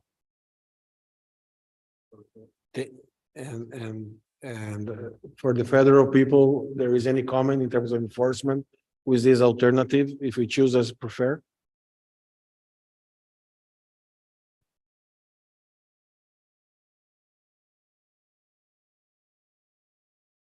Yeah, sorry. What's that? Oh, Matt Walia, OLE. Yeah, it's doable. We can recommend, but anytime you can make regulations compatible, there's been a lot of discussions on that. It's simpler, it's easier when it's both in state and in federal waters. Thank you for your comment. And any further discussion? We have, yes, I am just making the list. We have Nelson, Julian, no? Nelson and Andy, no?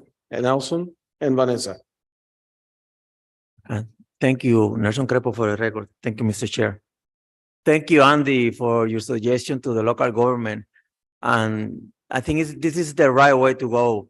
And, you know, I appreciate all that the local government can do to make a provision to this dangerous year, because a part of the lobsters is a year that kill, how I said early this morning, nurse sharks, turtles, and many commercial species. And this is going to help a lot also for the ACL of the lobster and the lobster fishery. I'm support strongly this action. Thank you, Nelson. And I want to highlight the reason I made my comments on the rationale earlier. Once we talk about federal water, this gear interacting with species on federal water, we are talking about a different species interaction versus on the state water. And the rationale behind what those interactions are a little different, even though the gear, I totally agree with Nelson. It will be beneficial to coordinate between state and federal if it's possible, but that shouldn't prevent the federal to move along to do the right thing. Vanessa? Thank you, Chair. Vanessa Ramirez for the record. Just one comment for the issue with the state waters. I just want to bring to the record that in 2019, already the state have public hearings and commercial fishermen were invited in that time. Thanks to Ricardo Lugo, that is with us in Zoom. He present the position. And at that time, we still have around 40 commercial fishermen that use this kind of gears, but practically we're inside the 3 miles in state waters. That's why we are moving on. Yeah, which is consistent with the comments that Nelson brought to the table with what really happened. Yes. Okay, thank you, Vanessa. I think we have a motion there that is second. We are ready for voting. Nicole? Nicole Angeli, yes. Ricardo Lopez, yes. Andy Strelczyk, yes. James Craigler, yes. Vanessa Ramirez, yes. Well, all in favor, the motion carries. Maria? Okay, I'm gonna move on. So the next action is action 2. This is all the same actions, but as they apply to St. Croix. Can you go to the, oh, wait, I'm sorry. You have to make a decision on persons. I'm sorry, I was talking to Carlos and I didn't. We have to make a decision on persons, the same, you have to make a motion on persons. It's Vanessa, can you, if you feel like it, can you read or present the motion for persons, which is basically the same what we did for the other gear? All right.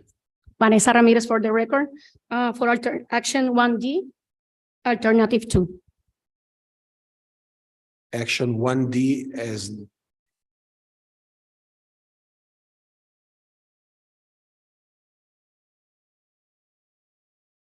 okay.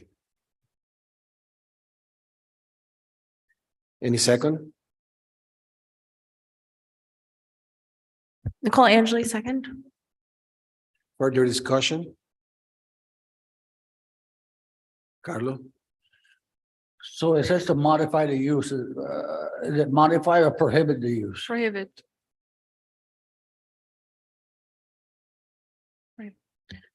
Carlos, this is Maria. The motion said prohibit, she said prohibit the use of persons. Mhm.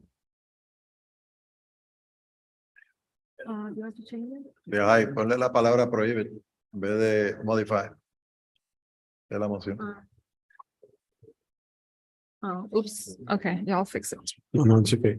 Vanessa, you present the motion. Do you accept the friendly amendment to the language? Yes.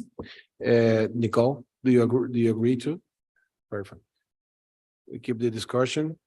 I think it's clear on the record. Any further comment or discussion? We're ready for vote, Vanessa? Vanessa Ramirez, yes. James Craigler, yes. Andy Strelczyk, yes. Carlos Pacheco, yes. Ricardo Lopez, yes. Nicole Angeli, yes. Marcos Hanke, yes. All in favor, motion carries. Okay, Mr. Chair, I'm going to continue then to our action 2. The first action is action 2A, modify the use of troll gear on federal waters around St. Croix. You already made a decision as to prohibit the use of troll gear for all fishing in federal waters around St. Croix. The rationale for that decision was prevent potential impact to sensitive habitats in the U.S. Caribbean. If you would like us to revisit this action, I will be happy to. Otherwise, I can move to the next one.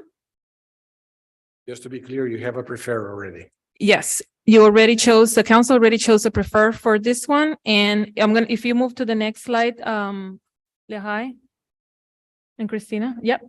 So this is the same text and the same thing that we discussed for Puerto Rico, exactly the same thing, right? It's not used in federal waters, hasn't been used. It's a precautionary approach taken by the council. And this is this is exactly the same things that you saw during the last council meeting. Carlos?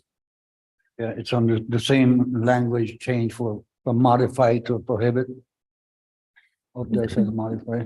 Yeah, well, the action name is modified because when we name the action, we don't know what course you guys are going to take because the alternative one is no change. So we call it modified, but the alternative itself should be prohibit. Okay. Any further discussion about changing the prefer, or we stay with the same? If we don't hear anything, 1, 2, 3, no? Stay the same, let's go. Thank Next you. one. Okay, the next one, next slide, please. This is action 2B. Whenever, yep, and this is the gill nets. You already make a preferred. However, in this one, we're gonna have the same issue that that Andy mentioned for Puerto Rico because of the species, but I will repeat what you selected as a preferred. As a preferred, you chose for all fishing except for the following fish: prohibit the use of gill nets in federal waters around St. Croix. For all fishing except for the following fish species belonging to the half peaks, gar, and flying fish. A surface gill net used in the EEC around St. Croix to fish for any bait fish must be tended at all times. Mesh size may not be smaller than 0.75 inches square or 1.5 inch stretch.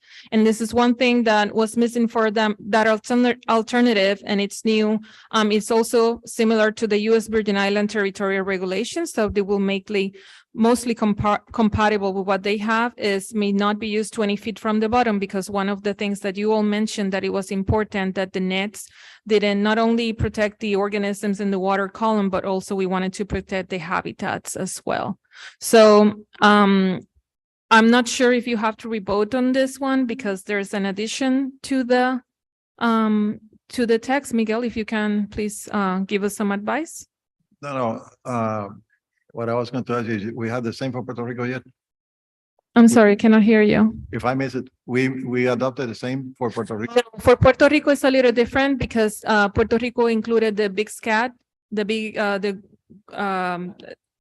that one, the goggle, I cannot pronounce that. Yeah. But for the Virgin Islands, this is what they have in the regulations, and this is what they wanted to stay with. So Because there's a difference. When we discussed it with Carlos and the others, especially with the compatibility thing, it's easier to leave it as is if it's compatible with the local government regulation as they are.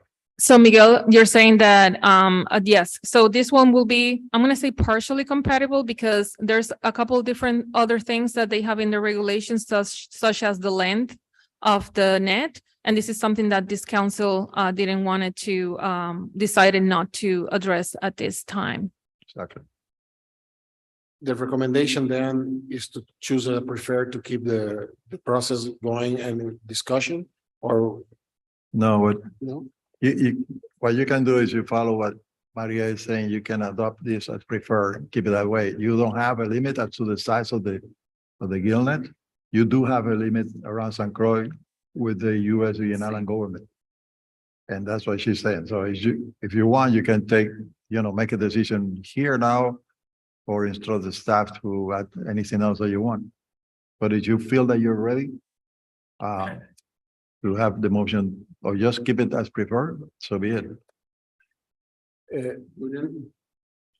Joey McGrath for the record. I just want a little clarification. Maybe I could be reading it wrong. Where it says may not be used 20 feet from the bottom. Shouldn't it say may only be used 20 feet from the bottom? I'm just trying to understand because it's 20 feet up. So I can't go there. I could be reading it wrong, but that's how I read it. Yeah, but what it means is they wanted you to fish in the water column. So anything below 20 feet is gonna be prohibited. Yeah, I know. I have to read it twice. Yes. This is Maria. We can correct the text of the alternative to make sure that it's clear. Thank you. Carlos, did you say something? No, there is no motion on that. Well, we keep going then? Honestly, I don't know if the procedure, if you have to, I would ask our GC if you guys have to select again, because there's a change in the preferral. If you want to be just clear, let's just vote on it again. No, Yes, Miguel. It's better to have a motion with the language there, so Okay. we make it easier proof. Okay, so Marcos, what proceeds right now is with action 2B. I believe that you are going to select reselect an alternative. Carlos. For a motion? Yeah, motion, okay.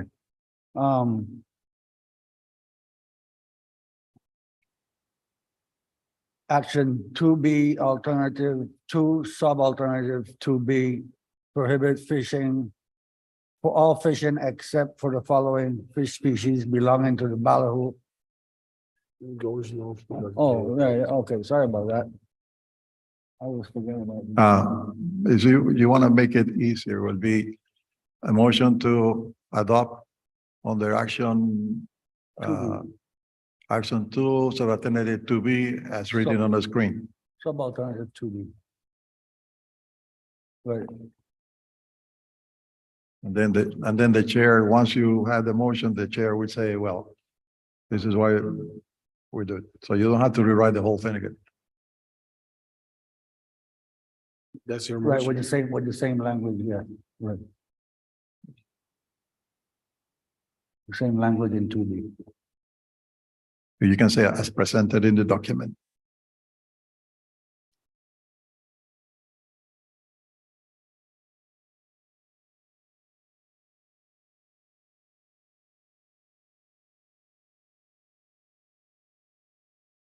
And then, Marcos, once we have the second, you can say, well, the motion will be this, which will have and then you read the whole paragraph.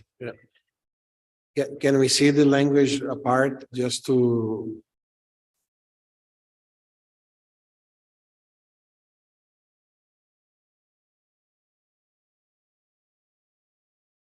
Ponlo como estaba con la moción.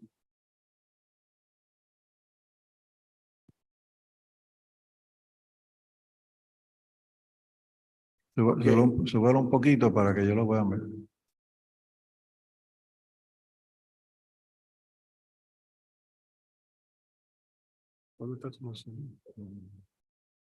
Hey, no. Okay, so the chair, maybe I can read it for the record. I don't Go ahead. see.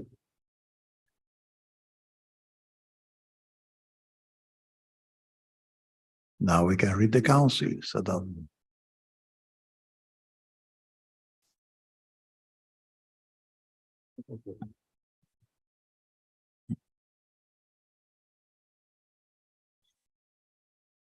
Carlos, can you read your motion and make sure it's stated correct on the screen, please? Okay, well, it was there. Sure. Go ahead. If the council would like to fix the alternative, for clarity for the record, regarding what Julian said, Andy has a suggestion? Yeah, if you can scroll down to the red text. Keep going. So it says may not be used 20 feet from the bottom, which to me is very exact, you know. And so I think what we want to say is actually must be used 20 feet or more above the bottom, right?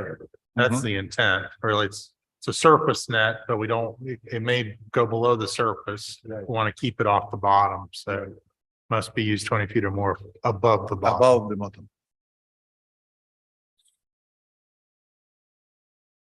Ponle la palabra above antes de the bottom. Above the bottom.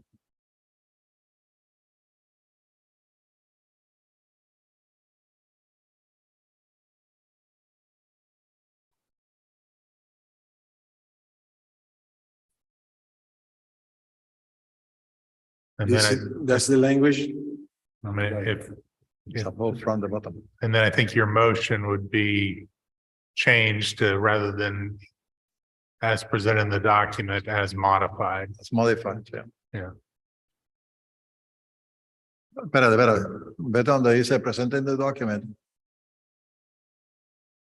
As modified for the document.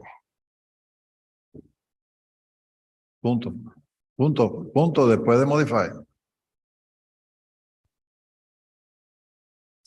And then let me read it for the record as supposed to be, okay? The motion will be at action 2B. The council adopts action 2B alternative 2, sub alternative 2B as presented in the document. Quítale el segundo as, con una S, después de la 2B. Antes de presented. El de antes de presented in document as modified. Vamos a donde está la coloradita. And for the record, sub-alternative 2B is the preferred alternative, which reads for all fishing except for the following fish species belonging to the half-bigs, family Hemirabidae, gar, family Belonidae, and flying fish, family Exocoetidae. Surface gill net used in the EEC around St. Croix to fish for any bait fish must be tended at all times. Mesh size may not be smaller than 0.75 inches square or 1.5 inches stretch. Must be used 20 feet or more above the bottom. So that's, Mr. Chairman, for the record, is the valid motion. Thank you. As the motion, as Miguel said, is accepted, the friendly language by Carlos. So move. Any second for James Craiglo, second. the language expressed by Miguel was accepted? Any further discussion? Carlos? Okay, I know that there's some concerns with the territorial regulation on the length of bait fish, but the way that this is written for the EEZ, if we're not specific, that means I can probably deploy a 4,000-foot net. Yeah, but similar to what you did before for Puerto Rico, which personally I think that would never happen. You are dealing only with the EEZ. So just keep it as if. Just vote for the thing.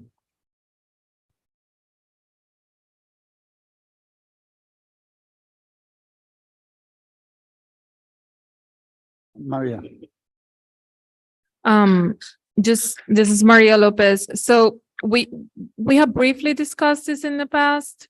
If the council desires to add length to the bait net, they certainly can do that. And this is something that we just bring back to the IPT. And I think it makes sense to make the step on the right direction like your motion is, Carlos, and your concern is on the record. And because that decision of the length have to do with the size of the boat, the capability of deploying the gear and other things that probably we don't have the expertise on the table right now to make the decision. But the record is straight that we might need to revisit to add something in terms of how long the net is. It's fair enough. That's. Yeah, Marcos, may I say something? When we discussed this at the DAPs, the idea was to leave this open as an alternative for the fishers. If you start closing the door to fishers just because you think about it, it won't work. Then if you approve this here with a length and BNL changes the length, you have to come back again and change it. The way it is now, you have it open. But anyway, it's up to you, whatever you want to do, but. Carlos. I agree with what Maria said, and I would urge the experts in the IPT, if it's a concern to them, they'll come up with something.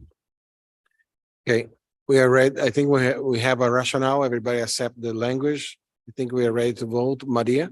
Just for clarification then, that means that we have to bring back this whole action again to the IPT and add something for the length of is that what you want? I couldn't understand very well what Carlos, are you wanting us to revisit this action with the gill nets and bring and add an adequate or alternatives for a length? Because if that's the case, then I don't think this is what what is presented here. It will not cover your concerns, so it will have to be revisited. Okay. Let me let it go for now. If something happens, then, we can always. Yeah, and to that point, Mr. Chairman, just go ahead and do this because this is not in concrete. And later you may be able to change it. You have time to change it. Remember, what you're doing is prepare a document for the council to take to public hearings. So we are the first stage.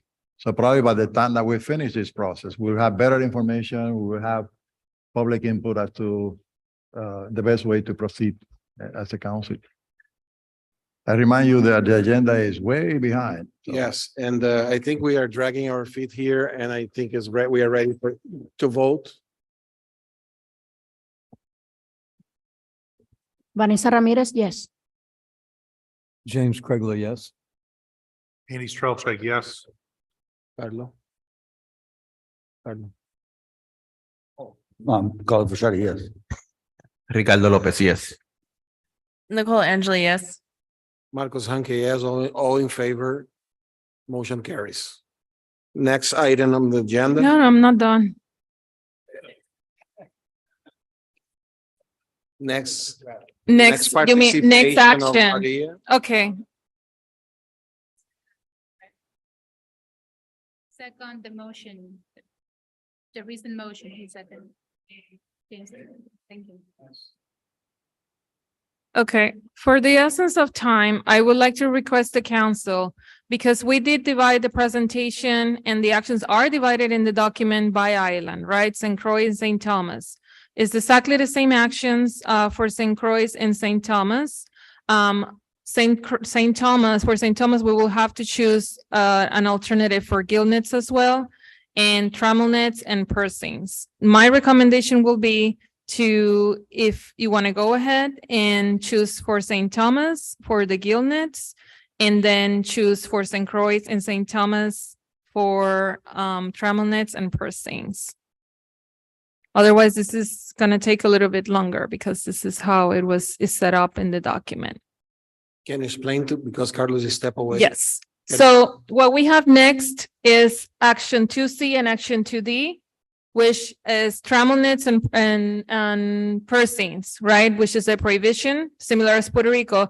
There's an action 3C and action 3D for St. Thomas and St. John, which is exactly the same. I was going to suggest that if that motions could be done at the same time, however, by island, without having to go through the whole slides for St. Thomas, if they're okay, because it's exactly the same information that was provided by for St. Croix. And then we will have to make a decision for gillnets for St. Thomas, which can be done now if you want as well. Miguel. Maria, can you help with the language? What will be the motion that will combine both? So we can put it on the screen. I'm asking you to. We're requesting for suggested language, or what do you say? Combinando las dos cosas que tú dices. Yeah, you can have the same language that was used for Puerto Rico for trammel nets and pursings. I think Christina and Leahai can just copy that. And then for gill nets, the same language that it was just used for St. Croix, and then make a decision on those three. And then in the meantime, before that is done, just want to remind them that the action 4, you already made a decision, and this is descending devices. So in descending devices, I can go in real quick after we make these motions, and then that should be done. So probably within the next 8 minutes, this should be done. Maria, please help Leahai with the suggested language for the motion. Just they're gonna do it, just move.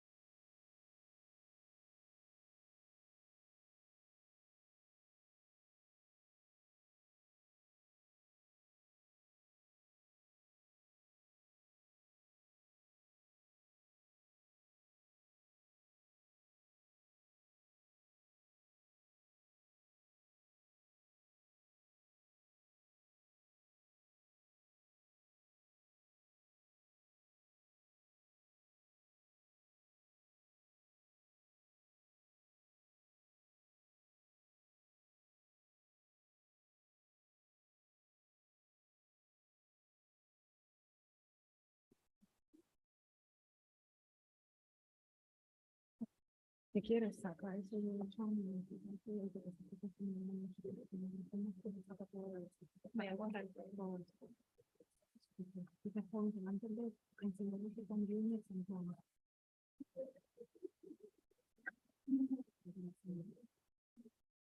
I think we're ready.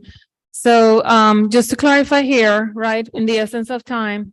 So we need to make a decision. The council needs to make a decision for Gilnets, for St. Thomas and St. John.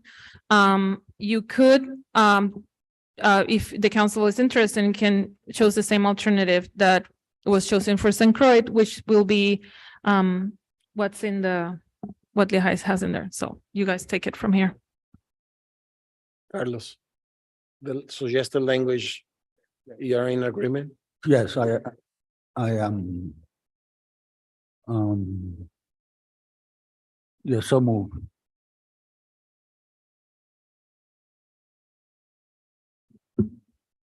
Okay. The council adopts action 2B, alternative 2, sub alternative 2B, presented in the document as modified. Any second? For I'll St. Thomas, second St. that, John, James Craiglow. and St. Croix. Okay. And was second by Craiglo. Further discussion? Hearing none, let's vote. Vanessa Ramirez, yes. James Craiglow, yes. Andy Strelczyk, yes. Marcos Hanke, yes. Call for sure, yeah. Ricardo Lopez abstain. Nicole Angeli, yes. One abstention and 6 yes, motion carries. Next, Maria.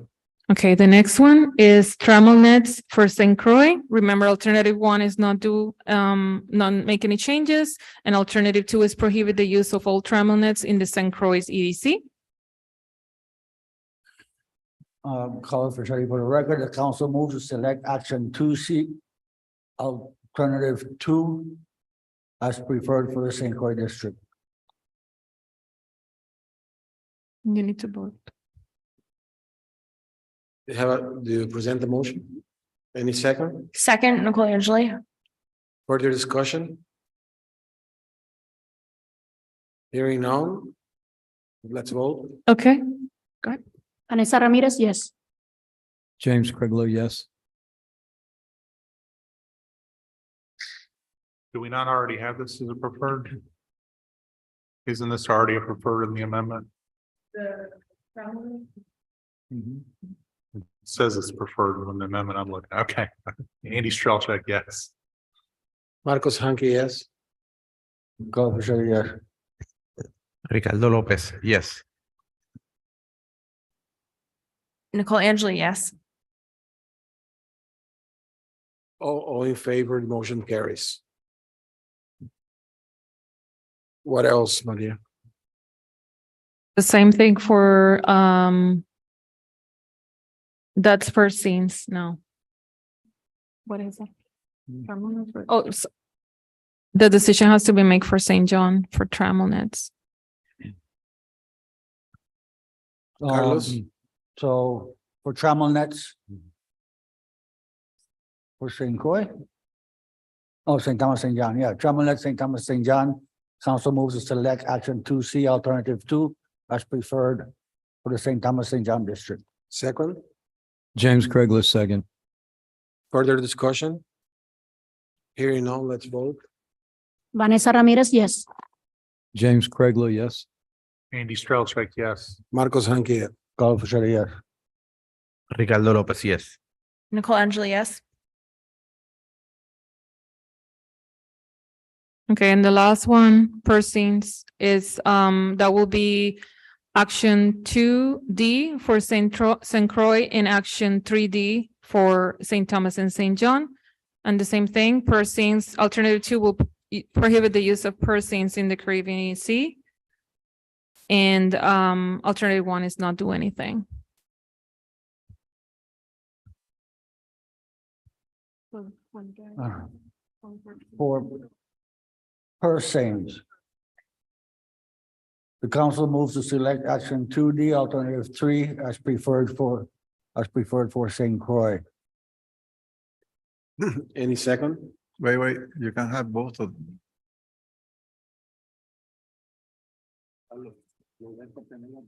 Los dos.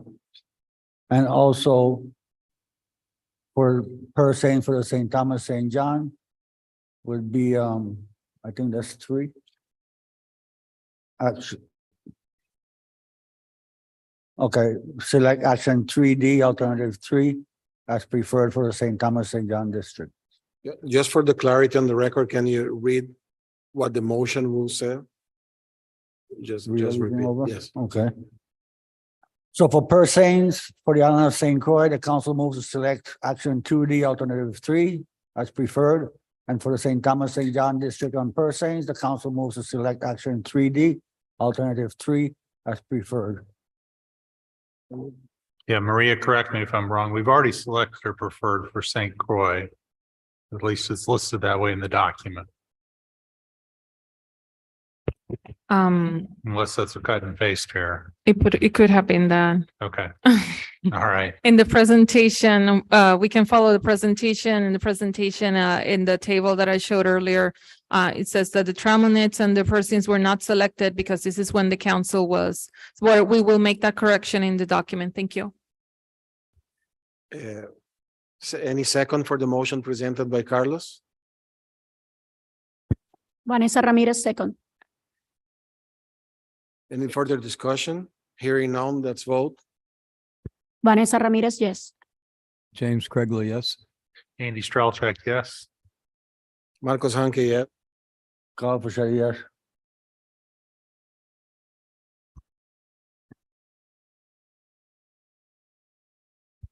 Ricardo Lopez, yes. Nicole Angeli, yes. All in favor, motion carries. One more and we need a break because of people requesting. All right. And then the last thing that we're going to talk about, and I apologize, but we wanted to separate this by island. It's better to have some clarity, even if it's repetitive. Okay. We'll tighten it up a little bit more for the next one. For action 4 requirements for the use of descending devices in the refish component of the Puerto Rico, St. Croix and St. Thomas and St. John. You already chose preferred alternative, which is require the sending device be on board a commercial or recreational vessel and readily available for use while fishing for or possessing species in the refish component of the Puerto Rico, St. Croix, and St. Thomas and St. John fishery management plans. And this is all included in the amendment, and I'm going to read it for the record. For the purpose of this requirement, a descending device means an instrument to which is attached a minimum of a 16-ounce weight and a length of line that will release the fish at the depth from which the fish was caught, or a minimum of 60 feet. The descending device attaches to the fish's mouth or is a container that will hold the fish. The device must be capable of releasing the fish automatically by the actions of the operator of the device or by allowing the fish to escape on its own. Since minimizing surface time is critical to increasing survival, descending devices shall be readily available for use while engaged in fishing. This is the information that you received last time. If the council agrees and don't want to make any more changes, then this is the last action. I think we are very clear. This is the intent of the council. Thank you. Mhm. Anything else? No, just the council, we will bring this document, we make the clarifications that regarding the gill nets and the species of bait fish, listing the species of bait fish and the alternative as part of the management. We'll have to look into that. And then once we have that set, we will bring it back to the council for further review. Okay, and we will be bringing a document back in August for your consideration. Thank you. We're gonna go for a break, but just before, very quick, Julian. Just a quick question for Maria. Is this voluntary or is this mandatory? So the council, it's basically requiring that all fishers will have that descending device in their vessels when they're fishing for reef fish only. So Marcos, I think you want to probably talk a little bit more about how the council is envisioning pursuing this. This is something that is also a requirement in the South Atlantic and in the Gulf.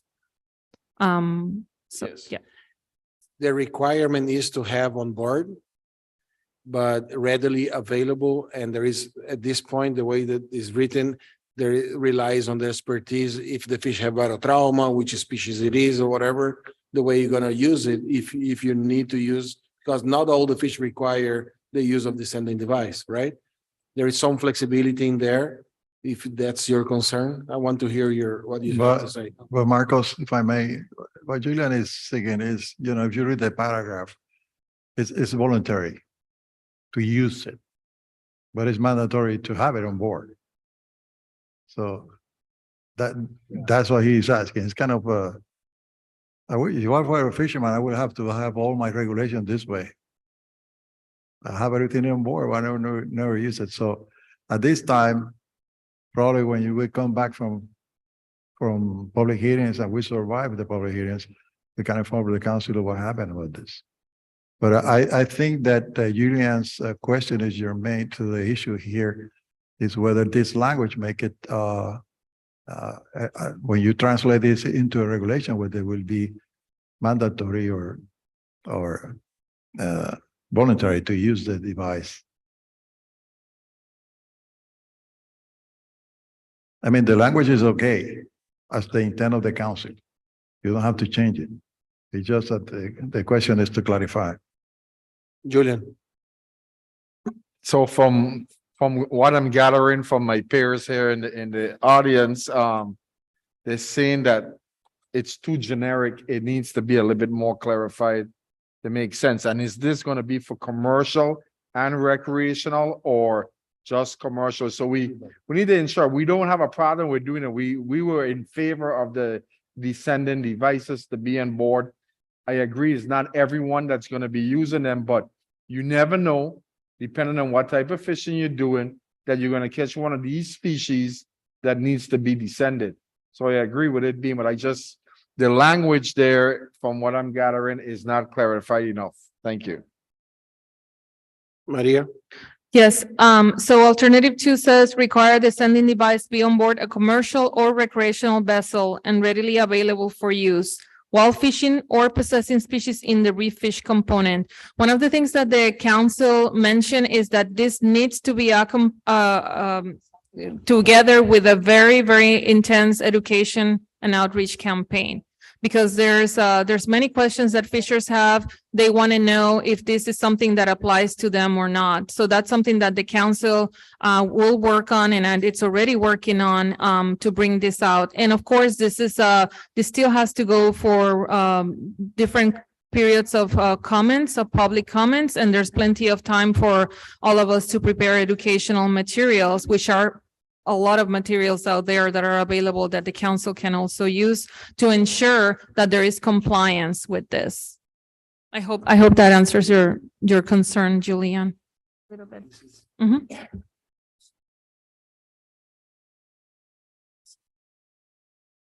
The chairman, can we vote?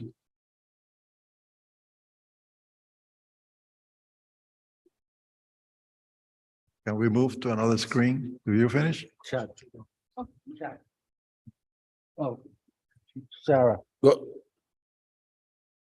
Hi, this is Sarah Stevenson. I don't want to go back, but I just wanted to point out for the purse seines, the alternative that should be in the motion should be alternative 2.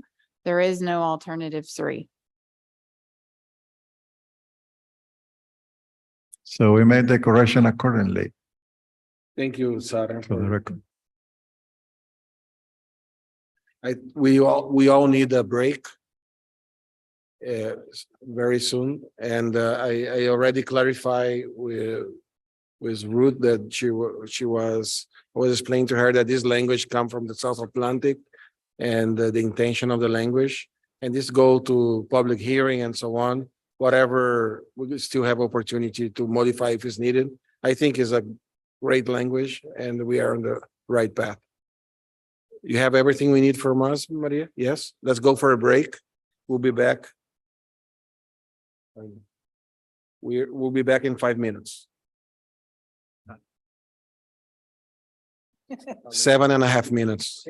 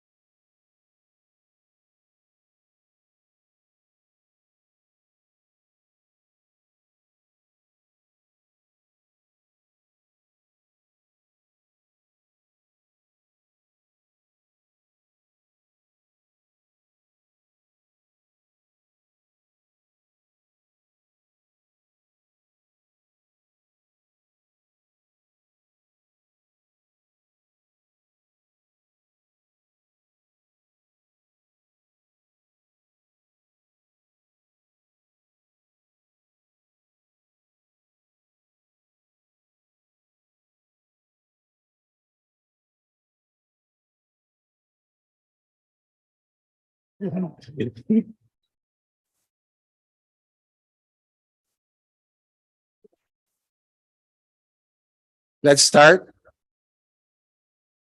The next presentation. Just finished with Maria.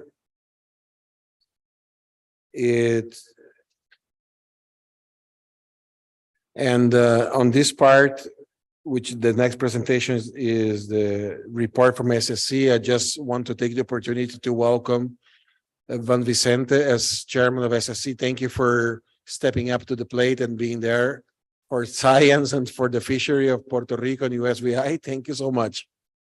And I understand that there is no presentation at this time, which is totally understandable because you just was assigned to this position. Okay, thank you very much. The next presentation is ecosystem Sinai. Well, I'm not, he's around?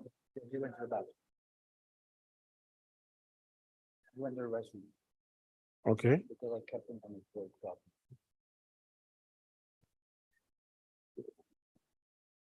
Let's do the DAP reports and to advance and come back to Sinai in a moment because sake of time. Julian? Any of the DAP members are ready? Go Nikki. Go Nikki first.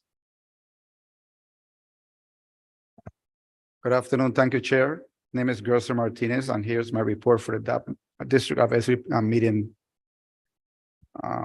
7 members attend, 1 abstain. The St. Croix District of SB panel was presented with the geographic area and responsibility for St. Croix Island-based fishery management plan. Included in the discussion were the changes from the U.S. Caribbean wide plans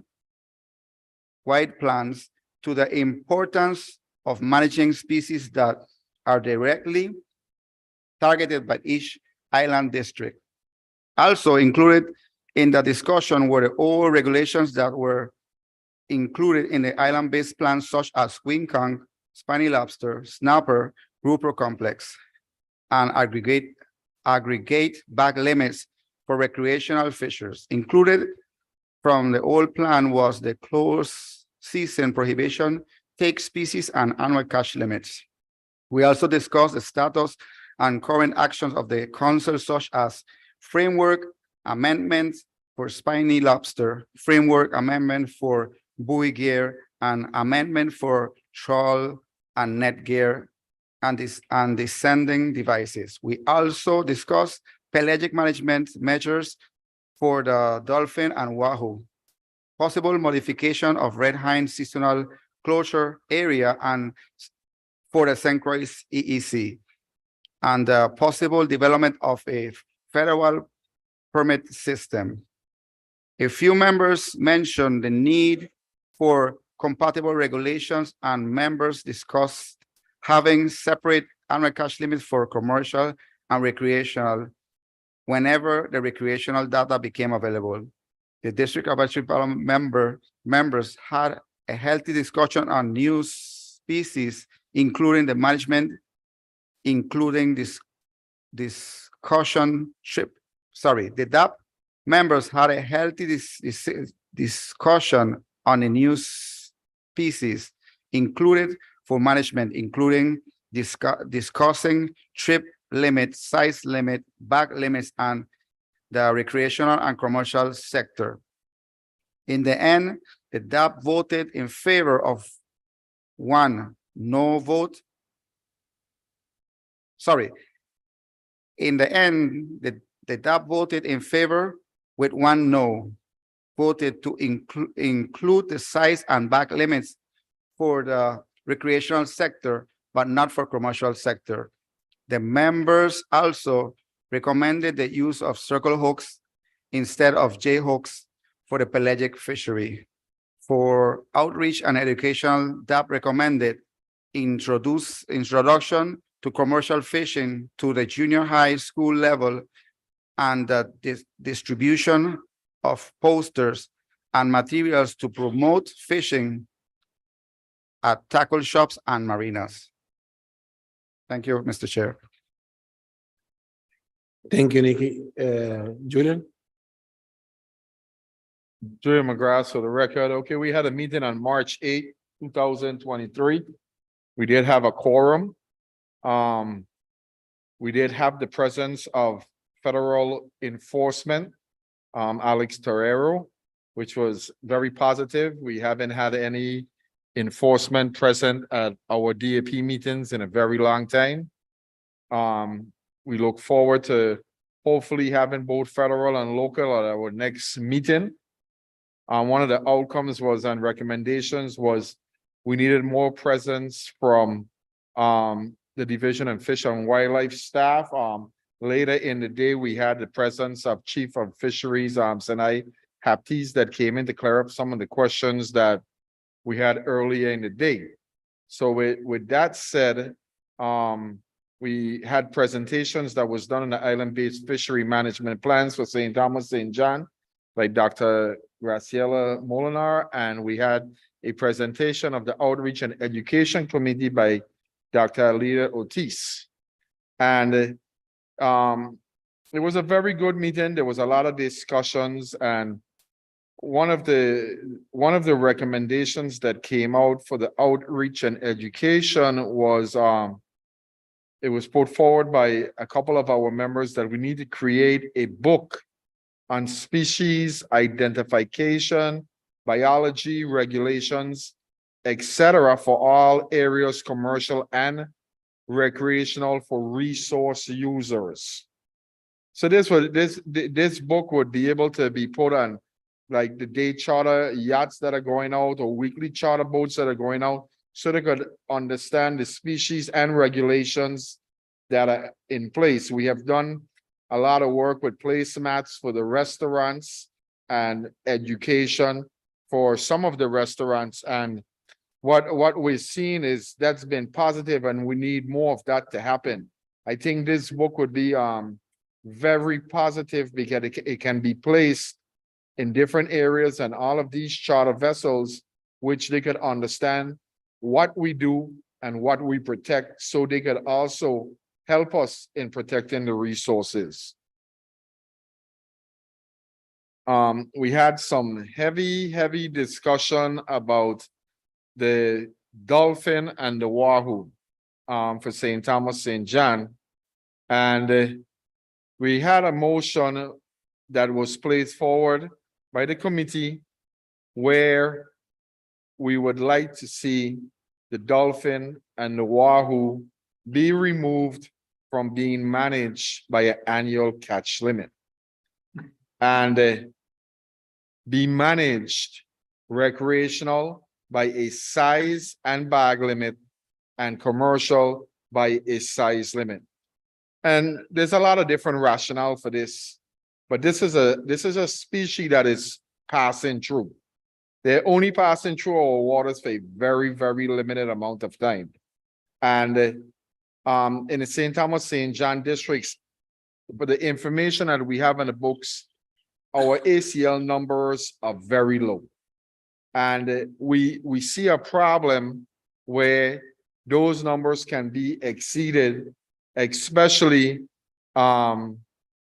with the new licenses that were given out this past registration for new commercial guys coming into industry on the hook and line sector.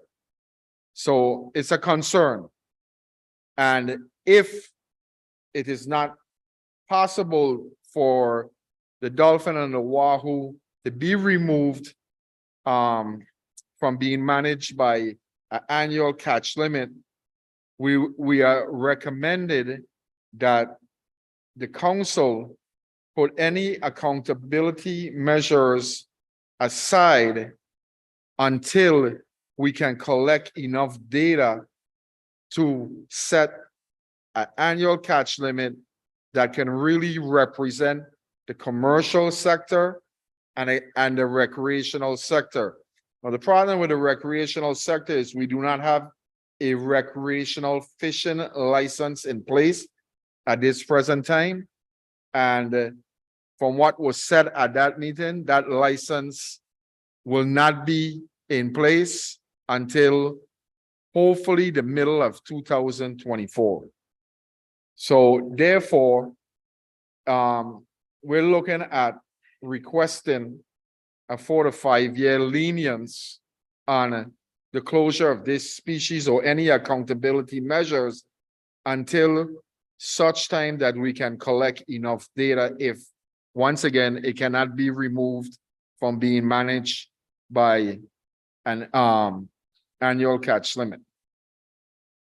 So that was the main discussion at the meeting. We did have discussions about a lobster in the island-based fishery management plan, but all what we did earlier today, that covered all of that. So I wouldn't waste time and present that back on my report.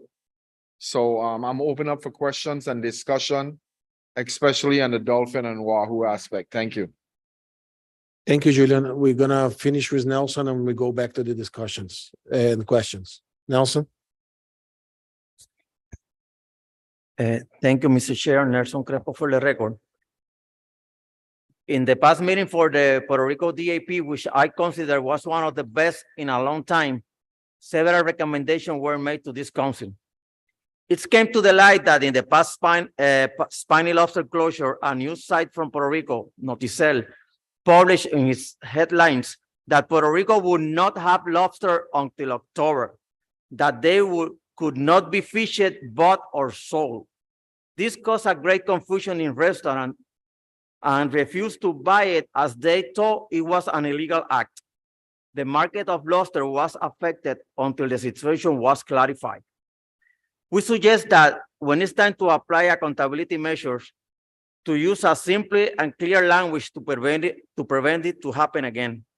We also recommend to the Outreach and Education Advisory Panel to issue a press release when these closures arise.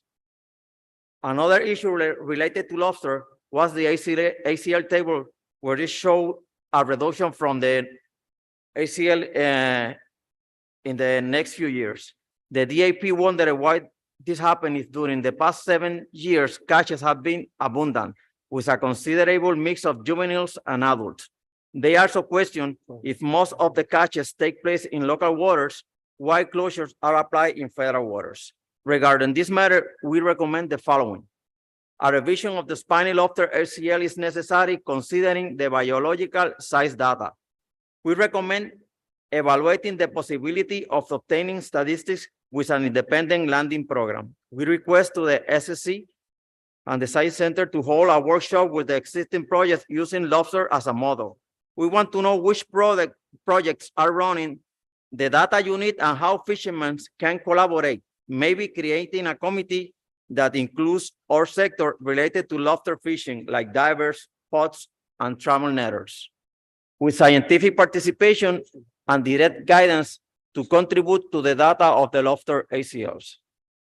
We understand that the participation of Kevin and other staff from the Science Center is necessary to do the things right and not waste more time. In another matter, we recommend reviewing again the common names of the species and how they are named by region. An example of this is the skipjack. This species is not the same as the albacore. In Puerto Rico, we call the skipjack bacora. And it's very important to clarify it, since in the past, Puerto Rico was aware that it has fished a large part of the albacore ACL of the US when this species is not found in our waters.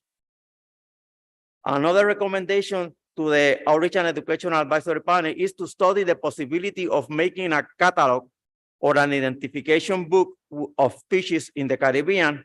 And once it has been drafted, consult with all DAPs so they can make their comments and recommendations. It's also recommended to create a fact sheet of what the Bajo Seco area is in terms of regulations. And once done, send it to the DAP for review and suggestions.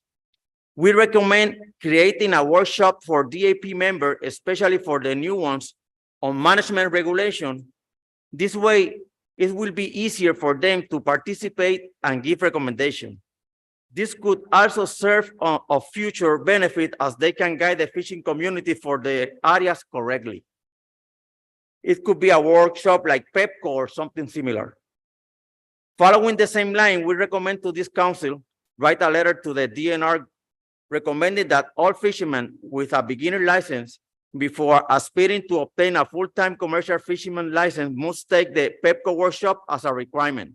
Also, we recommend the same for the recreational fishers with the new workshop that Elena Anton is offering. I think it's the Pepper for them, and they are coming to take the navigation certificate.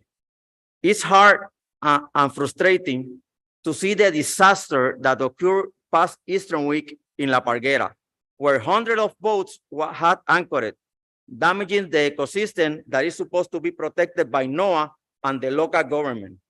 And this did not end here. 2 manatees that is protected by the federal government are killed, and 1 recreational vessel ran over 2 commercial fishermen who were returning to port and have to be taken to the hospital with serious injuries, plus the damage causing to their working vessel. With the luck that another boat nearby was able to take the registration number because they don't stop and run away. It's time to address this issue seriously, and at least with the limited resources available, try to put some order to this situation that day by day is growing like a snowball. Regarding the issue of fishing nets, we recommend that the use of trawlers be prohibited in federal waters. It is recommended to leave open fishing for ballyhoo, Google eyes fish, and flying fish species uses as bait in federal waters with the gill net. We believe that it's necessary to create a support group when describing the fishing nets, so they are more in tune with the reality to avoid possible confusion in the future. In other business, we discussed a concern of the fishing community from the west side of the island.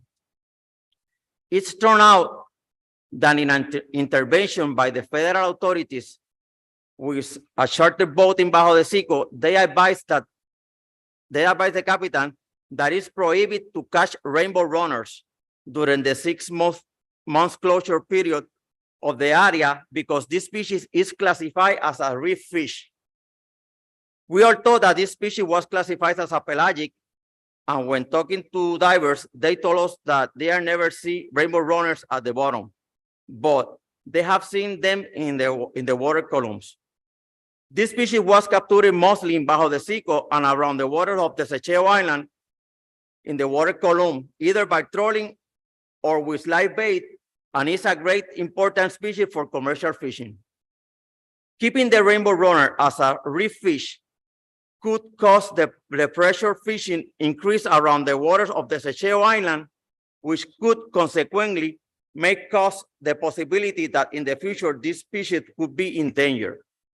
For this reason, we recommend moving the rainbow runner from a reef fish to a pelagic fish. Thank you.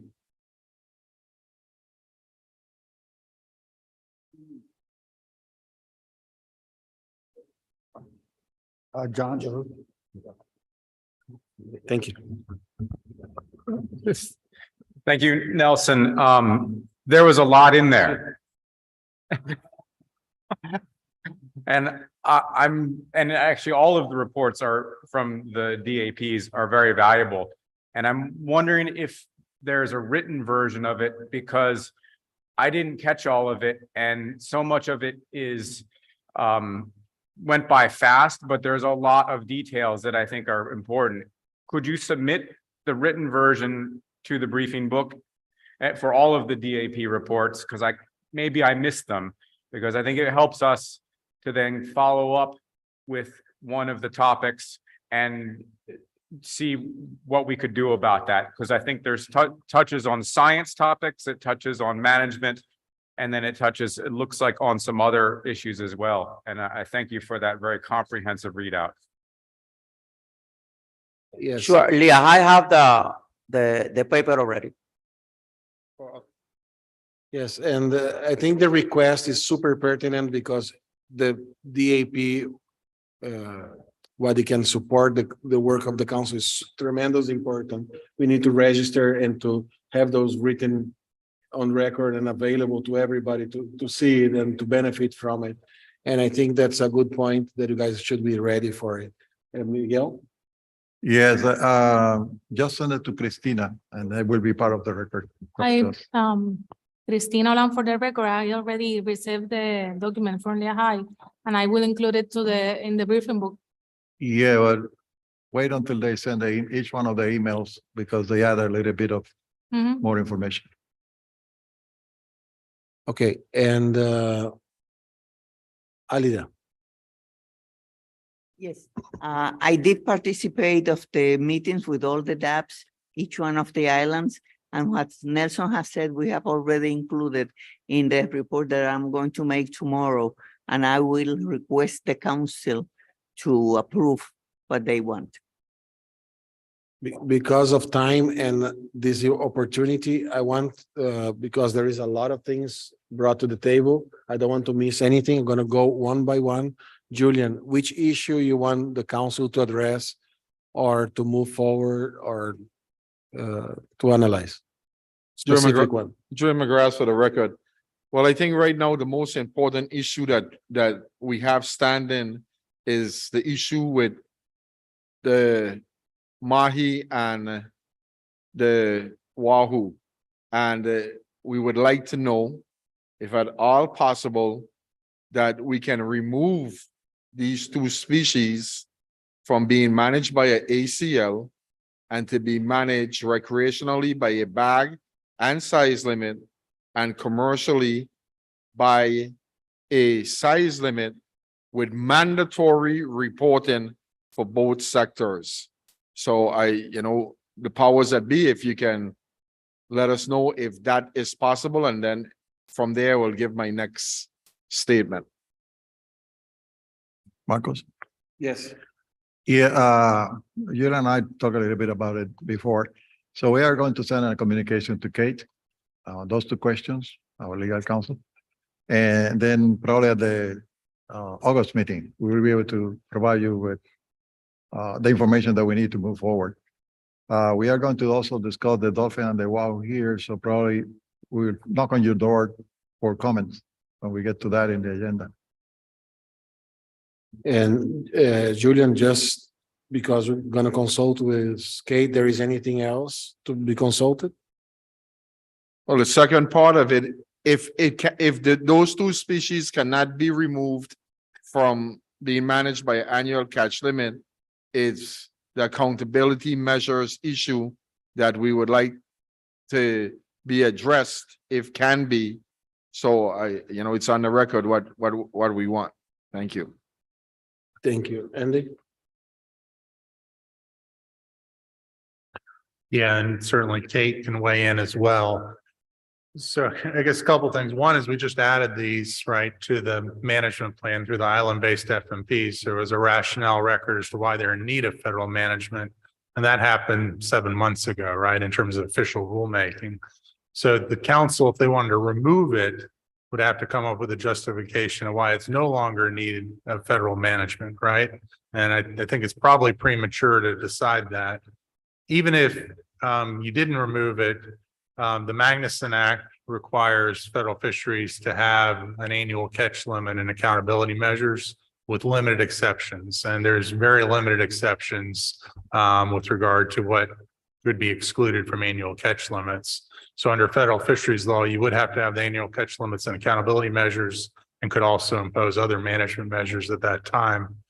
In terms of the accountability measures, I mean, certainly would look to Maria or Sarah, but right now they're fairly generic with regard to setting the catch target and not really triggering specific accountability measures. So I think those are up for discussion, revision based on what we continue to learn about these pelagic species going forward. Yes. Thank you. Nelson?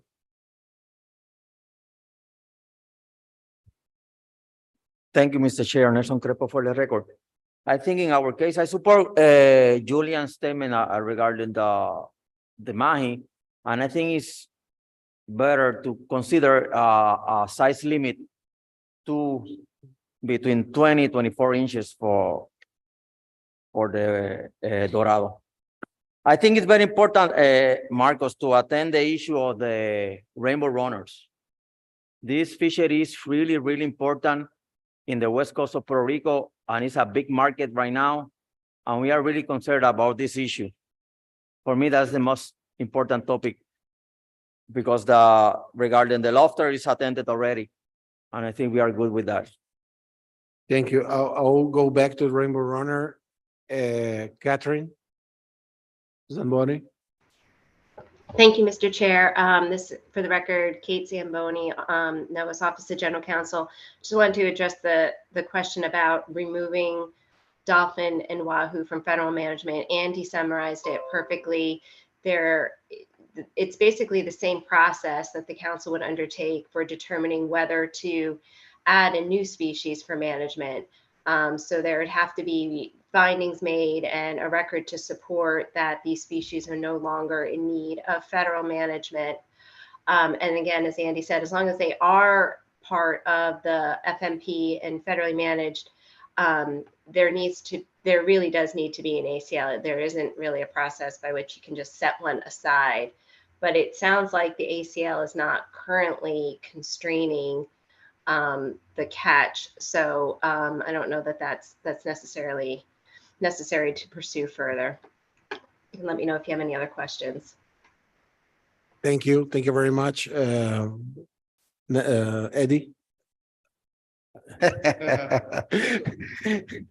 Thank you, Go Mr. ahead, Chair. Gerson. Thank you, Mr. Chair. Gerson Martinez for the record. I think it's very important that I bring across this thought. We have been trying to take off the effort from the reef by protecting the reef resource. And if we take away the ability to catch pelagic in a dangerous or I don't know if I don't want to say the wrong words, in a way that brings back that pressure on the reef, then we're going to be define the purpose of protecting the reef and the species that are more important than fishes that are passing through, because pelagics just pass through our waters, but the reefs are here. The reef fish and the reef structures are here to stay. So in my years of fishing since 1993, I've noticed I was one of the fishermen that normally when the pelagics were running, I stopped targeting reef fish and I move into pelagics. And if we do that, if we move back to putting that effort back to the reef, then we're not going to be doing our homework in protecting our reefs and reef fish that are more important than those pelagics. Yeah, thank you. I think we will be addressing the dolphin and this issue, and there is a path already stated by Miguel to address your requests and the concerns into the future. But at this meeting later with the presentation of Wes, we're going to discuss this a little more. Maria, about the Rainbow Runner was very loud and clear, and I identify as something that we can be proactive with the Rainbow Runner issue. Can you say something about it?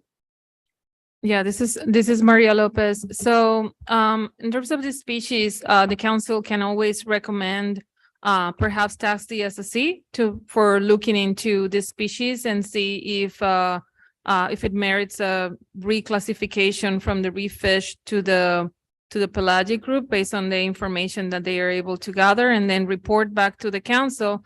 And then after that report back, then the council can decide if they want to add it into one of the actions if it's merited, right, to reclassify it as a pelagic species, right, based on all the testimony that we have heard today, some information that is included in the fishery management plan, and the information that the SSC may be able to gather. Then you guys can recommend it be included as a measure in a future, like a future amendment, but one amendment that it's already on the works. Yes. For example, I did my assignment. I consult with council members of Puerto Rico, and the DAP, and I was on the DAP meeting. And I would like to hear from what you say, to include on the agenda of the SSC, the discussion of the rainbow rummer, to move them from reef fish, from reef fish to pelagic. Nobody in opposition? Okay, so be it. Go ahead. Just a clarification, this will be for this upcoming meeting of the SSC. That's correct. Okay, thank you. We have a pending presentation from Sinai. Yep, good afternoon, everyone. Just an update on the EBFM Technical Advisory Panel, and I'll keep it brief because I know we have a lot of things to get through. We will be meeting in 3 weeks from May 1st to May 5th, along with the SSCs. At that meeting, we'll be doing the drafting for the outlines for the EBFM for the Fisheries Ecosystem Plan. During that time, we hope to have everyone in attendance to allow us to create an outline. I will also introduce our panel to the technical writers that we've been able to hire thanks to partners that are working with us on developing the Fisheries Ecosystem Plan for the EBFM. Our hope is to have a completed framework for the council to preliminary review after it goes to the SSC by the end of the year. And that will be drafted in part by the technical writers as well as myself and the co-chair of the panel. In addition to that, we have had 2 presentations that have been given by partners on LenFest. That was JJ Cruz Mota as well as Tarsila Sierra, one at the National SSC meeting and another that was a webinar provided by them for the LenFest Ecosystems Group that just happened last week. They have completed all of their conceptual models and compiled all of that information, and that will be provided to the technical writers for drafting in the FEP. So that's where we are at this point with the development of the FEP and the EBFM TAP. We are looking forward to the joint meeting with the SSC and hope for it to be very productive. Thank you for a very informative short report. Thanks so much. The next presentation. No questions? The next presentation is Sarah about dolphin and wahoo.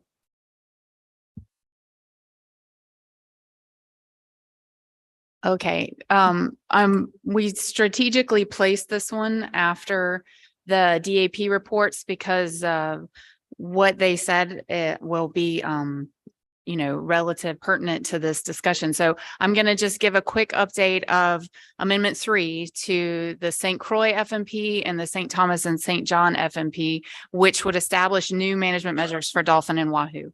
Next, please. So from the December meeting, if you remember, we had a generic amendment. So all 3 FMPs, we gave a presentation on that draft amendment. We reviewed a list of data and information needs that the planning team had. We discussed some of those in-house, such as the seasonality of the species. We reviewed commercial landings data. Again, we didn't have any recreational landings data for the USVI. We did review some for Puerto Rico from 2000 to 2016 for these management measures. And then we reviewed draft options for size limits, recreational bag limits, and commercial trip limits. And at that time, the council recommended splitting the Puerto Rico FMP out. And so what we're left with is the Amendment 3 to the 2 individual USVI FMPs. And another amendment to the Puerto Rico FMP will come at a later time. Next, please. So the restructured draft amendment is going to look very similar to what Maria presented. We split it out first by island and then by species. So there's 4 actions, one for dolphin in St. Croix, one for wahoo in St. Croix, and then dolphin in St. Thomas, St. John, and wahoo in St. Thomas and John. And under each of those actions, you have the A, B, and C subparts to establish either size limits. And right now it's structured to size limits for both sectors. So it's just for all fishing. To establish recreational bag limits is the B of each of the action numbers, and then commercial trip limits is the C. Next slide, please. The draft purpose a need that was included in the original draft amendment pretty much just came right over, except now it's only pertinent to the St. Croix FMP and the St. Thomas and St. John FMP. And the words that are in red, size limits, recreational bag limits, and commercial trip limits, that's what we are currently have in the amendment. And if that gets modified here today, we, staff will come back and modify the purpose and need as applicable. And similarly, the second bullet point here, the need for the amendment as of right now is to develop conservation and management measures for dolphin and wahoo to ensure undersized individuals adequate time to mature and reproduce, and then consistent with the Magnuson-Stevens Acts and the national standards, to protect against overfishing or prevent annual catch limits from being exceeded while achieving optimal yield. And so those second couple points kind of go towards the bag limits and the commercial trip limits. Next slide, please. So during our IPT meeting that was had between the December meeting and now, the IPT had a couple additional questions, which really came down to, why do you want these management measures? It was pretty clear from the rationale for the size limits why you might want that. When we hear of fishing of undersized dolphin on the sargassum mats that come through. But they really wanted to know, what is the problem, especially now that we've split it out and these are specific to the USVI. What was the problem, or is there a problem from recreational fishing of these species, and then also commercial trip limits? And so you can see here the kind of idea for why you might implement some of these measures. So for size limits, they're generally based on biology of the species, and you put them in place to make sure that the fish have enough time to reproduce before they're removed from the fishery. Recreational bag limits are generally used to prevent overharvest of recreational ACLs, which we don't have for the USVI, or extend the fishing season, which for the USVI currently is all year. And then they're also used to reduce harvest levels or discards, or comply with jurisdictions or reduce enforcement issues. So those are some issues to keep in your head to think about as we move through this presentation. And then for commercial trip limits, they're generally used to slow the rate of harvest, again, to extend the commercial season, which right now is all year, or to reduce the risk of ACLs being exceeded. And those would be commercial ACLs. Next slide. So we took those questions of why are these issues may be needed, why are these management measures needed, to the DAPs, which you heard the report out. And forgive me if I get any of these bullet points wrong, but the St. Thomas and St. John DAP recommendations that are kind of specific to these three management measures were no commercial trip limits due to the seasonal nature of the fish. They're only there for a short time, so we don't want any restrictions. Size limits for both sectors, commercial and recreational, and that's again to protect the reproductive capacity of the stock.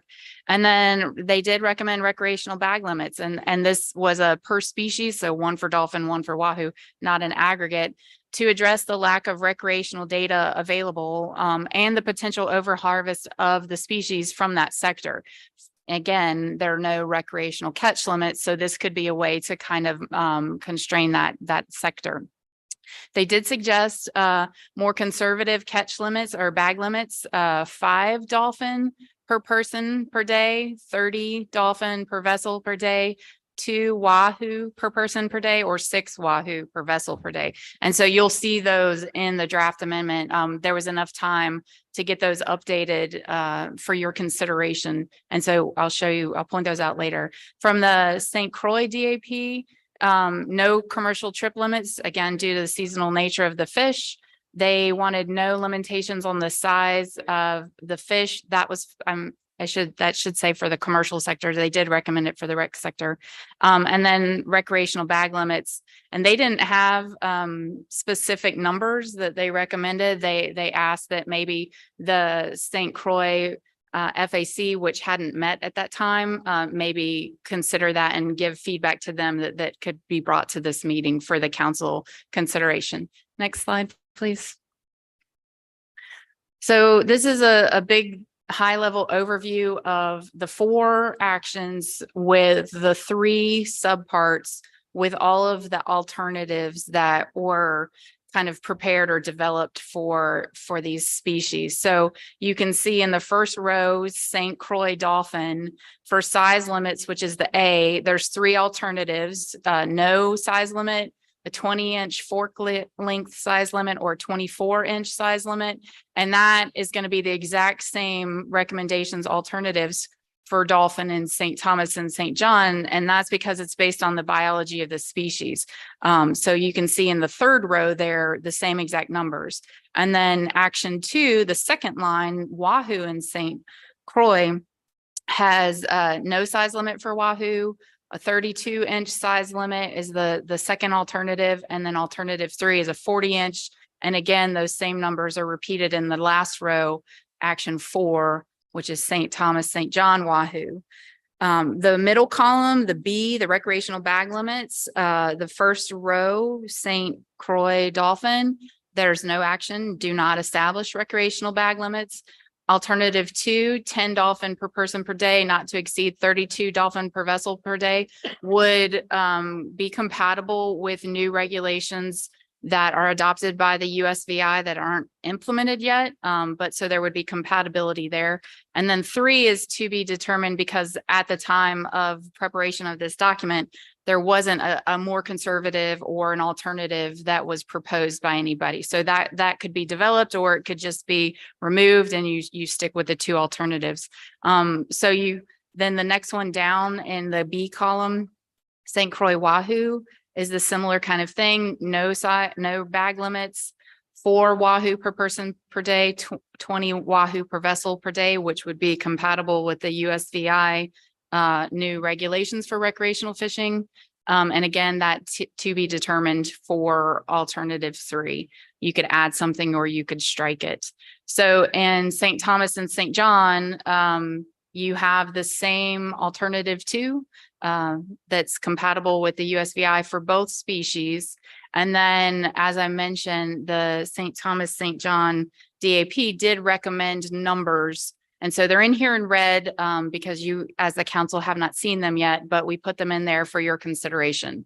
And then the last column is commercial trip limits, which both DAPs recommended not developing. And so if the council would like to develop, you could come up with numbers that you recommend, or you could provide rationale as to why you think that those are needed and send it back to the IPT, and the IPT could develop numbers.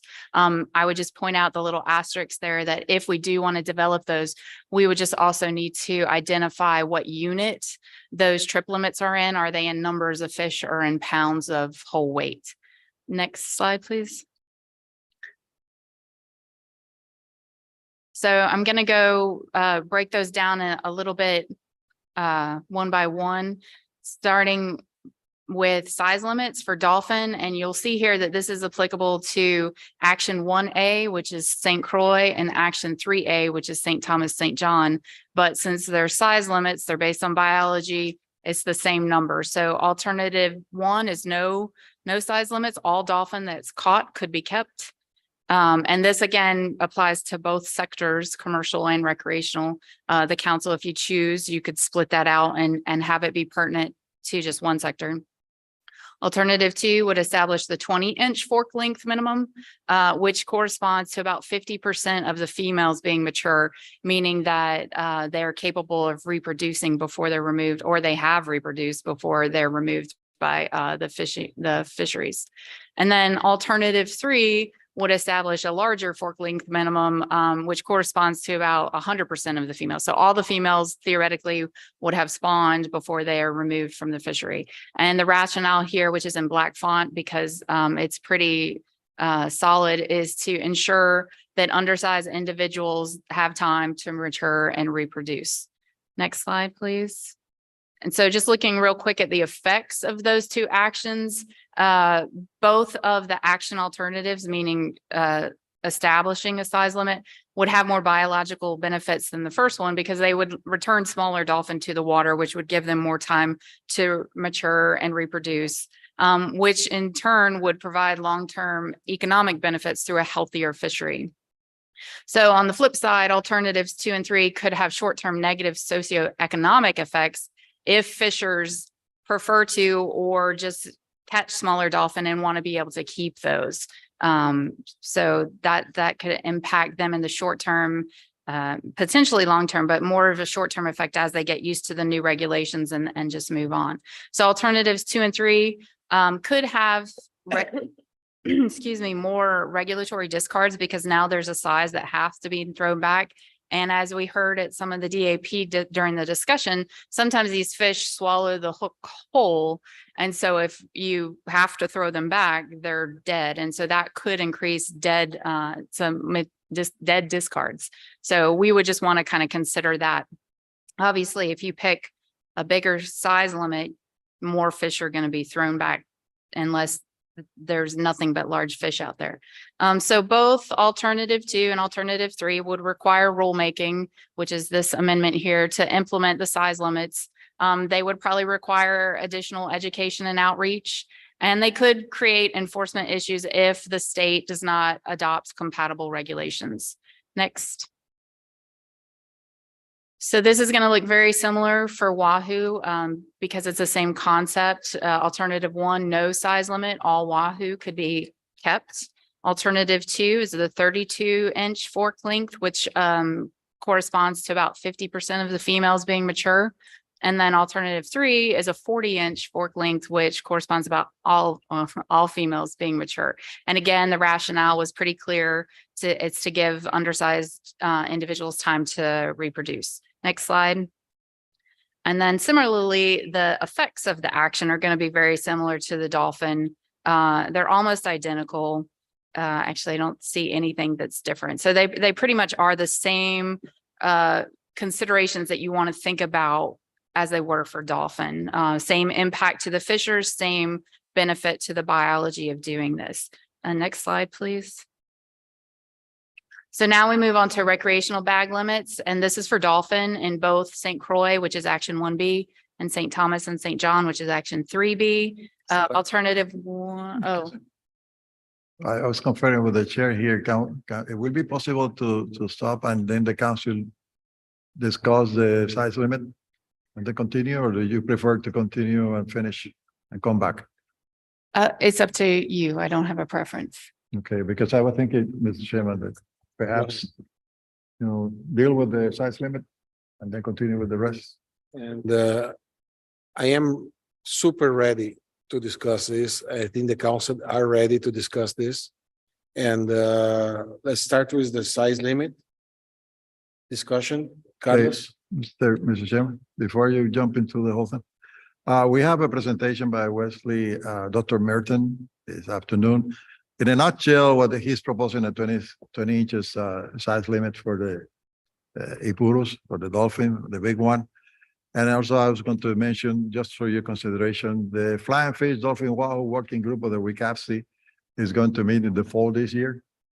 And one of the few things that the countries agree on based on their biology, the socioeconomy, etc., of the dolphin fish is the size limit. So I believe that that's first thing for your consideration, whether that would be good or not. Yes, and we all received the email with the letter that Wes sent to us with the very important information. Carlos? Okay. No, discussion. You can go, you can do a motion if you want to.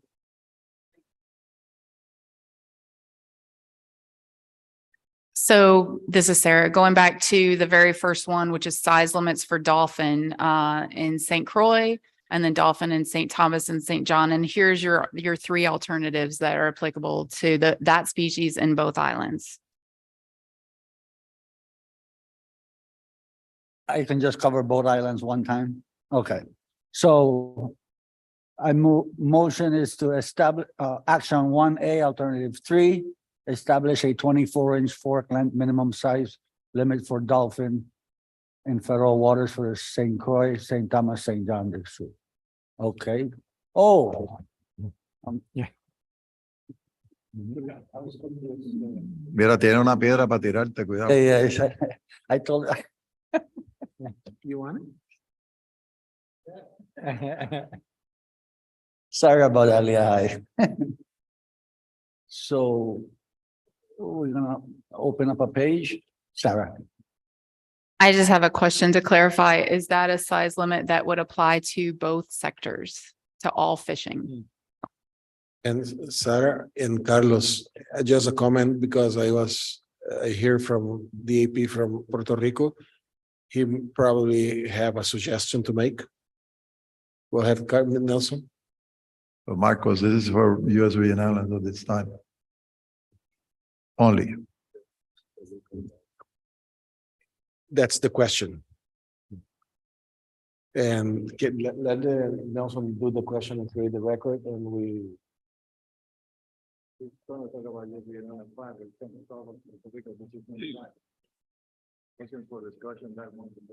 Anyway, after Nelson, let's wait for him to finish and I give you the floor. Okay. So move action 1A, alternative 3.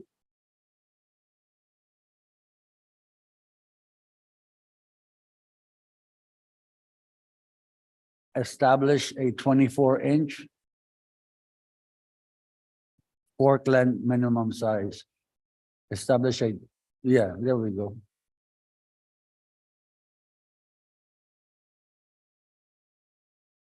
Minimum size limit for dolphin in federal waters. For the St. Croix, St. Thomas, St. John district. For all sectors, right, commercial and recreational. James Craiglo, second. Discussion?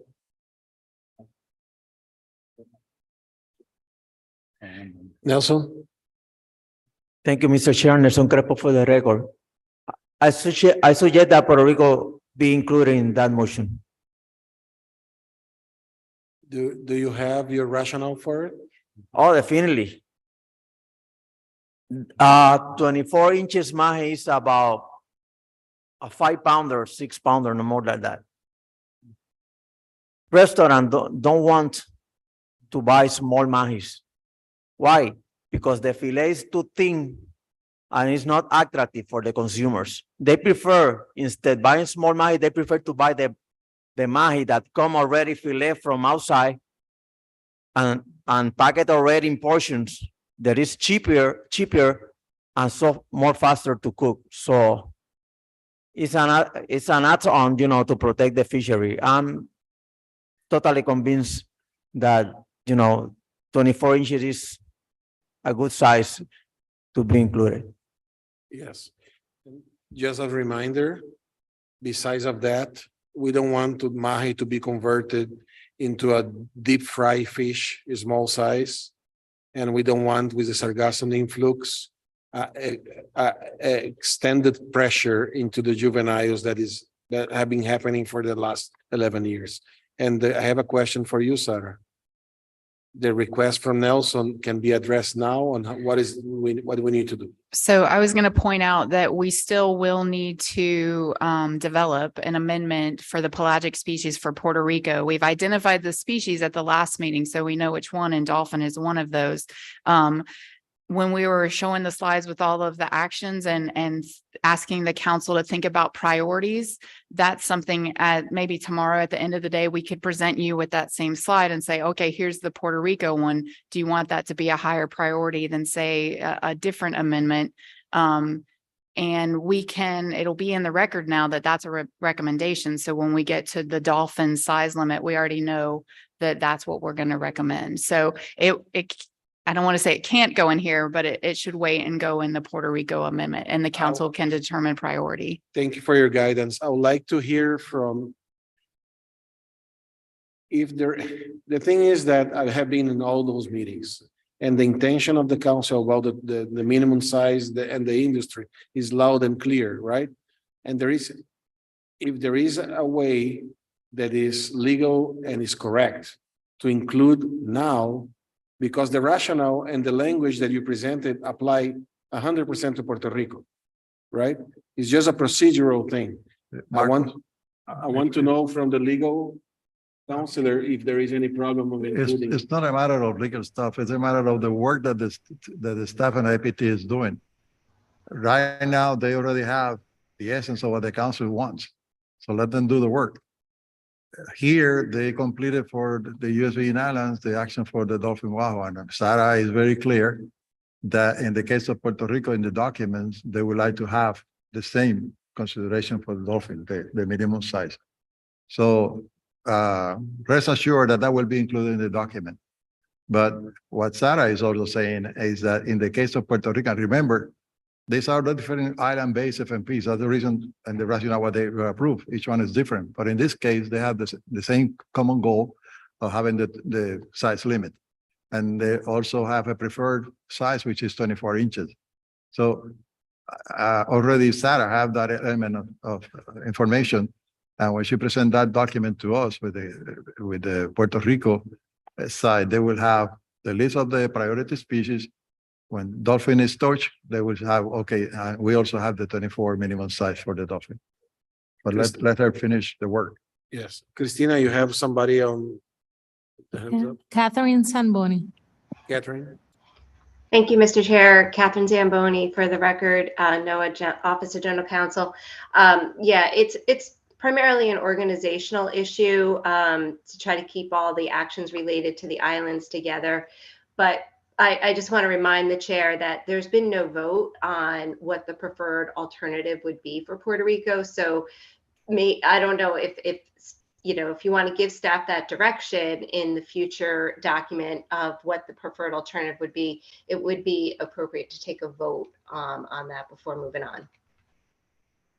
Just to be clear, a vote on the recommendation and the suggestion that Nelson brought to the table, which is the Correct. 24-inch minimum size. For Puerto Rico. And you still need to vote on the motion. Well, you've got multiple motions going on right now, but I think you still need to vote on the motion to make alternative 3 the preferred alternative for St. Croix, St. Thomas, and St. John. And then you could then entertain the motion from Nelson to identify a similar alternative as preferred for the future action regarding Puerto Rico. Thank you. Andy?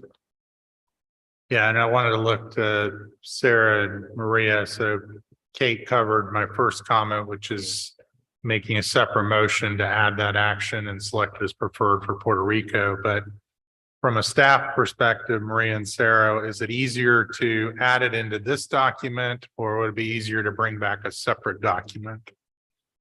I would say too, that's depending on, as we move forward, maybe what Puerto Rico might want to do for dolphin or wahoo with the rec bag limits and the commercial trip limits. So if they want to do the exact same, or they're okay with the alternatives as presented for the USVI, then I think we could make this an amendment for dolphin and wahoo in all 3 FMPs, and that would be fairly simple because the rationale would be the same.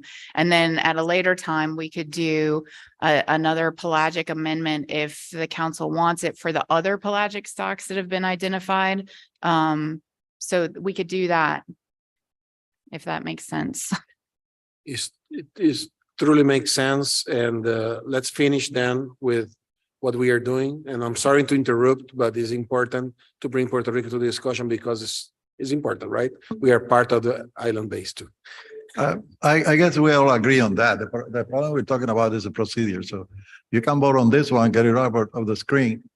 And then the intention of the council for Puerto Rico is that the dolphin will have, and we haven't talked about wow yet, the dolphin will have the same measure. Marco, Andy? Yeah, my suggestion would be vote this up. Let's get through this amendment as it's written today and presented to us. And then if we need to make decisions about how to include Puerto Rico or bring back a separate document, we can do that at the end. Let's do so. There any further discussion on this motion? Carlo? Yeah. We are discussing the motion of 24 inches still. Yeah, okay. So I think I want to include this rationale here. Go I ahead. keep forgetting. So the rationale for this is this action will allow female dolphin fish to reach full maturity with the ability to release more eggs compared to the alternative 20-inch fork length. And studies show that dolphin fish can reproduce from 16 to 18 inches. A proven action 1A, alternative 3, would translate to millions more eggs in the water before the species is harvested. Lo escribiste, Leaj. No tiene que escribirlo. No tiene, no tiene que. escribirlo. We are kidding. Okay, any further comment that we need to speed up? I got a question here. Question, Carlos. I thought, isn't it supposed to be action 3, not 3A? Is it? This is Sarah. I just had her fix it. So you're selecting alternative 3, which is 24 inches in both action 1A, which is St. Croix dolphin, and action 3A, which is St. Thomas, St. John dolphin. Okay. Are you clear with the motion and language? Okay. No further discussion and then not seeing any hands up for vote? Vanessa Ramirez, yes. James Craigler, yes. Andy Strelcheck, yes. Marcos Hanke, yes. Carl Pachetti, yes. Ricardo Lopez, yes. Nicole Angeli, yes. All in favor, motion carries. Okay, this is Sarah again. Once she's done typing, we can do the same exercise for size limits for Wahoo.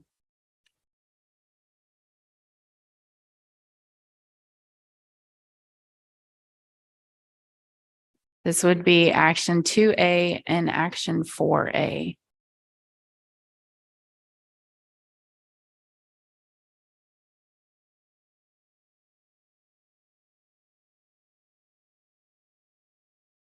So for Wahoo.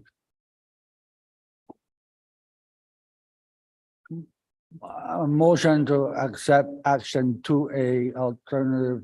Well, no, you already put that up. Okay. Establish a 32-inch fork length.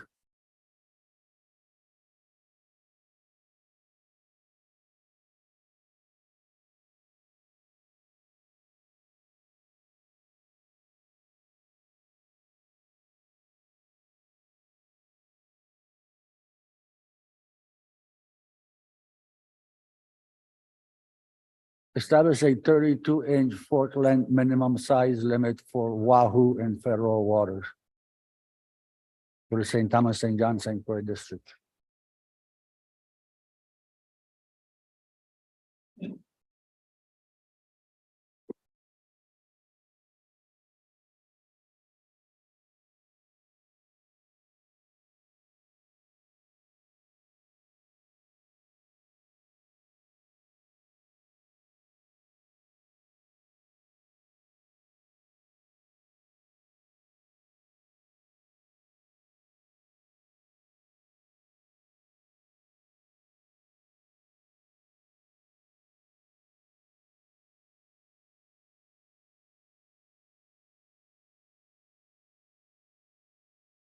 And, okay.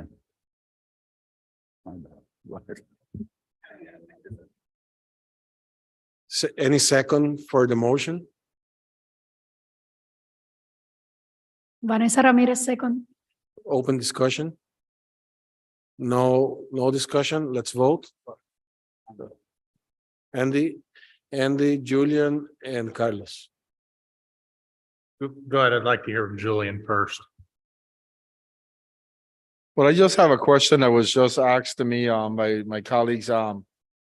We see that this is a size limit. Is there a different motion that will address the bag limits? Okay, thank you. Yes, so my question for Carlos, and so I heard the rationale for dolphin in terms of avoiding obviously undersized fish. We selected the preferred as 100% maturity, right, for dolphin, but we're selecting the size limit that corresponds with 50% maturity for wahoo. So that's obviously great. It's a good step in the right direction, but Is there any reason to select the smaller size limit for Wahoo based on your experience fishing in USVI versus the 40-inch size limit? The rationale is that the way the fish is used and fished, there's a different yield and a different use. For example, you can stake the wahoo at that size. It's going to be a value product into the market on that size, and which is a different scenario on the rationale for the mahi on the smaller mahi because it's a fillet fish. And there is other, but that's the main one. We have Julian. The St. Thomas St. John District requested a 40-inch size, minimum size limit for the Wahoo. So if St. Croix wants the 32, I think it needs to be two separate motions.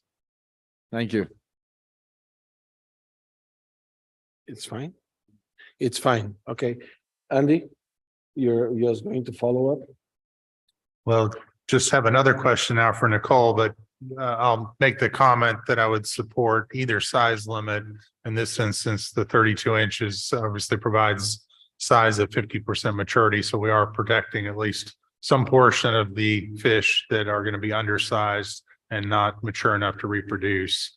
But would ask Nicole, what challenges does a size limit for St. Croix being different from St. Thomas, St. John present the USVI?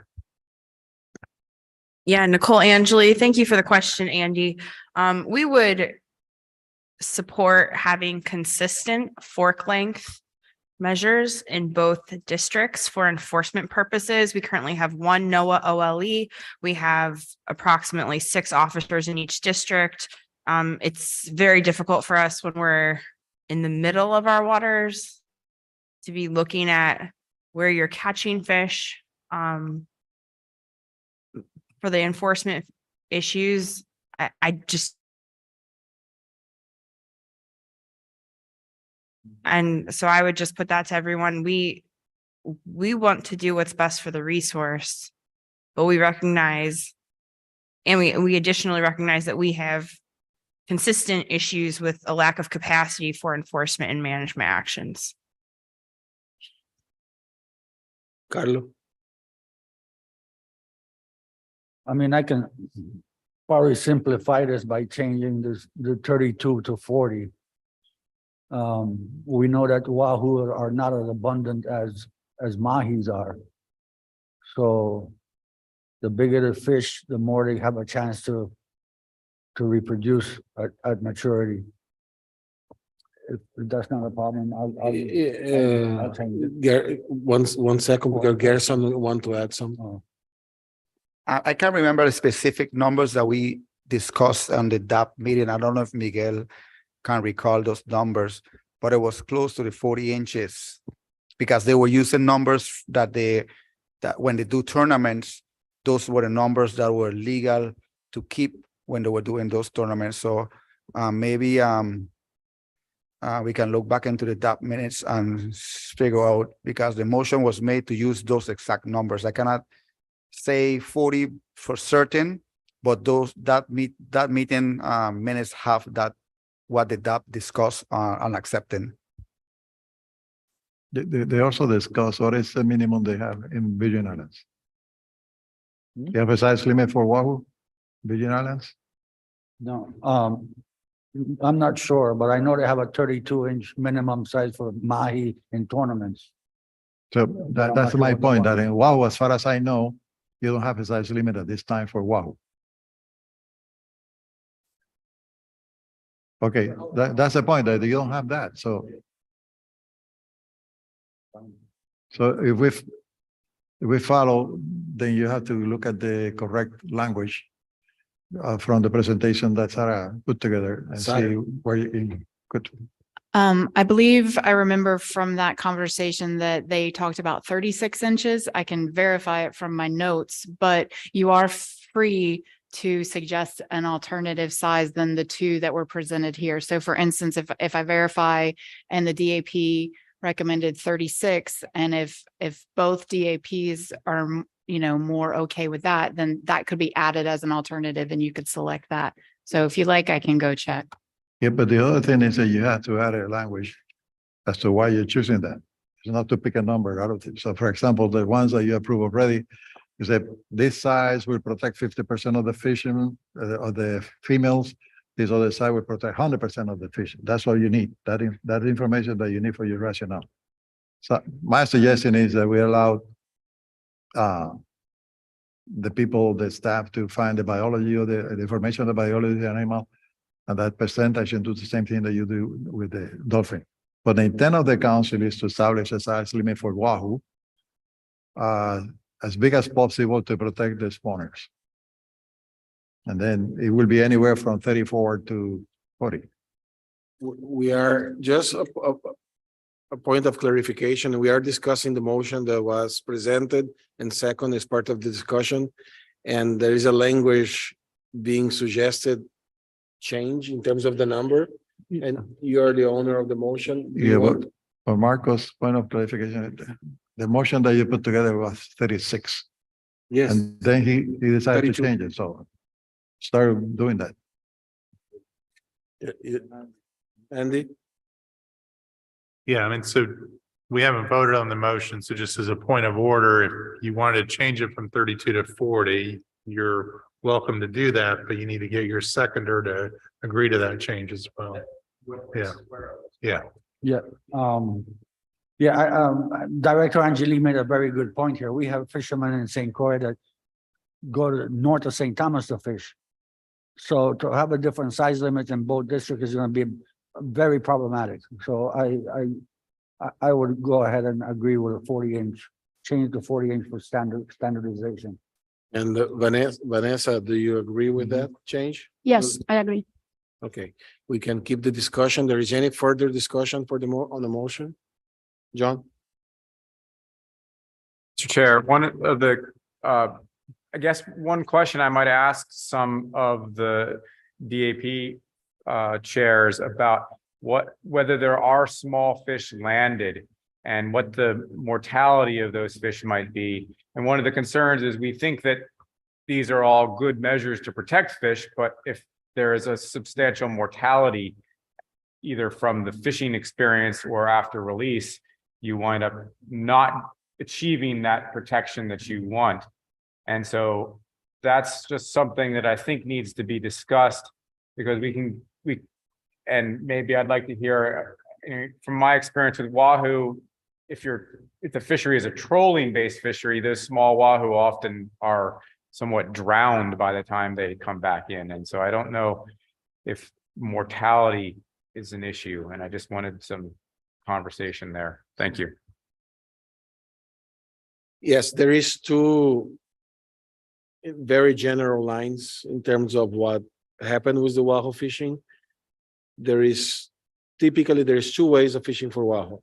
Drop-off wahoo fishery that are larger wahoos, fast trolling and so on, that you do catch smaller wahoo, but it's not the target. The hooks are not for that and so on. We are talking about bigger fish.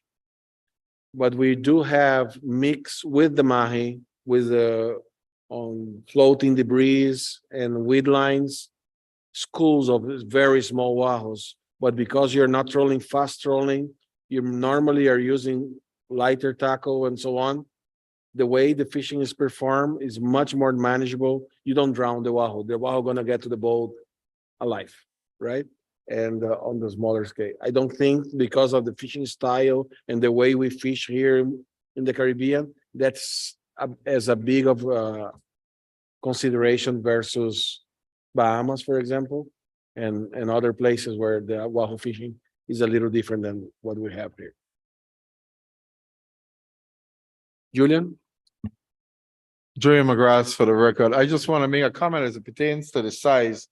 Once you pick a nice size of a fish of 40 inches, if you run into a school of fish which is undersized, you're not going to stay there trying to catch undersized species. Both the wahoo and the dolphin, you're going to move on.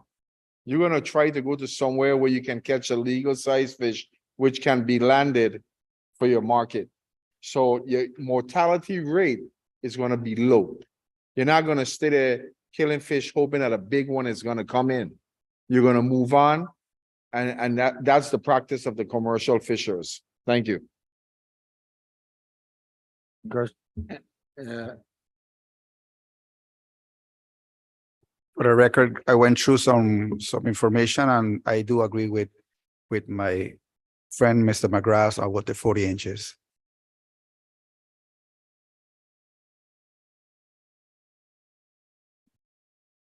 So just. Because that's 40 inches, correct? Okay. I'm gonna actually speak in opposition to the motion. I supported the original motion of 32 inches. I applaud the DAPs in terms of what they're trying to accomplish with the 40-inch size limit, because that's certainly a huge step for conservation. But I'm concerned about release mortality and having a lot of release mortality, even though it might not be substantial. I've just been doing some quick literature search, and it could be as much as 25–30%. And so I think taking a little bit more of an incremental step of going from no size limit to a 32-inch size limit and seeing how that performs is really important before we take a larger leap to the 40-inch size limit. Your suggestion is a stepwise approach into the minimum size. And I am using here a conversion table for Wahoo with the fork length of 40 inches, which is 13 pounds and 14 ounces fish. And just to put numbers in terms of pound, what it means, a 40-inch Wahoo, which is not a very big Wahoo. Marcos, but the other part is the consideration of the biology of the animal. I was checking actually the webpage of NOAA, and when you're talking about 40 inches, the Wahoo, in order to say 50% of the female, it had to be 50 inches long. 40 inches is less, and for fork length, of course, is close to that, according to that. And if you talk about feet, it's 3.3 feet. But what Dr. Strechek is saying now is that if you are, the goal is to protect as many as possible so they can spawn again. So if you make it too big and you have a mortality too high for those that you discard, then probably having a smaller fish that is able to reproduce at least once is better for the stock than you going to a big one, assuming that they are going to survive when you throw it back. And that's the kind of thing that you need to balance. I don't think that you need that you will have the exact answer to that question, but at least you know in the direction that you could be going. So on one hand, you have 40 inches that will have 30% mortality. So out of 100, you lose 30 animals. In 32, if you have less mortality, then you will lose more, less. And then between 32 and 40, you will be saving a lot of fish too. Yes, and to the point of Andy, the 32-inch Wahoo fork length is 6 pounds. I don't remember ever catching a 6-pound Wahoo, right?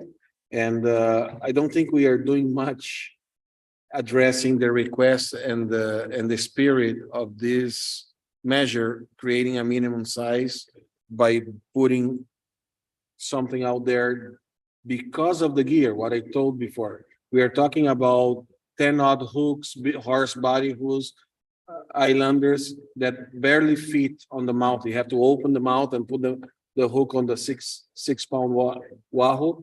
That is not the reality. You're not going to have a lot of that. Right? And I just want for that to be clear. That's why I'm not so much concerned about the release waste or mortality that we're gonna lose a lot of fish and release that fish because you're not going to catch that much of those class of 6-pound Wahoo. Yeah, and I appreciate that, Marcos, and I will be the first to admit I'm not an expert when it comes to Wahoo fishing in the Caribbean, right? That's why it's great to hear from all these fishermen around the table. My concern isn't so much the 32-inch fish being 6 pounds, it's the 37, 38, 39-inch wahoo that's gonna have to be discarded and go to waste, right, and have That's a that good release point. mortality. Vance, then Julian. Yeah, Vance Vicente. Yeah, I'm looking here at Adams and Eddie and Rio study, life history compilation of Caribbean fisheries, and looking at the Dorado, the dolphin, mahi-mahi, say Purus. And the length at maturity is 450 millimeters, which is 17 inches. And those are those 511 individuals were analyzed from Florida, and LM is 450 and 458 from Florida. From North Carolina is also 458 millimeters, 17 inches, just for the record. Thank you, Vance. Julian? What? Julian? Yeah, Joey McGrath to the record. I here doing a little research as well. And it clearly states, a wahoo can grow up to 8 feet, 156 pounds throughout the commonly, but between 3.3 and 5.4 feet long. So if you take the 3.3, we're right there at 40 inches. Is a mature fish. And the males can start reproducing at 34 inches. So if we say 32 inches, the males still are not ready to start reproducing. So I'm just going off of the information that is out there. I understand Andy's concern about mortality, but the fishers are asking to put the protection out there at 40 inches. We're the ones that are willing to give up the smaller size fish for what we think would help our fishery. I don't think there's going to be any high mortality rate. As far as the concern comes to enforcement with the different of the islands, it's going to be an issue no matter what, because we have gone to island-based fishery management plans. So St. Croix is going to have different regulations than what St. Thomas and Puerto Rico are going to have. So what enforcement needs to do is they need to step up their game in doing their jobs. But you ask us to partake and give suggestions in what we can do to help the resources. And this is what the group of fishers, both recreational, commercial, divers, have requested to what they think can help the fishery. Thank you. Thank you. Sarah? So as your motion stands right now, you've selected alternative 3, which was the 40 inches for wahoo in both St. Croix, which is the 2A, and St. Thomas, St. John, which is 4A. And this is for all fishing again, correct? Yeah. So, are you still good with that? Go ahead, I'm voting it. That's it. You stand on the motion, right? And we have a lot of discussion. I think we are ready to vote. Vanessa Ramirez, yes. James Craiglow, yes. Andy Strelchuk, no. Claude Porcheria. Ricardo Lopez, yes. Nicole Angeli, yes. Marcos Hanke, yes.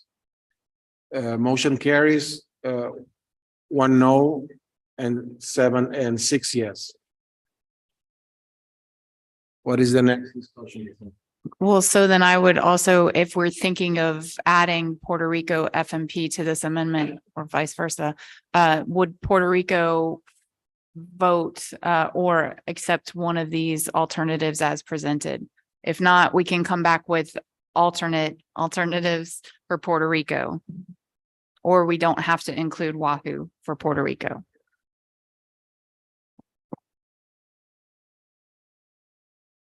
I will feel comfortable consulting directly to the Puerto Rican people on the table if they want to pursue and to create the discussion for Puerto Rico, the minimum size and the similar discussion?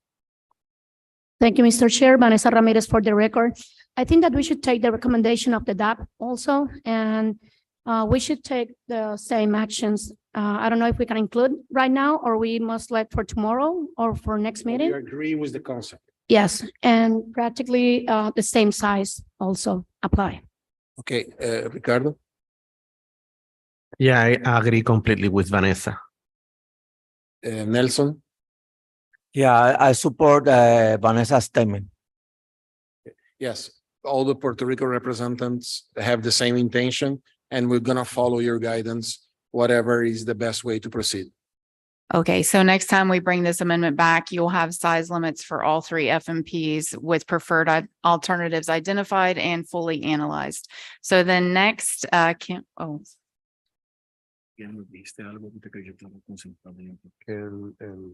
No, and the reason why we're not adding the motion up here is because the IPT needs to see this and discuss it. I was just wanted to make sure that the alternatives that were presented for the USVI were acceptable for Puerto Rico, and that you would, if you could, identify a preferred alternative. So next we can look at the recreational bag limits on the slide, and you can do the same thing if you have motions prepared, recommend those. Carlos? Yeah, hi, be ready for a motion. We have a time with the translation. We need to try to be super effective at this time to finish this discussion and to move all the presentations for tomorrow, and gonna start at 8:30 tomorrow. What? Keep going. Okay. Okay, 8:30. so I move to have for bag limits on dolphin fish. Action 1B, alternative 2.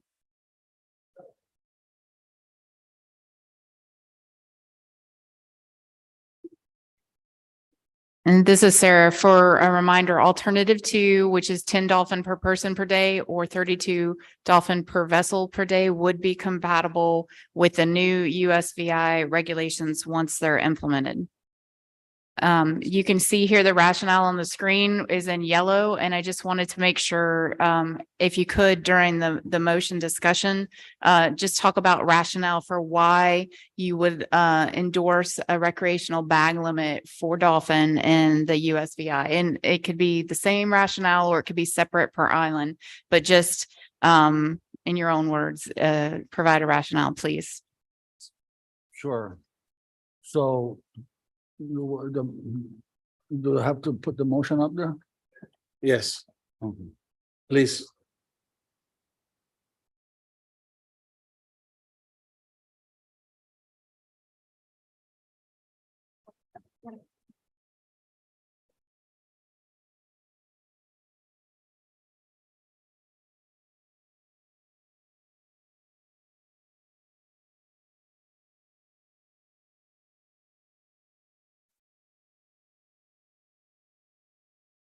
I will request the cooperation of the council to try to be, to try to be as objective and effective with the time, sake of time with this discussion. And remember all the discussion that we have on the past, not to start over again.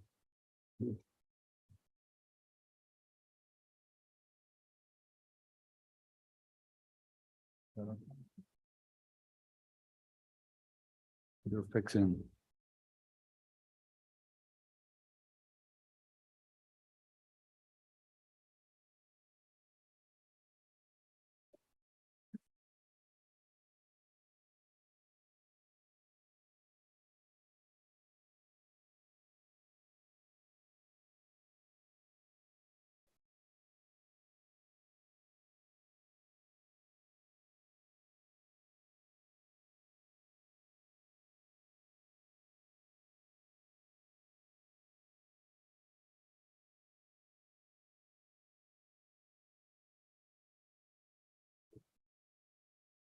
You ready? Oh, okay, I'm sorry. So establish a establish a recreational bag limit of 10 dolphin fish per person per day, not to exceed 32 dolphin fish per vessel per day, whichever is less. To establish recreational bag limit Yeah, that's it. You just got it. of dolphin fish.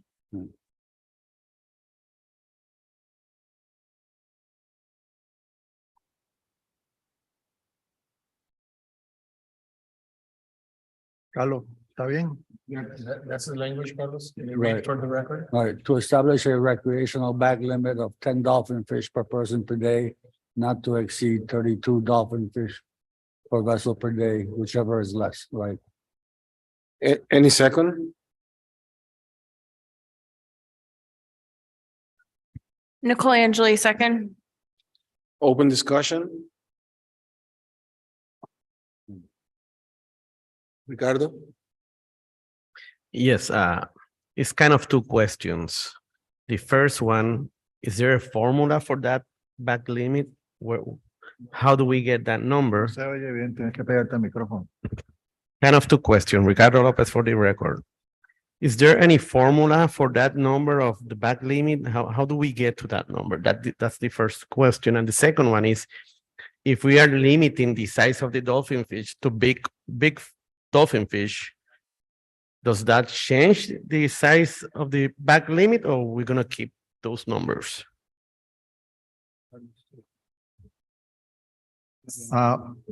We have a second from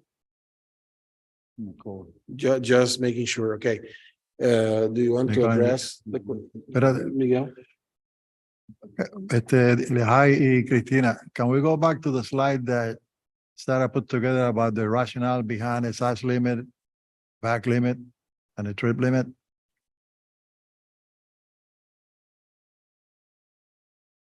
This goes to the Ricardo's question. No, la otra que, the one that, va para arriba.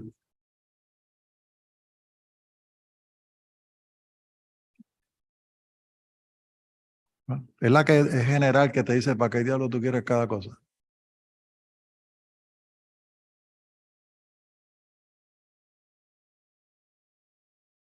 Dale para arriba. Tarara. Okay, this goes to Ricardo's question. These three can go together or separate, depending on the goals and objectives that you may have. So now you have a size limit that you are recommending, but still you want to prevent overharvest of recreational catch limit. The first one ensures the reproductivity, as you know. The second one goes to the overharvesting, and the third one is also similar. So that's why it is important for the group to decide whether the back limit is important or not, or I mean, acceptable or not. Also, you need to talk about in the case of the back limits, you land at the dock in Puerto Rico, at the dock in US Virginia. You don't land at the foreign vessel somewhere in the EEC. So if you don't have compatible regulations, it will be kind of difficult to enforce. If Puerto Rico, for example, have a bigger size back limit, no problem. But if they have a smaller one, then you have a problem. Yeah, still for me, 10 huge dolphin fishes per fisherman in a boat is a lot. To me, that's a lot. You know, we are not talking anymore about the small one. We're talking about the huge one because we are regulating the size. But what's just your point? You want a bigger bag limit or a smaller bag limit? Smaller. How much more? I don't know. How much do we need if we are recreationally fishing? If I'm going in a boat and I'm not looking for fishes to put some fuel in my boat, I'm just recreational. I'm not selling the fish. How many big fishes do I need? 1, 2, 3 is a lot for one person. If we are 5 together, maybe 2 per person is enough. That's my criteria. Thank you, Ricardo. Sara? And what I was gonna say is, so the alternatives here were 10 per person, 32 per vessel. And then another alternative that could be proposed, and if you would like to propose something for Puerto Rico, since now that's gonna be part of this amendment, I think you could do that. You could come up with numbers. And if the council agreed and if the fishermen supported it, I think we could add that as a different alternative for Puerto Rico. You wouldn't have to have the same one. This one is compatible with USVI regulations, so it'll just be a little bit easier for enforcement while still reducing the unlimited catch that is currently available for dolphin right now. I know Puerto Rico has a bag limit, so you're already one step ahead as far as kind of controlling what the recreational fishers can catch. So you please, if you have some numbers that you would like to put out for us to consider, please do so. Thanks for the answer and for the opportunity. Thank you, Ricardo. And any further discussion before you go to the vote? I will want that if maybe some member of the DAP can make us like an example of the recreational in San Croix and San Thomas for the Mahian Wahoo, because I'm in the same line as Ricardo. If we make the exercise in the fishing in Puerto Rico, we know that there's going to be a lot of fish in there for the house, but they are the expert in San Croix. And But let's, this is only for the USV Island at this time. And what they're doing is they already have this in the books of the USV Island. So what Sarah had done is just to make compatible regulations in the EEC. Puerto Rico is another ball of wax. yes, thank you. But I would love to hear from Julian and Martinez if they are okay with this number.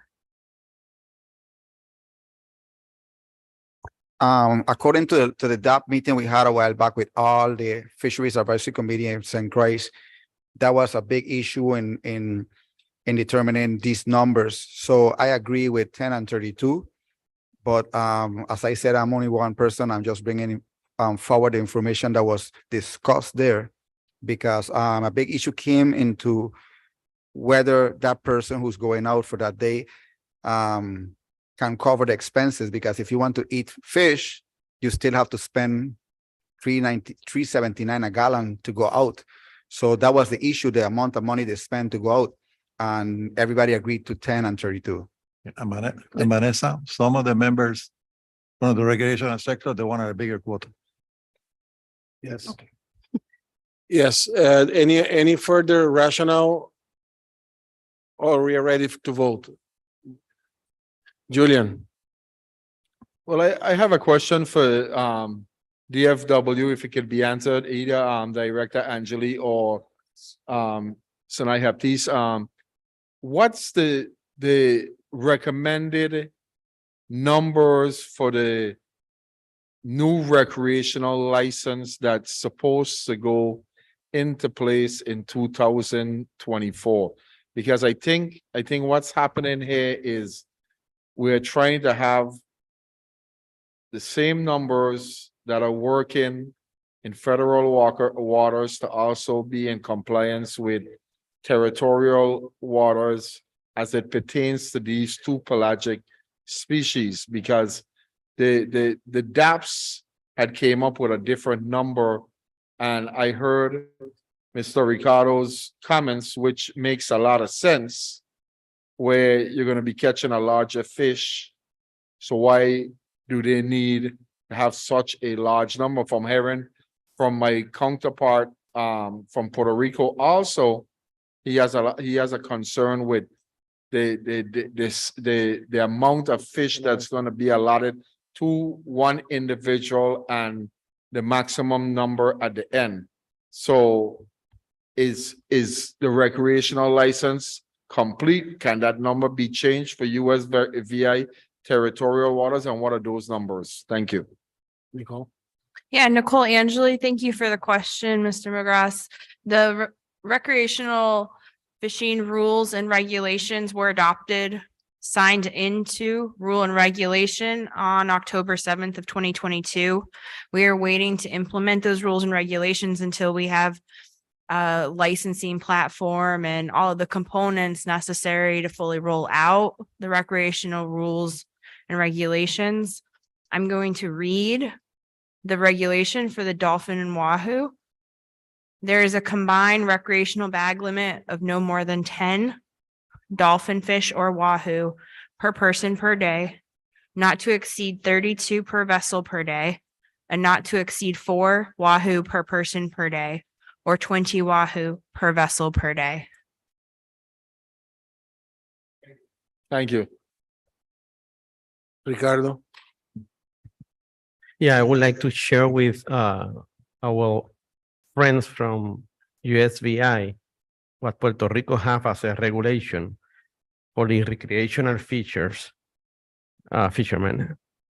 For example, for Dorado, I mean, for the dolphin fish, we have 5 individuals, 5 fish per species, per fisherman per day, or a quote of 10 in total for a boat.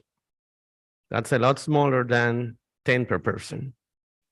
And that's for the Dorado, for the dolphin fish.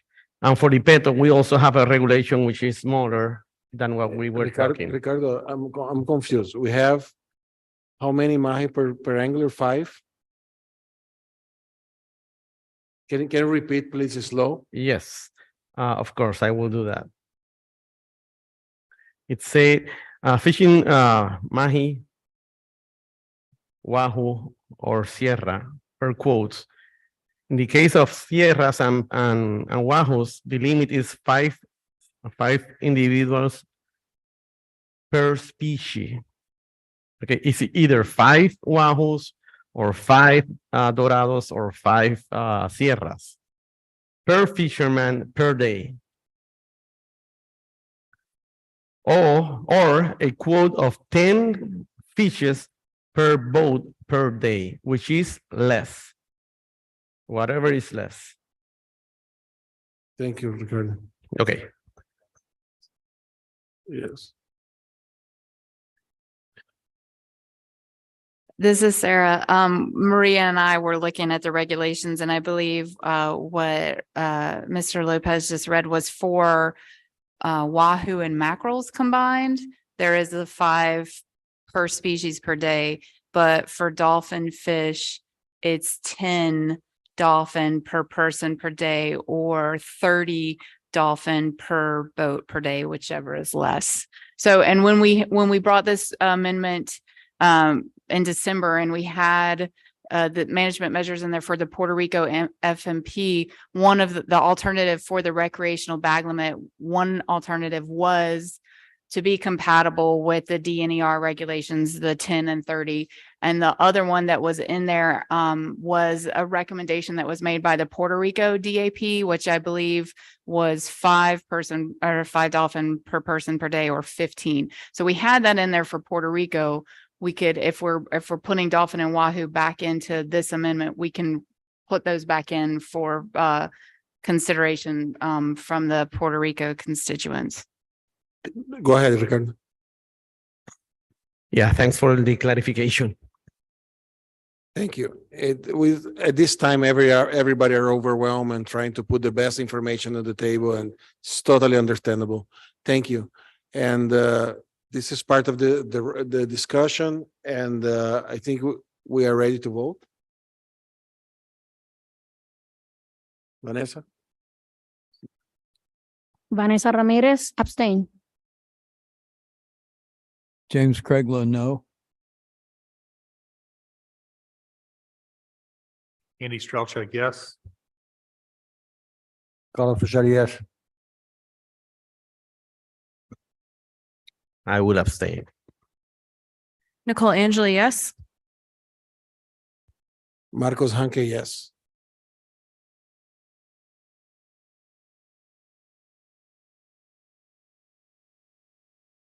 We have 4 yes, 2 abstention, and 1 no. Which motion carries? Motion carried by majority.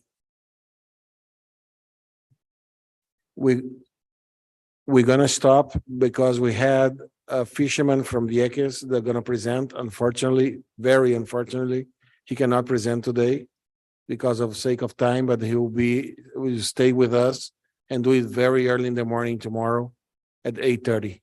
We're gonna start at 8:30 tomorrow to allow the fisherman that came all the way from Vieques to present to us. Abdel. Miguel already spoke to him, Christina. Maria? So, Mr. Chair, there was a presentation today at 4:15 to 4:45. It was an update on the island-based FNP's biological opinion, which was something between PRD and NOAA Fisheries, and we make the decision that it will be fine if we can present this in August, because it's not something that is time sensitive, given that we are running a little behind schedule, if you're okay with that. Yes. Thank you. And I think is anything else, Miguel? We were supposed to have a closed session, but we don't need it because I review DAP vacancies and all that. And the only thing that we need to do at this time is to reappoint Jason Cope to the SSC. And we can leave the other stuff for the August meeting. To reappoint him? Motion to reappoint Dr. Jason Cope to the SSC. Julian? At this time, before we close, I had a letter that I would have liked to read, a very small letter to read into the record. And if I may, Mr. Chair. Eso para mañana, for tomorrow. It's possible to do tomorrow, or you need to be today? Well, if you're not having the after session today, tomorrow morning, it's fine. Yeah, tomorrow morning. Please. Thank you. Miguel? We need a motion to appoint Mr. Dr. Jason Cope to the SSC. Reappoint. We cannot hear you, Miguel, the name of the person. Jason Cope. Yeah. We all know Motion the to guy. appoint Jason Cope to the, I think, SSC. Any second? Vanessa Ramirez, second. All in favor, say aye. All in favor, say aye. Aye. He is appointed. Thank you, Motion Mr. carries. Chairman. Then the vacancies and other, we are going to discuss it at the next meeting in August. And we finish. Thank you. We're gonna adjourn now. There's nothing pending. Ready to adjourn and remind everybody there is an activity tonight that of alternative species. I'll see you all there for underutilized and alternative species. Okay, on the screen, you have you can put it in your GPS. It's the Dinner La Guancha Ponce León. Paseo La Guancha. The meeting is adjourned. Thank you all. I'll see you in a bit. No la quite que le van a juzgar.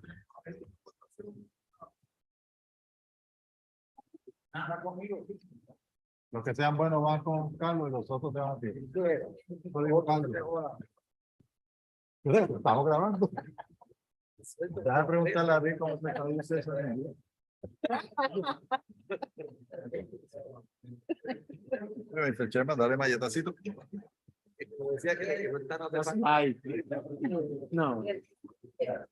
If I go on Google Maps.